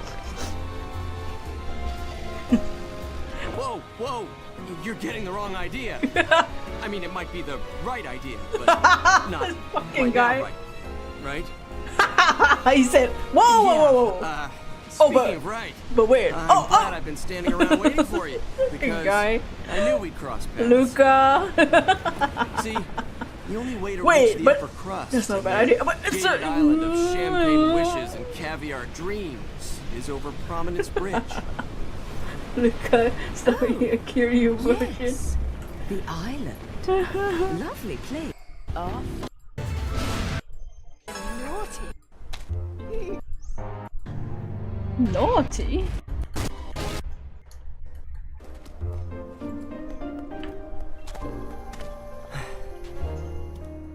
What happened to Mummy? Well, you see, she just went to look for something, that's all. It's a drunk guy falling I downstairs. can't believe that witch, placing a poor helpless child under her spell. If she did anything to this little girl's parents, I swear.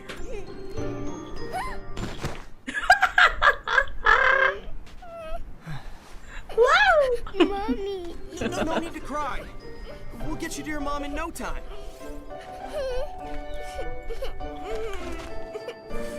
Here, I've got some candy if you want.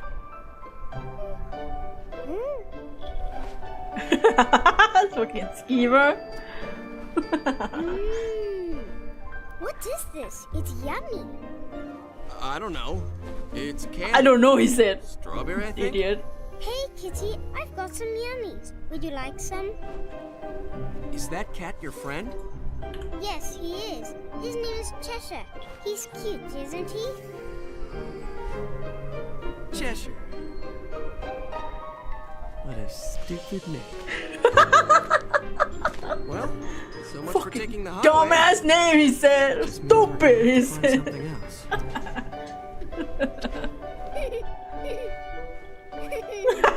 Get the Now, baby. all I have to figure out is what to do about you. So, Cerecita, that woman's really your mom? Uh-huh. My mummy is strong, and she protects me from scary monsters. Monsters? I don't think you know who the real monsters are. Ain't you? Huh?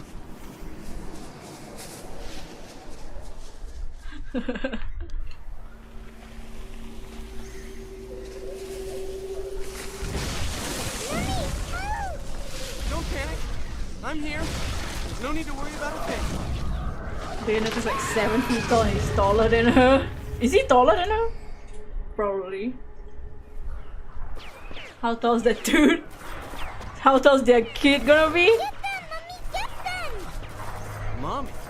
We trying to think of Can't you Yola. see? Yola's pretty Miss tall. fights the bad monsters for us. Mister, if you don't open your eyes, you'll miss everything. Maybe everybody in the game is just long. Look at these.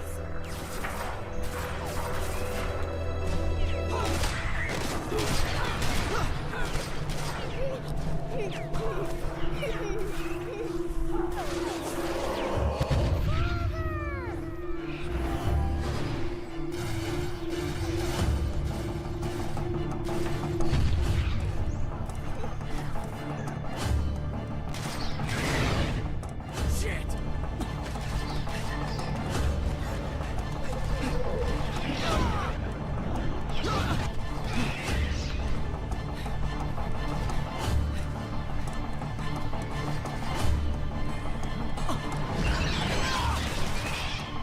I really don't know what the cannon height of Bayonetta is supposed to be.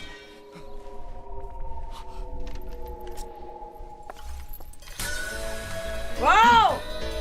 But look, like they're taking care of like a little baby together. Why are people surprised? Bro, it's Maki before JJK was a thing. Oh, this is this.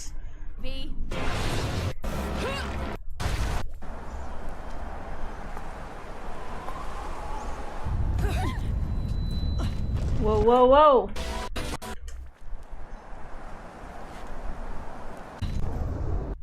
Oh!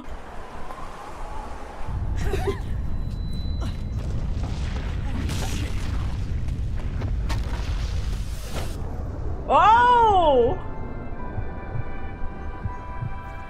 Oh! Oh! Oh! Oh!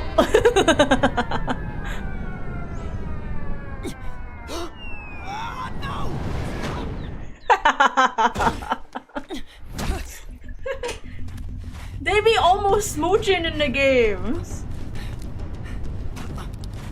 Oh, Luca.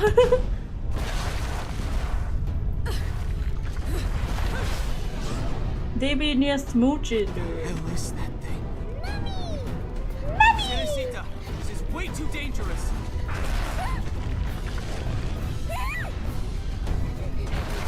Oh, the baby though.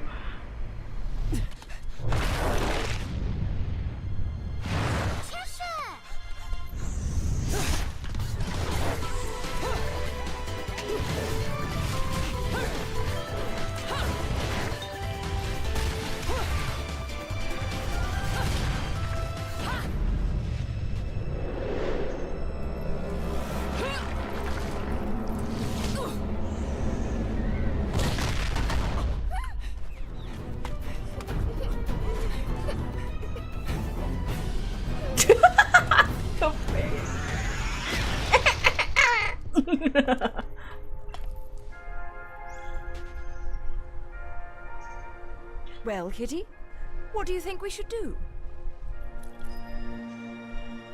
He's hurt you, has he? Well, we can't be having that now, can we? One Google search is 8 feet and another 11 feet? What the? Another 5'9" without the heels? What the hell? Nobody knows. Maybe it's in somewhere in the third game. Because the third game has like a bestiary kind of thing. I don't know if Bayonetta's height is in there somewhere. Let's rock, baby. I can always check later or something.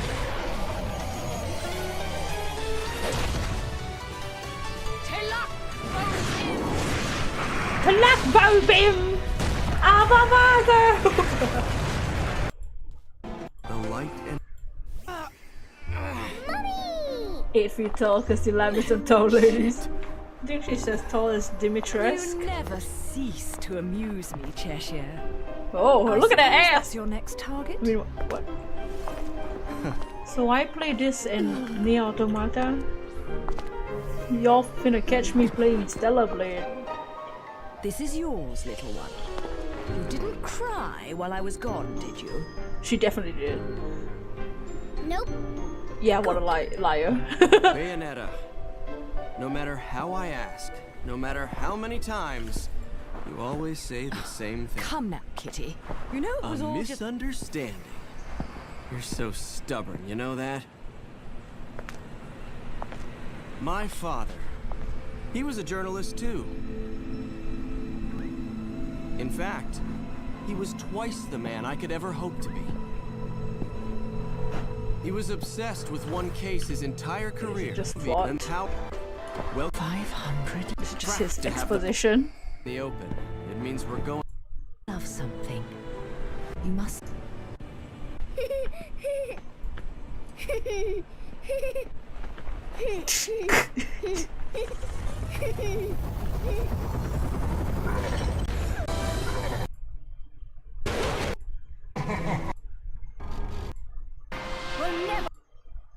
What follows? Will never fall into the hands of a... Where El.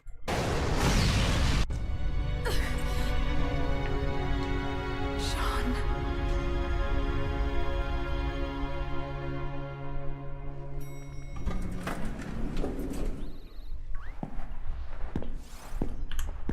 Hey, is it over? What? It's not like you don't scare the shit out of me all the time. Cereza. I don't know whether to shoot you or to take you to Vegas for good luck, Cheshire. Give me more credit than that.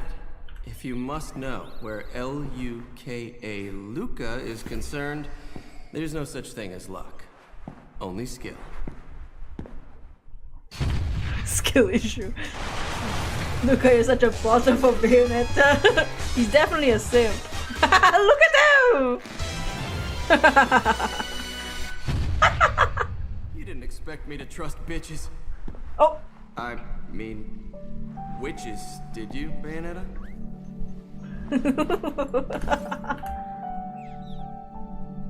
How's the little one? Out like a light. But okay other than that. What about you? You really think I'm gonna let myself be seen in public with a girl looking all beat up like that? Oh, Oh! Oh! I look dreadful, do I?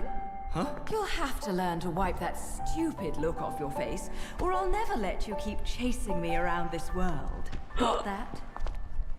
Luca? Oh! Now that's more like it. See? See? This is why it's fine. This is why it's a fit. She took his. She was surprised, but a lot of shit. She said, "Oh." Luca lives in his own world. She said, "Oh." Vicious rumor. Lollipop.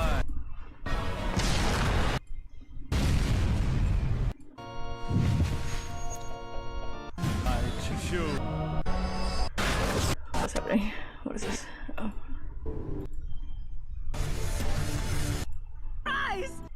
One. Two eyes to oversee the world. Whoa! hill And wandering around scared shitless for eternity kinda comes with the territory. Why are you telling me this? Is this not why we are standing here? Praying for her soul to rest in peace? I better not be out here catching a fucking cold if these prayers don't mean nothing.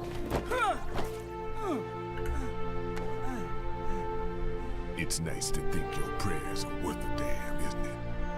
You made a killing exploiting her. Hell, you never know. She might get lonely and come back to haunt your ass. Haunt me? Hell can keep her then. Fucking blood.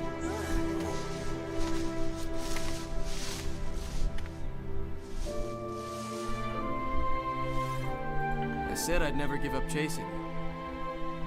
I just never thought the chase would end like this.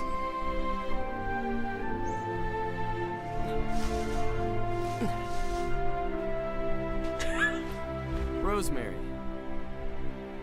You said it was a demon repellent. Might help you on the road ahead. Fucking cringe. What's that? Hey! Hey, wait a second! What the hell are they coming down here to get her for?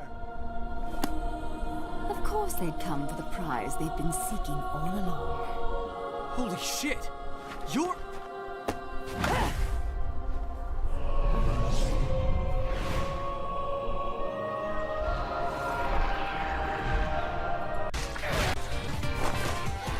Whoa!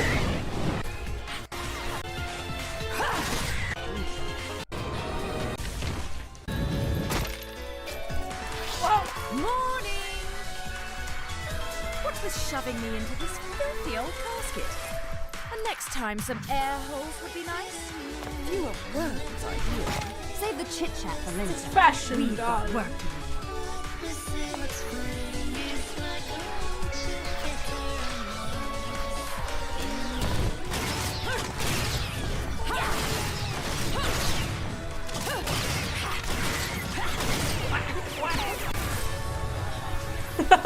Look at this. He is in his own world.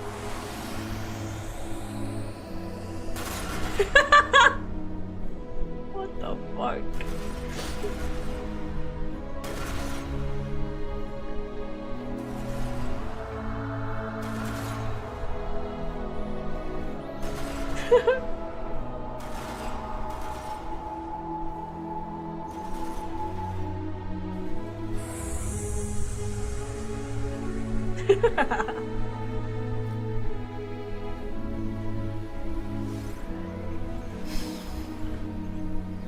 Extra ingenue? How were they not meant to be shipped? Look at all this shit. It has a bit of rosemary. In the language of flowers, rosemary equates to remembrance. Suits me now, doesn't it? Let's dance, boys! Yeah.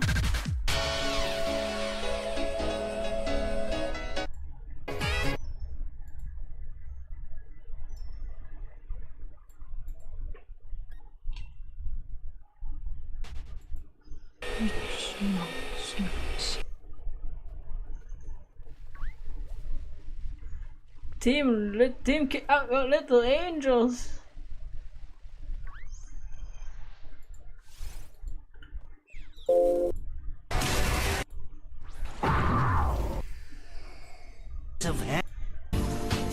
Bayonetta 2 doesn't have as many Lucas scenes. He's not really a big part of this game, which to me is one of the dumbest things in this game. They really kind of made him like a throwaway character. Oh. It's not a bad game, it's just the worst of the three, in my opinion. But it's a lot of setup for the universe that it's this set in. Whoa!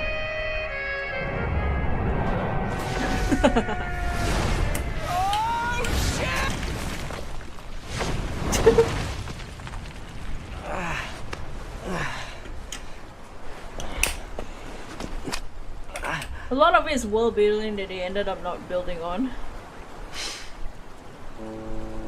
Fleur de la Reine, Oh god. Maid of Nerine, also known as Diamond Lily. Maybe Twitter hates him because he's cringe. I don't know. The name Nerine is derived from the Nereids, or sea nymphs. Quite Himbo. appropriate for this city. Luca? Will you quit calling me that? I'm not a pet or a cat. Oh wait, you Twitter doesn't like straight Said couples. Luca. It's either guy on guy Not or used to girl that. on girl. Yeah, exactly. dude. are you, Bayonetta? Like, look at all these scenes. Where I am, you always know how to make an That's my entrance. favorite. Nice Even though this class. game is the least Oh, favorite these? for me, it's that scene Rodan is has a my soft probably my spot for favorite Shinshu scene sake ever. from Japan. The fucking It's an scarf. easy trade to get him to make these for me. Oh wait, you said Luca. Not used to that. How are you, Bayonetta? No matter where Trying to I flirt, am, but you he's such a always dumb know fuck. how to make an entrance. Nice glasses.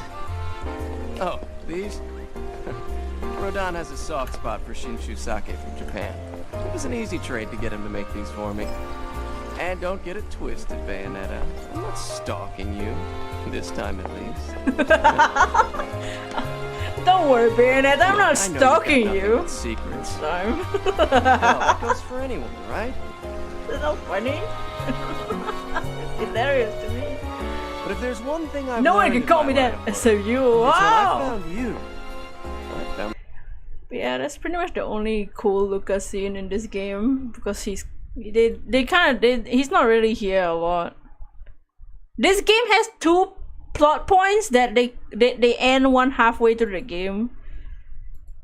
Okay, so people ship Bayonetta and Jean because of the storyline from this second game, okay? Where Jean sacrifices herself to save Bayonetta and Bayonetta goes to hell to save her soul from hell, to save Jean's soul from hell. And that's basically pretty much the main focus of the Bayonetta and Jean gay ship. It's only half the game though. If it was the full game, they would have more scenes about it. But that plot point, Bayonetta and Jean like Jeane. So this girl over here, Jean, this blondie. Great hell. Our friends down south seem to be a bit upset as well. So she jumps in the way and sacrifices herself, and her soul gets sent to hell. But so Bayonetta goes to hell and saves her, like revives her soul, because the Umbra witch dies differently from humans. So unless their souls are consumed, they can be saved. So basically, she goes to hell and saves her soul. What any friend would do. Exactly! They're like, she literally went to hell and back to save Jean. She must be in love. But wouldn't anyone do that for their childhood best friend? They grew up together. Jean in the first game literally calls her my Umbran sister. I'm pretty sure we can find it. They literally call each other Umbran sisters. Hello?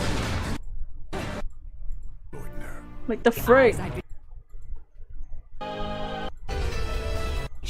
And it's still going to destroy the world. John!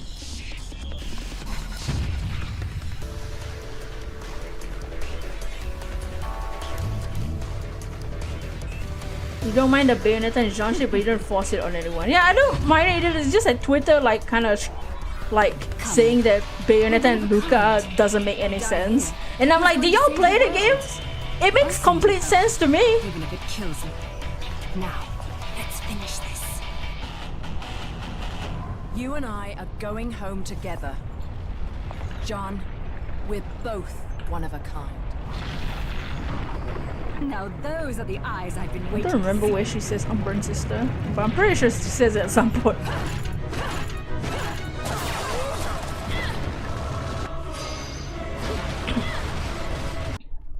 But it's basically like, oh, Jean will do anything for Bayonetta, kind of thing. Rules of the world. But the plot line of saving her from hell ends halfway through the second game.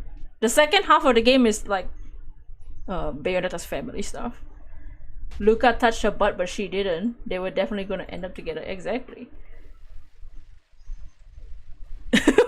Bayonetta was humping up Luca. I was still humping up John.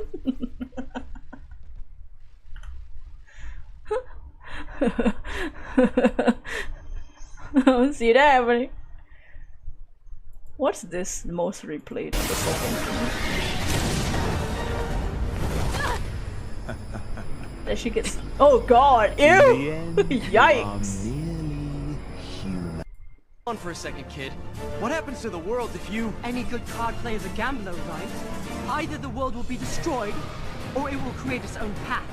Oh god. Human free will. I hate will this determine character. which way This it character goes. is what makes this game low on the scale for me. She mounted me like Luca. She did Luca with a bust.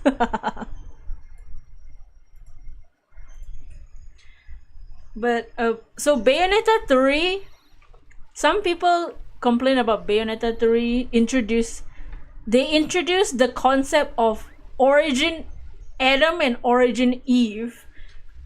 And every universe, so it's the multiverse, of course, because of course it's the multiverse. Every universe has a Adam and an Eve in the universe to that whose role is to protect that universe. And Bayonetta is in one of the Bayonettas is the Bayonetta tends to be the Eve, and Luca tends to be the Adam. And people mistake the concept of, oh, they're Adam and Eve, so shipping Luca and Bayonetta is like forced destiny romance. But that's because they're mistaking the concept of the Adam and Eve thing, which, you know, understandable. It's Adam and Eve. Confusing, I get it. But the actual plot of the Adam and Eve thing is the Eve's purpose is to... The Eve has a purpose in the universe. So okay, let me... I'm confusing myself. The purpose of Adam and Eve has a purpose in the universe, and the Adam's role is supposed to propel Eve into fulfilling their purpose. That is the role of the Adam and Eve. Every Bayonetta is a different universe. Yes. So remember the baby from earlier, the mommy, that girl, and you see this. So Bayonetta 3's Bayonetta is that mommy girl grown up.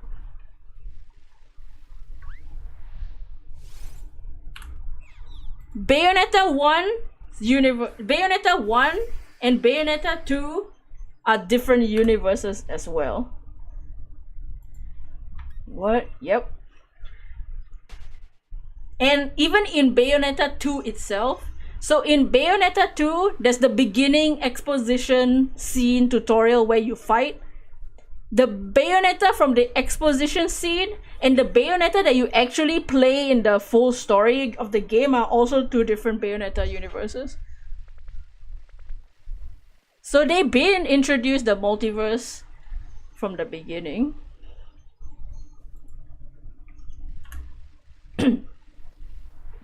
So the baby from the first game is in the first game because the evil villain brought her from a different universe to fulfill the whatever the evil plan. Okay. So because Bayonetta from the first game and Luca end up taking care of her and teaching new values into the baby, when Bayonetta returns her to her original universe, she grows up into Bayonetta 3's Bayonetta. That's why they have the same hairstyle. Like when they have the same hairstyle, but they also kind of confirm it in another scene where they kind of recreate one of the Bayonetta 1 scenes, and Bayonetta 1's Bayonetta returns, and she's like, "You didn't cry while I was gone, right?" That's basically them confirming that it's the same. She's the baby. You love multiverse stuff, but man, you hear how it's implemented in some stuff. It's a little confusing.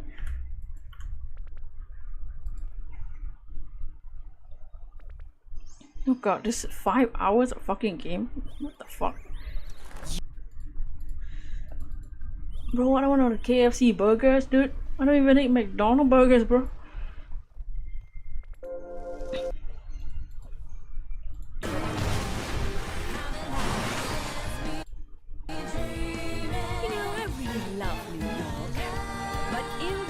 But yeah, that's why this Bayonetta's meant to be like Bayonetta but cuter. It's because she's the baby from the first game. That's why. And the director, when Bayonetta 1 came out, people did ask the director that if Luca and Bayonetta would end up together, and he actually said no at first because Luca was human in the first game, and he literally said Bayonetta in the first game chooses not to be with Luca romantically because she knows that he's human and that she will live longer than him. He won't survive as long as she will. So she chooses not to follow her romantic feelings for Luca because she doesn't want to see him die before her or whatever. But in the third game, with the introduction of the multiverse, Luca is human in some universes, but in some universes he's this new species called fairy. So in some universes he's a fairy, not a human. And they introduce a new character in this game, Viola. Where is she? Oh, this girl. Oh shit. You didn't know that about Luca. Yeah, so Viola in this game, little edgy, edgy teen Viola. She's Luca and Bayonetta's daughter in a universe where Luca is a fairy.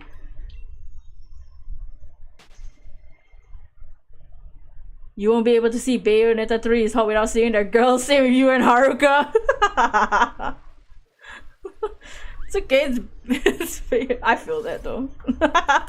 That's how I feel. Like I don't mind simping for Bayonetta 1 and 2, but when I see Bayonetta 3, I just think of the baby, and I want her to be happy with this shit for her. Viola, VIOL fucking A. So this Bayonetta is not her Bayonetta mother. Never mind. Look, we don't have time. But they still, feel attached. This world is history, and reality as we know it gets wiped out for good.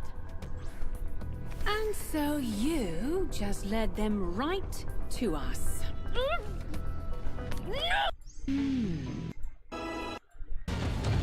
Isn't she still hot? I mean, look at her. Oh, not Viola.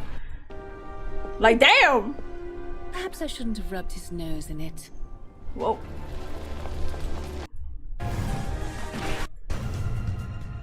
Plus, this game has multiple Bayonettas from multiple universes. I think it's okay to sim. Whoa, whoa, whoa.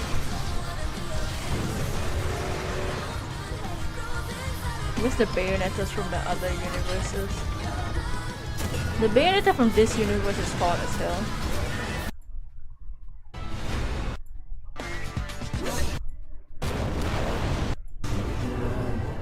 Yes, this is Godzilla, right?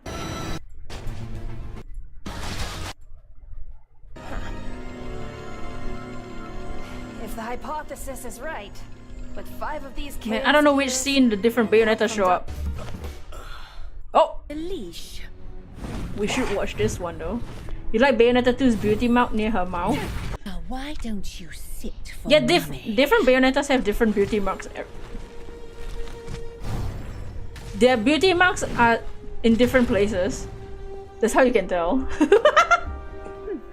And it's crazy. So in this game, you can play.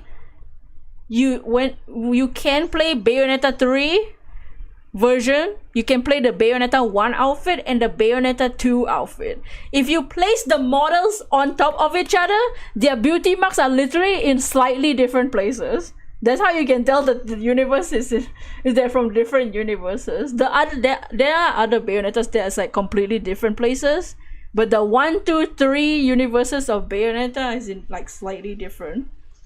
So they literally purposely put it slightly off from each other to differentiate the universes, which is hella funny.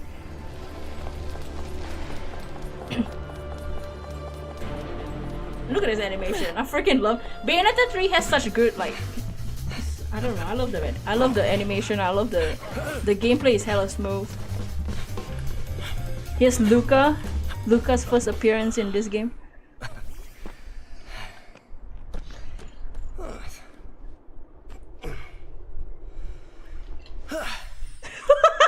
Fucking extra. Do you believe in fate? Luca? Fate brought us here together, and it will never tear us apart.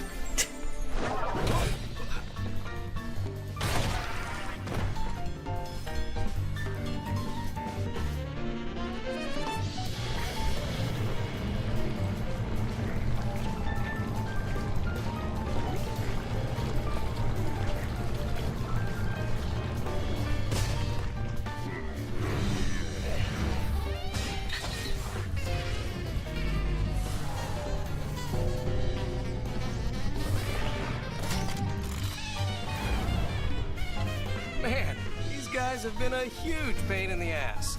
Hey, how about you take care of them for me? Appreciate it. Cerecita. Wait! I see his motto is still act first, think later.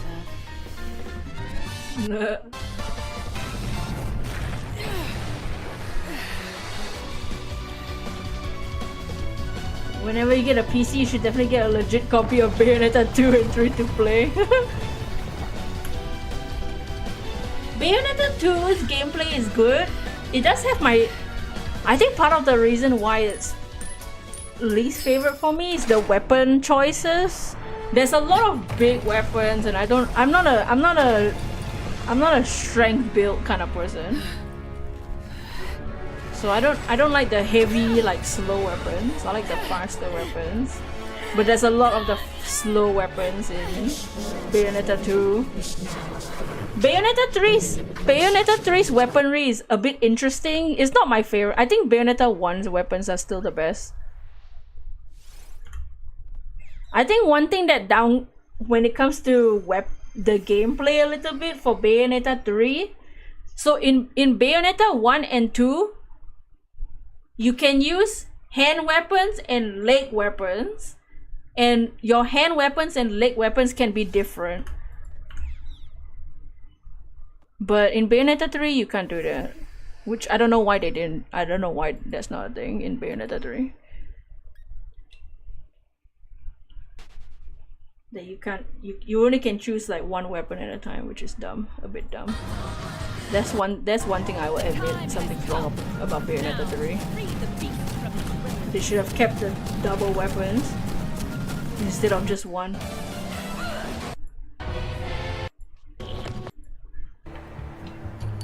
Down for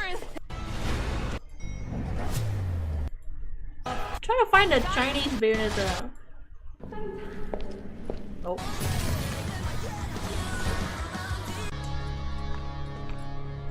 Come on.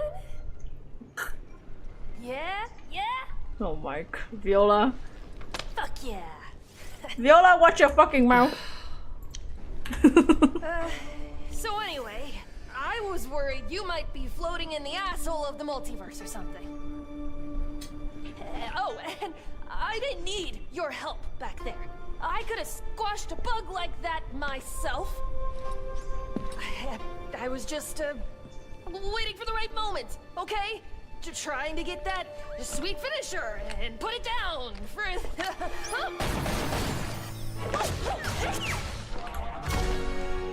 Viola, just stop. when your kid tries to act cool. Worry about yourself, my dear. Lesson 1. Carelessness will get your tail snipped, kitty. I told you not to call me that. We definitely tell where Viola gets her goofy side from. Did Yeah. you find it?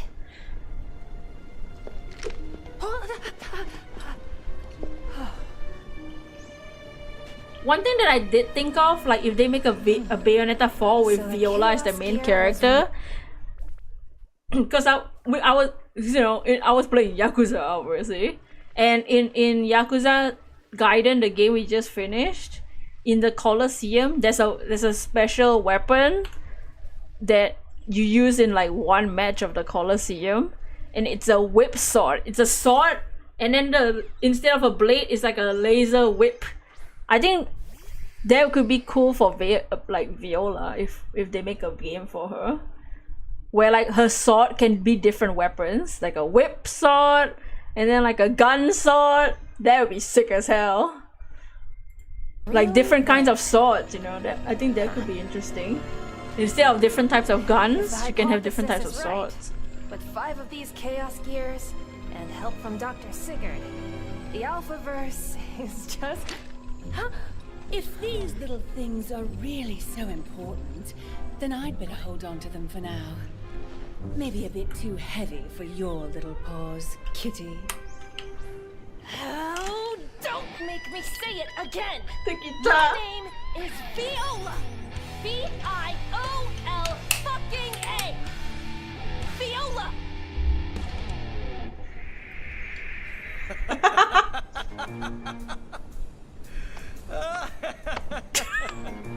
She's really under your skin, huh, kid? But you gotta prove yourself to her if you want to move beyond nicknames. You're grounded. Oh! Fate brought us here together. And it will never tear us apart.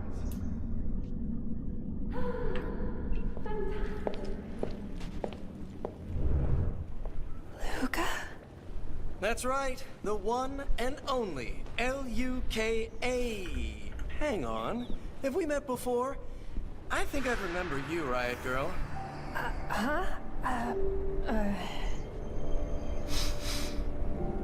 Extra ingenue.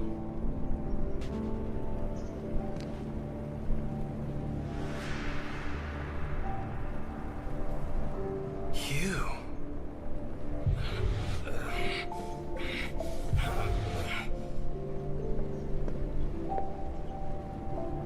It's time I got going. Gotta find that voice.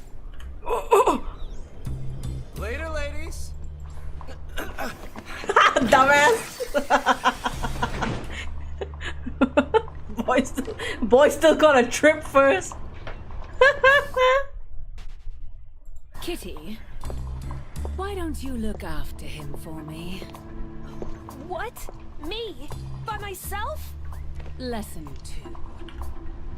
2. Learn to fight for others, not just for yourself. I'm sure he'll give you lots of practice. And besides... What? You don't need my help, right? Wait!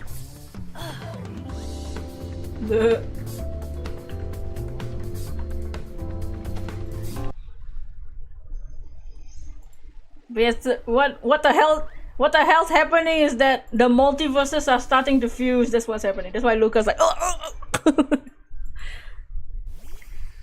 In the end, all the Bayonettas of the universe fuse into one Bayonetta, and all the Lucas of the world fuse into one Luca, which is a problem when they're both gone. Whoa! Whoa! What did I click? What did I click? Whoa! Whoa! Whoa! Whoa! Whoa! Whoa! This was an accident, y'all. Queen butterfly. Whoa, whoa.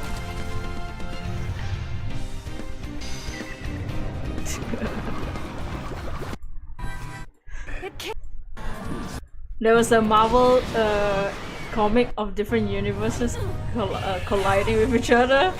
Oh, I have no idea. Whoa, whoa, whoa. We were drawn together.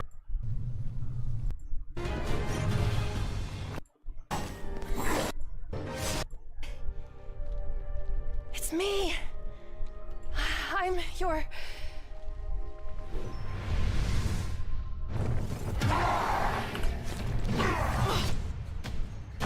Yes, this is the content Kiryu approves. Oh!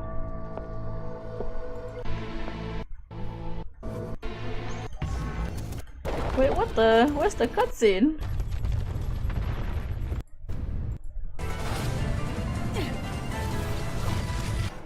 Sphere.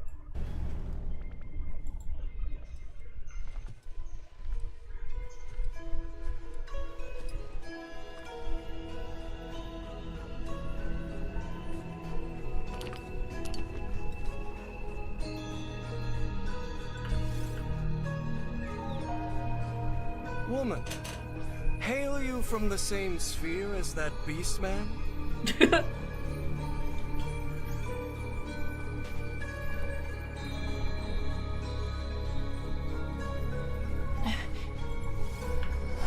Luca? Luca. So he is called Luca. I am Luca.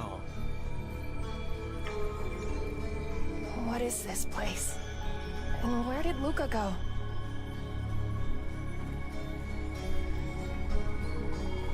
He no longer tarries here. That beast man is surely my else fellow. It seems we were drawn together across the world walls to find each other here. Drawn together? Then what am I doing here? It appears as though you also share a bond most deep with us. A bond of blood, perhaps? Brother and sister, or something more? Oh! Oh! Woman, I know you. So there's only one Viola, that's why. Calls to me. There's only one only one of the Luca and Bayonetta combos made a Viola. What are you saying? Don't go! So because of the multiverse crashing down and all the Lucas fusing minds, they all recognize Viola in a way as something.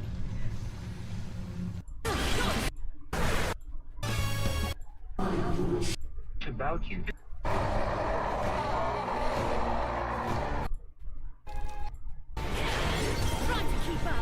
I'll take care of you. Try to keep up.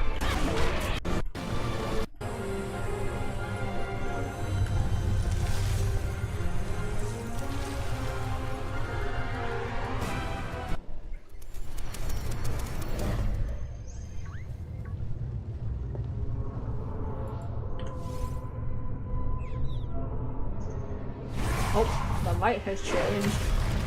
We'll end at 3,500 and 10,500. What are you doing here?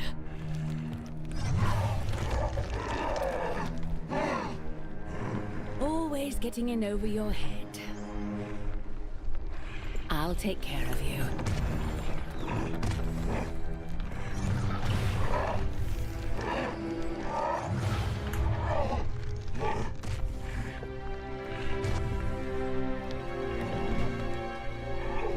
Now, bro, we ending after we see way more cutscenes. Oh yeah!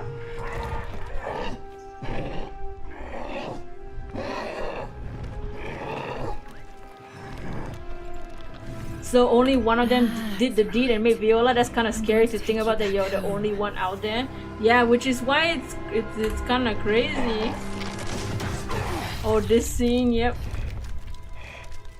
But like, so the origin Adam and Eve thing, not every universe, so every universe has an Adam and Eve, but not every Eve is a Bayonetta, and not every Adam will be Luca.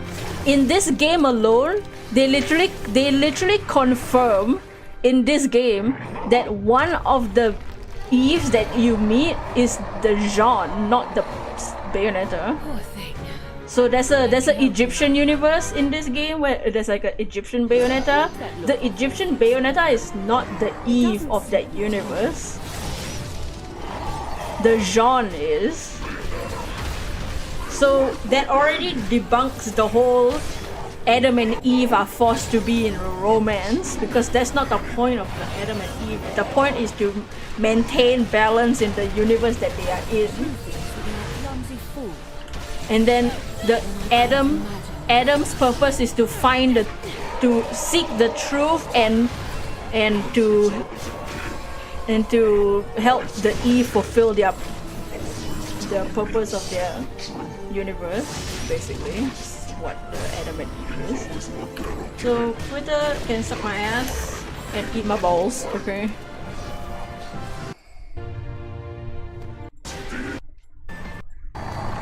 Bayonetta 3 is a Stan user. She's a witch and she can control demons. So she has multiple demons. Her main contract demon is Madame Butterfly. And in this game she can like, it's called Demon Masquerade. She can't do this in the other games, only in this game, where she kind of like has a form fusion with the demon. The other games is just her controlling the demons. In this game she can like fuse with the demons. Madam Butterfly, not Madam Web. Such a shame. Wow.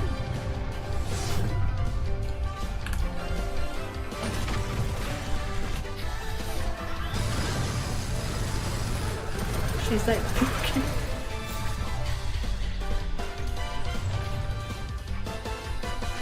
whoa. In other games she has to control the demons with her hair. In this game she doesn't have to do that because this Bayonetta didn't have to go through what Bayonetta 1 had to go through. The Bayonetta 1's Bayonetta had to do 500 years of slumber because she was too afraid to protect herself. But because of the events of Bayonetta 1, when the baby had to experience the death of her parents too, she was strong enough to protect herself and become the strongest Umbra witch. So she doesn't have to use hair to control the demons anymore. She can just fuse with the demons. Kitty. But the demons can end up disobeying her if she doesn't control them enough. They can come out of her control. The law goes hard. Yep, the law goes hard. Twitter is just dumb, and they only see surface level law. They don't read into the. They don't understand the actions. Seems we have been drawn into the Alphaverse.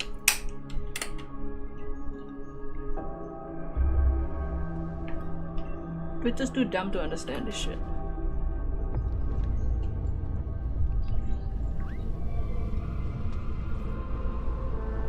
So there is a logic to all this stuff. Bayonetta, it's just like a bit complicated. Might be overcomplicated to some. But I feel like multiverse always ends up overcomplicated for no reason. Homunculus nerve center? Like, it would seem so. He must have sacrificed one of his like, own counterparts. am I to okay with the control multiverse thing? Whatever with His it. own counterpart? I wouldn't mind if it wasn't a multiverse thing. And this man has to be. Can Viola not say she's their daughter? I honestly don't know why she doesn't say it. I guess she doesn't wanna like. Dr. Sigurd. I don't know. I actually don't really know why she doesn't fucking say it. Maybe it's cause like technically that isn't her mother and she doesn't want real singularity. Like it to break, like have the information fall into like how do you say it? Like, have that information cross universe, I guess. Maybe, I don't know. That's the only thing I can think of why she doesn't want to say she's their daughter. They kind of know, kind of figure it out anyway.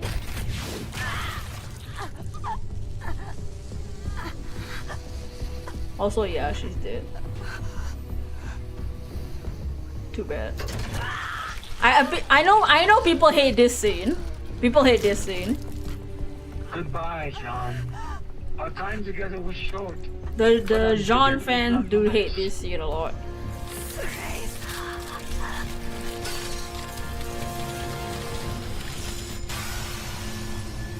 So they all the Umbra witches have this thing on their, this like compass thing on their on their chest or whatever. If that breaks, they are like confirmed dead. So in this scene, she like confirmed dies. At least this Jean confirmed dies in this universe. Also, people on the ball guy. Yeah, sure.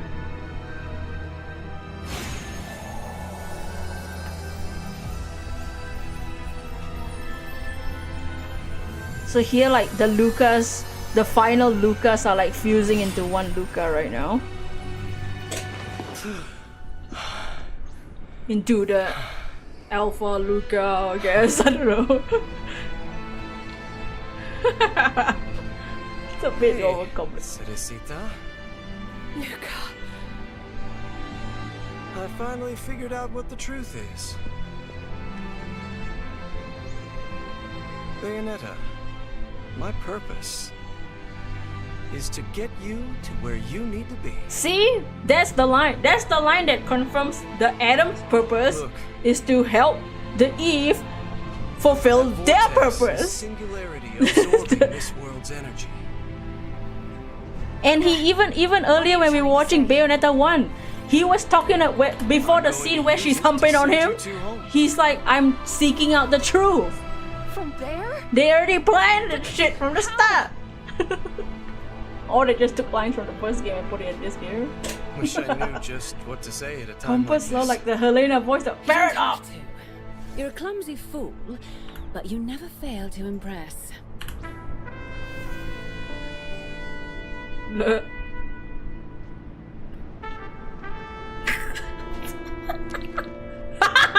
Viola's like, oh, when your parents kiss.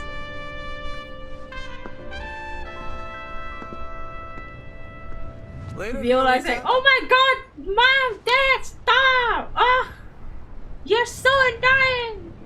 Why? Stop kissing! It's disgusting, man! Later tell I'm a crybaby. Oh!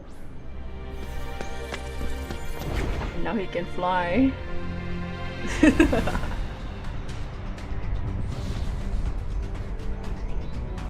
I'm trying to think of why Viola doesn't say she's their daughter. I guess, I don't know.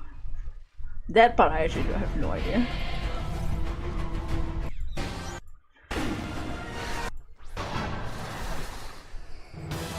Look at that! Jean! She's back! Jean?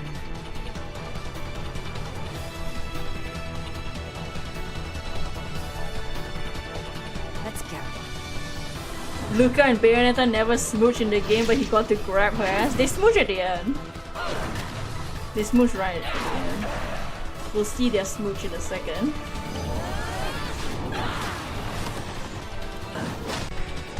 Look at this. So this is the Jeans. Oh, we can see. Well, all the universes appear at some point. Yeah. Damn you!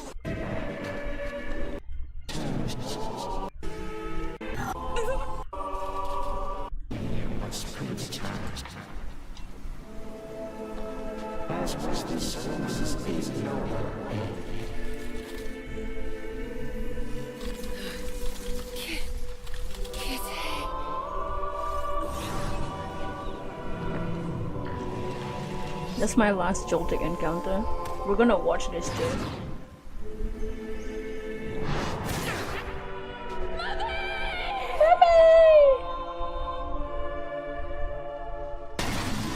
Oh yeah! Woo!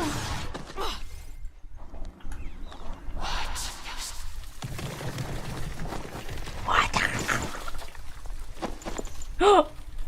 Dun dun! You didn't cry while I was gone, did you?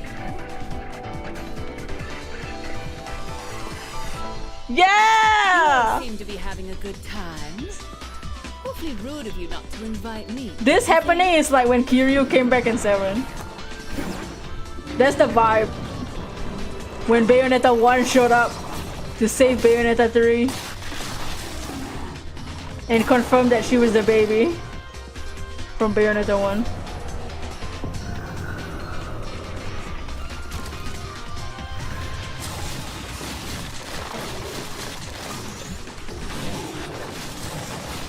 Okay, that was the last nickit that we'll do.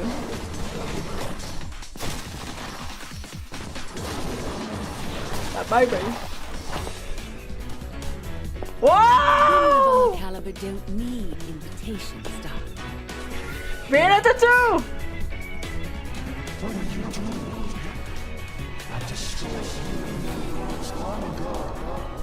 It is not just 2 asses. Thank God they have subtitles for this guy, if not I wouldn't have been able to understand him. Oh, and the young lady, of course. That's enough, yes? To prove phenomenal affirmation isn't absolute after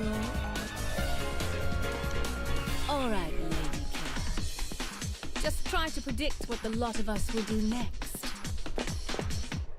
Woo! And then you get to play them, and they have their original health bar UI, which is sick as hell. You still don't realize just how stubborn I am, do you? No matter how many of me there are, that doesn't change. That's my unshakable truth. Woo! Woo! And I suppose I'll simply erase you all and your so-called truth. And in this very instant,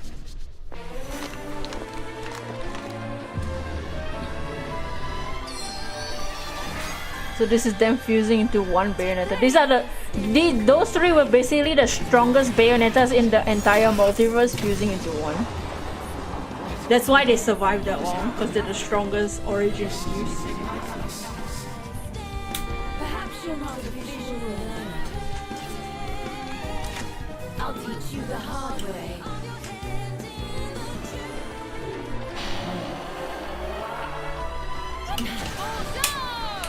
Do it.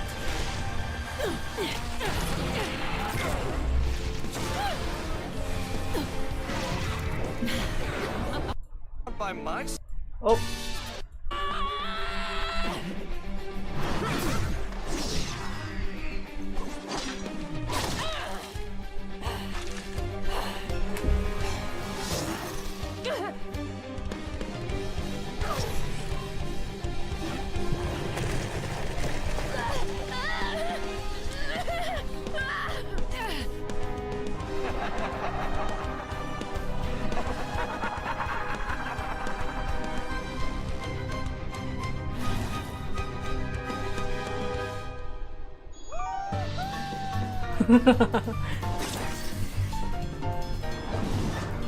Whoa!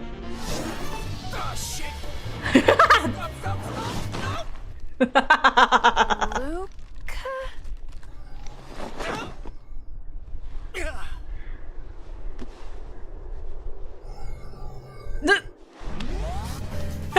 Sorry to keep you ladies. Fucking the Sorry to keep you ladies. gotta be smooth, you know, in front of your. He's so dumb. He's so stupid. Is Lucas Spider-Man? I guess so. He's a Daidoji agent, actually. He's so stupid. Lucas seeing through Bayonetta. Oh! You never cease to amuse me, Luca. I could imagine worse men to spend my last moments with. Hey, you're the only one I want by my side. Oh. Oh. We've got to keep her safe. I know. She's the one who's going to keep our truth alive. So at this point now they both fused their entire universes into one soul, so they know everything.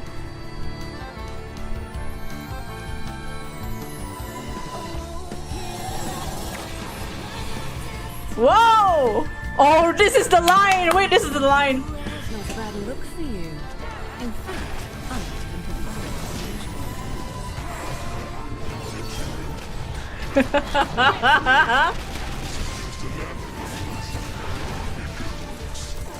Why are they flirting in battle? Now, let's focus on the task at hand. They said, ooh! She said, you know what? This form is not bad, you know what I'm saying? And then Luca's like, oh yeah, baby girl. Disgusting, man. They be flirting in their fight, and Viola's like stuck in the rock, like, what the fuck, mom, dad, stop! Mommy, daddy, stop! Shut the fuck up! She likes the furry. She prefers it. Nasty ass. As long as you're happy, Cereza.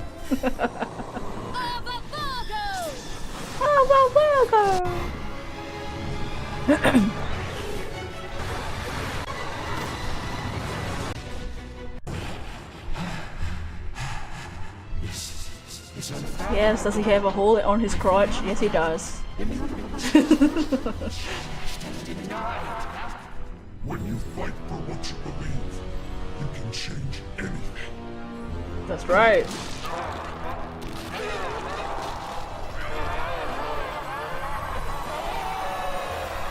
This guy also has like 11 health bars. This boss. But like each part is like a different form. No! So at this point, because she's weakened now, the demon is like starts to get out of her control.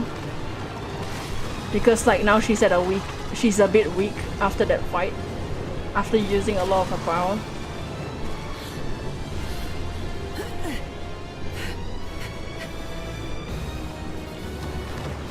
And Luca has to choose to save Bayonetta or their daughter.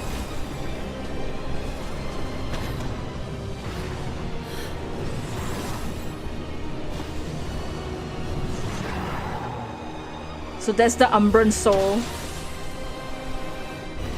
So if that soul gets consumed by Inferno, which is hell, then they can't be revived. So in the second game, that happens to Jean, and Bayonetta goes to save this soul form of Jean. Bayonetta?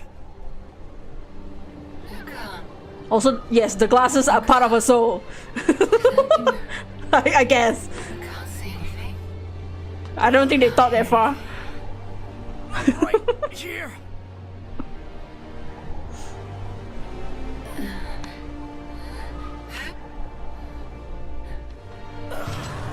No! It's all coming back to me now. Yup. Not ready to see this again. No, it's too late! She's okay. Seems like we always find each other whenever she needs us. And he's gonna say the line. He's gonna say it. Fate brought us here together, and it will never tear us apart. Oh! We'll always be together, Cereza. Oh! No, Luca. We've always been together. Oh! My clumsy, lovely fool. You dumbass motherfucker, she said. Oh. Will forever be in my heart. And people be like, she's so out of character in this moment. No shit, she's fucking dying. Of course she's gonna be true to herself and be out of character. Oh! Oh! And then he chooses to go into Inferno with her so she won't be alone in Inferno. Mommy!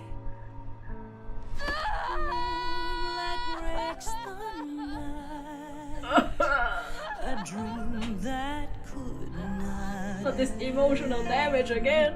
encompass me with open arms. I'll hold you once again.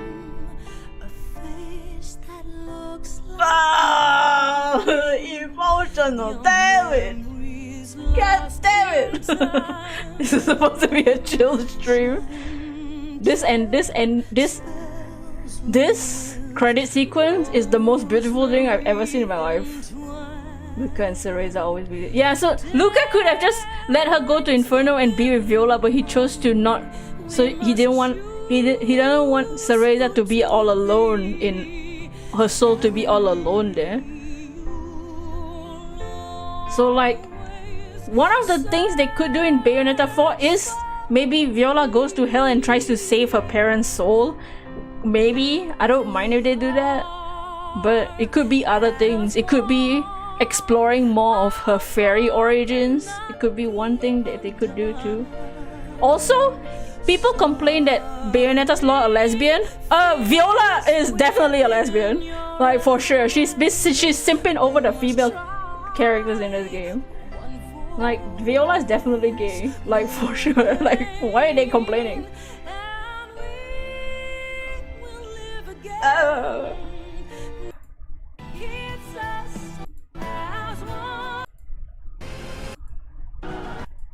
What's this? Oh. Mommy!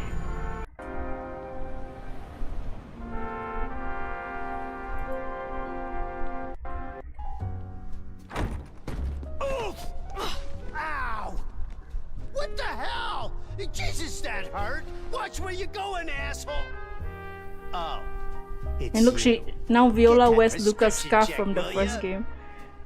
They wanted tall hot lady to be the gay one, not some random daughter.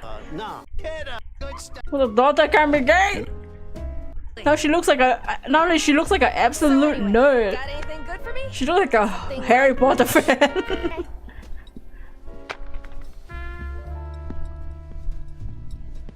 Cheshire!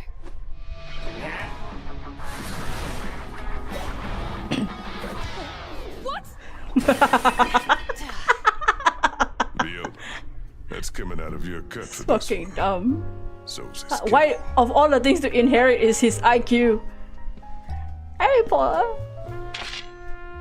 Shit, my bad. Shit, my Forgot to bad. use the family name. Go take off those Back glasses. by curfew. She gotta wear her dad's glasses. And her mother's glasses. Bro, turn on your... Okay. I hope she grows long hair in the next game, if they make one. Baby. Like, imagine in the next game she's like full leather. Like, maybe she grows her hair a bit longer, like full leather with like multiple swords. Like, that'd be fucking badass. And yes, there's a dance sequence. It's okay, we won't end the stream on a sad note. We're gonna watch this. This is the end of the stream. Why watch the sad ending when we can watch this?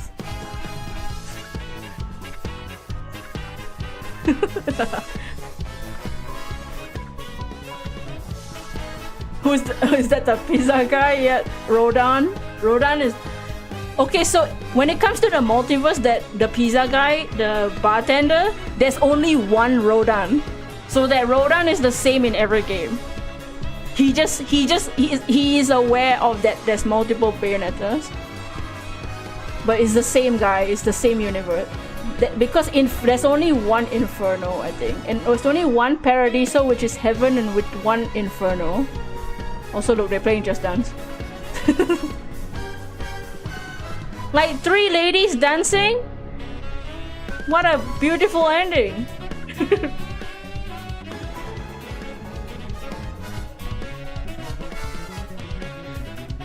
Hot ladies dancing? Of course, this is the best game.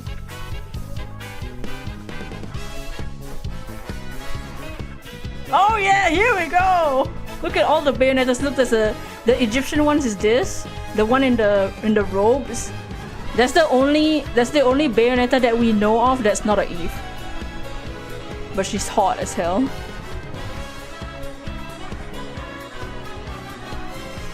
Look at the Chinese one. The one with the eye patch. That's the Majima. Majima Bayonetta.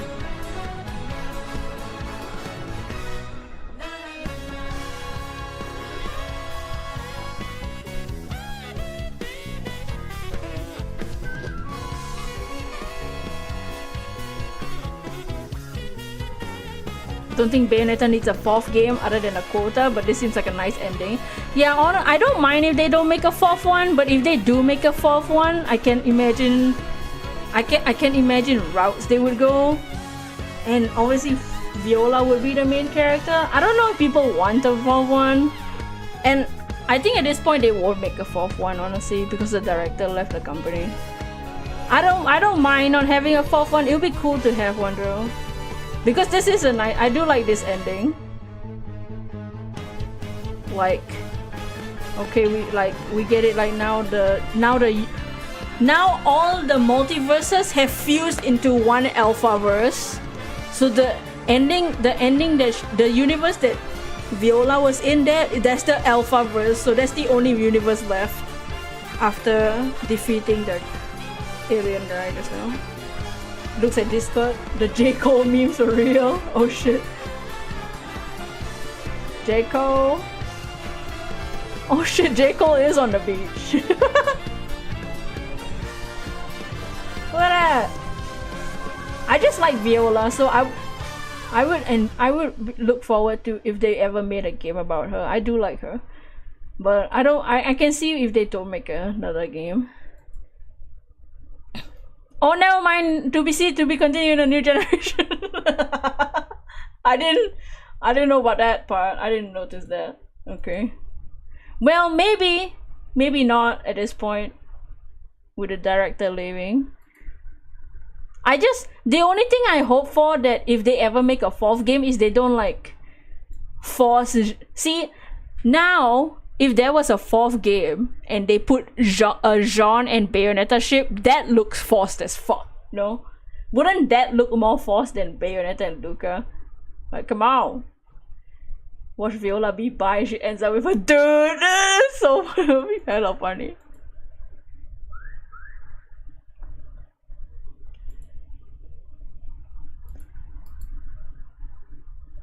Okay.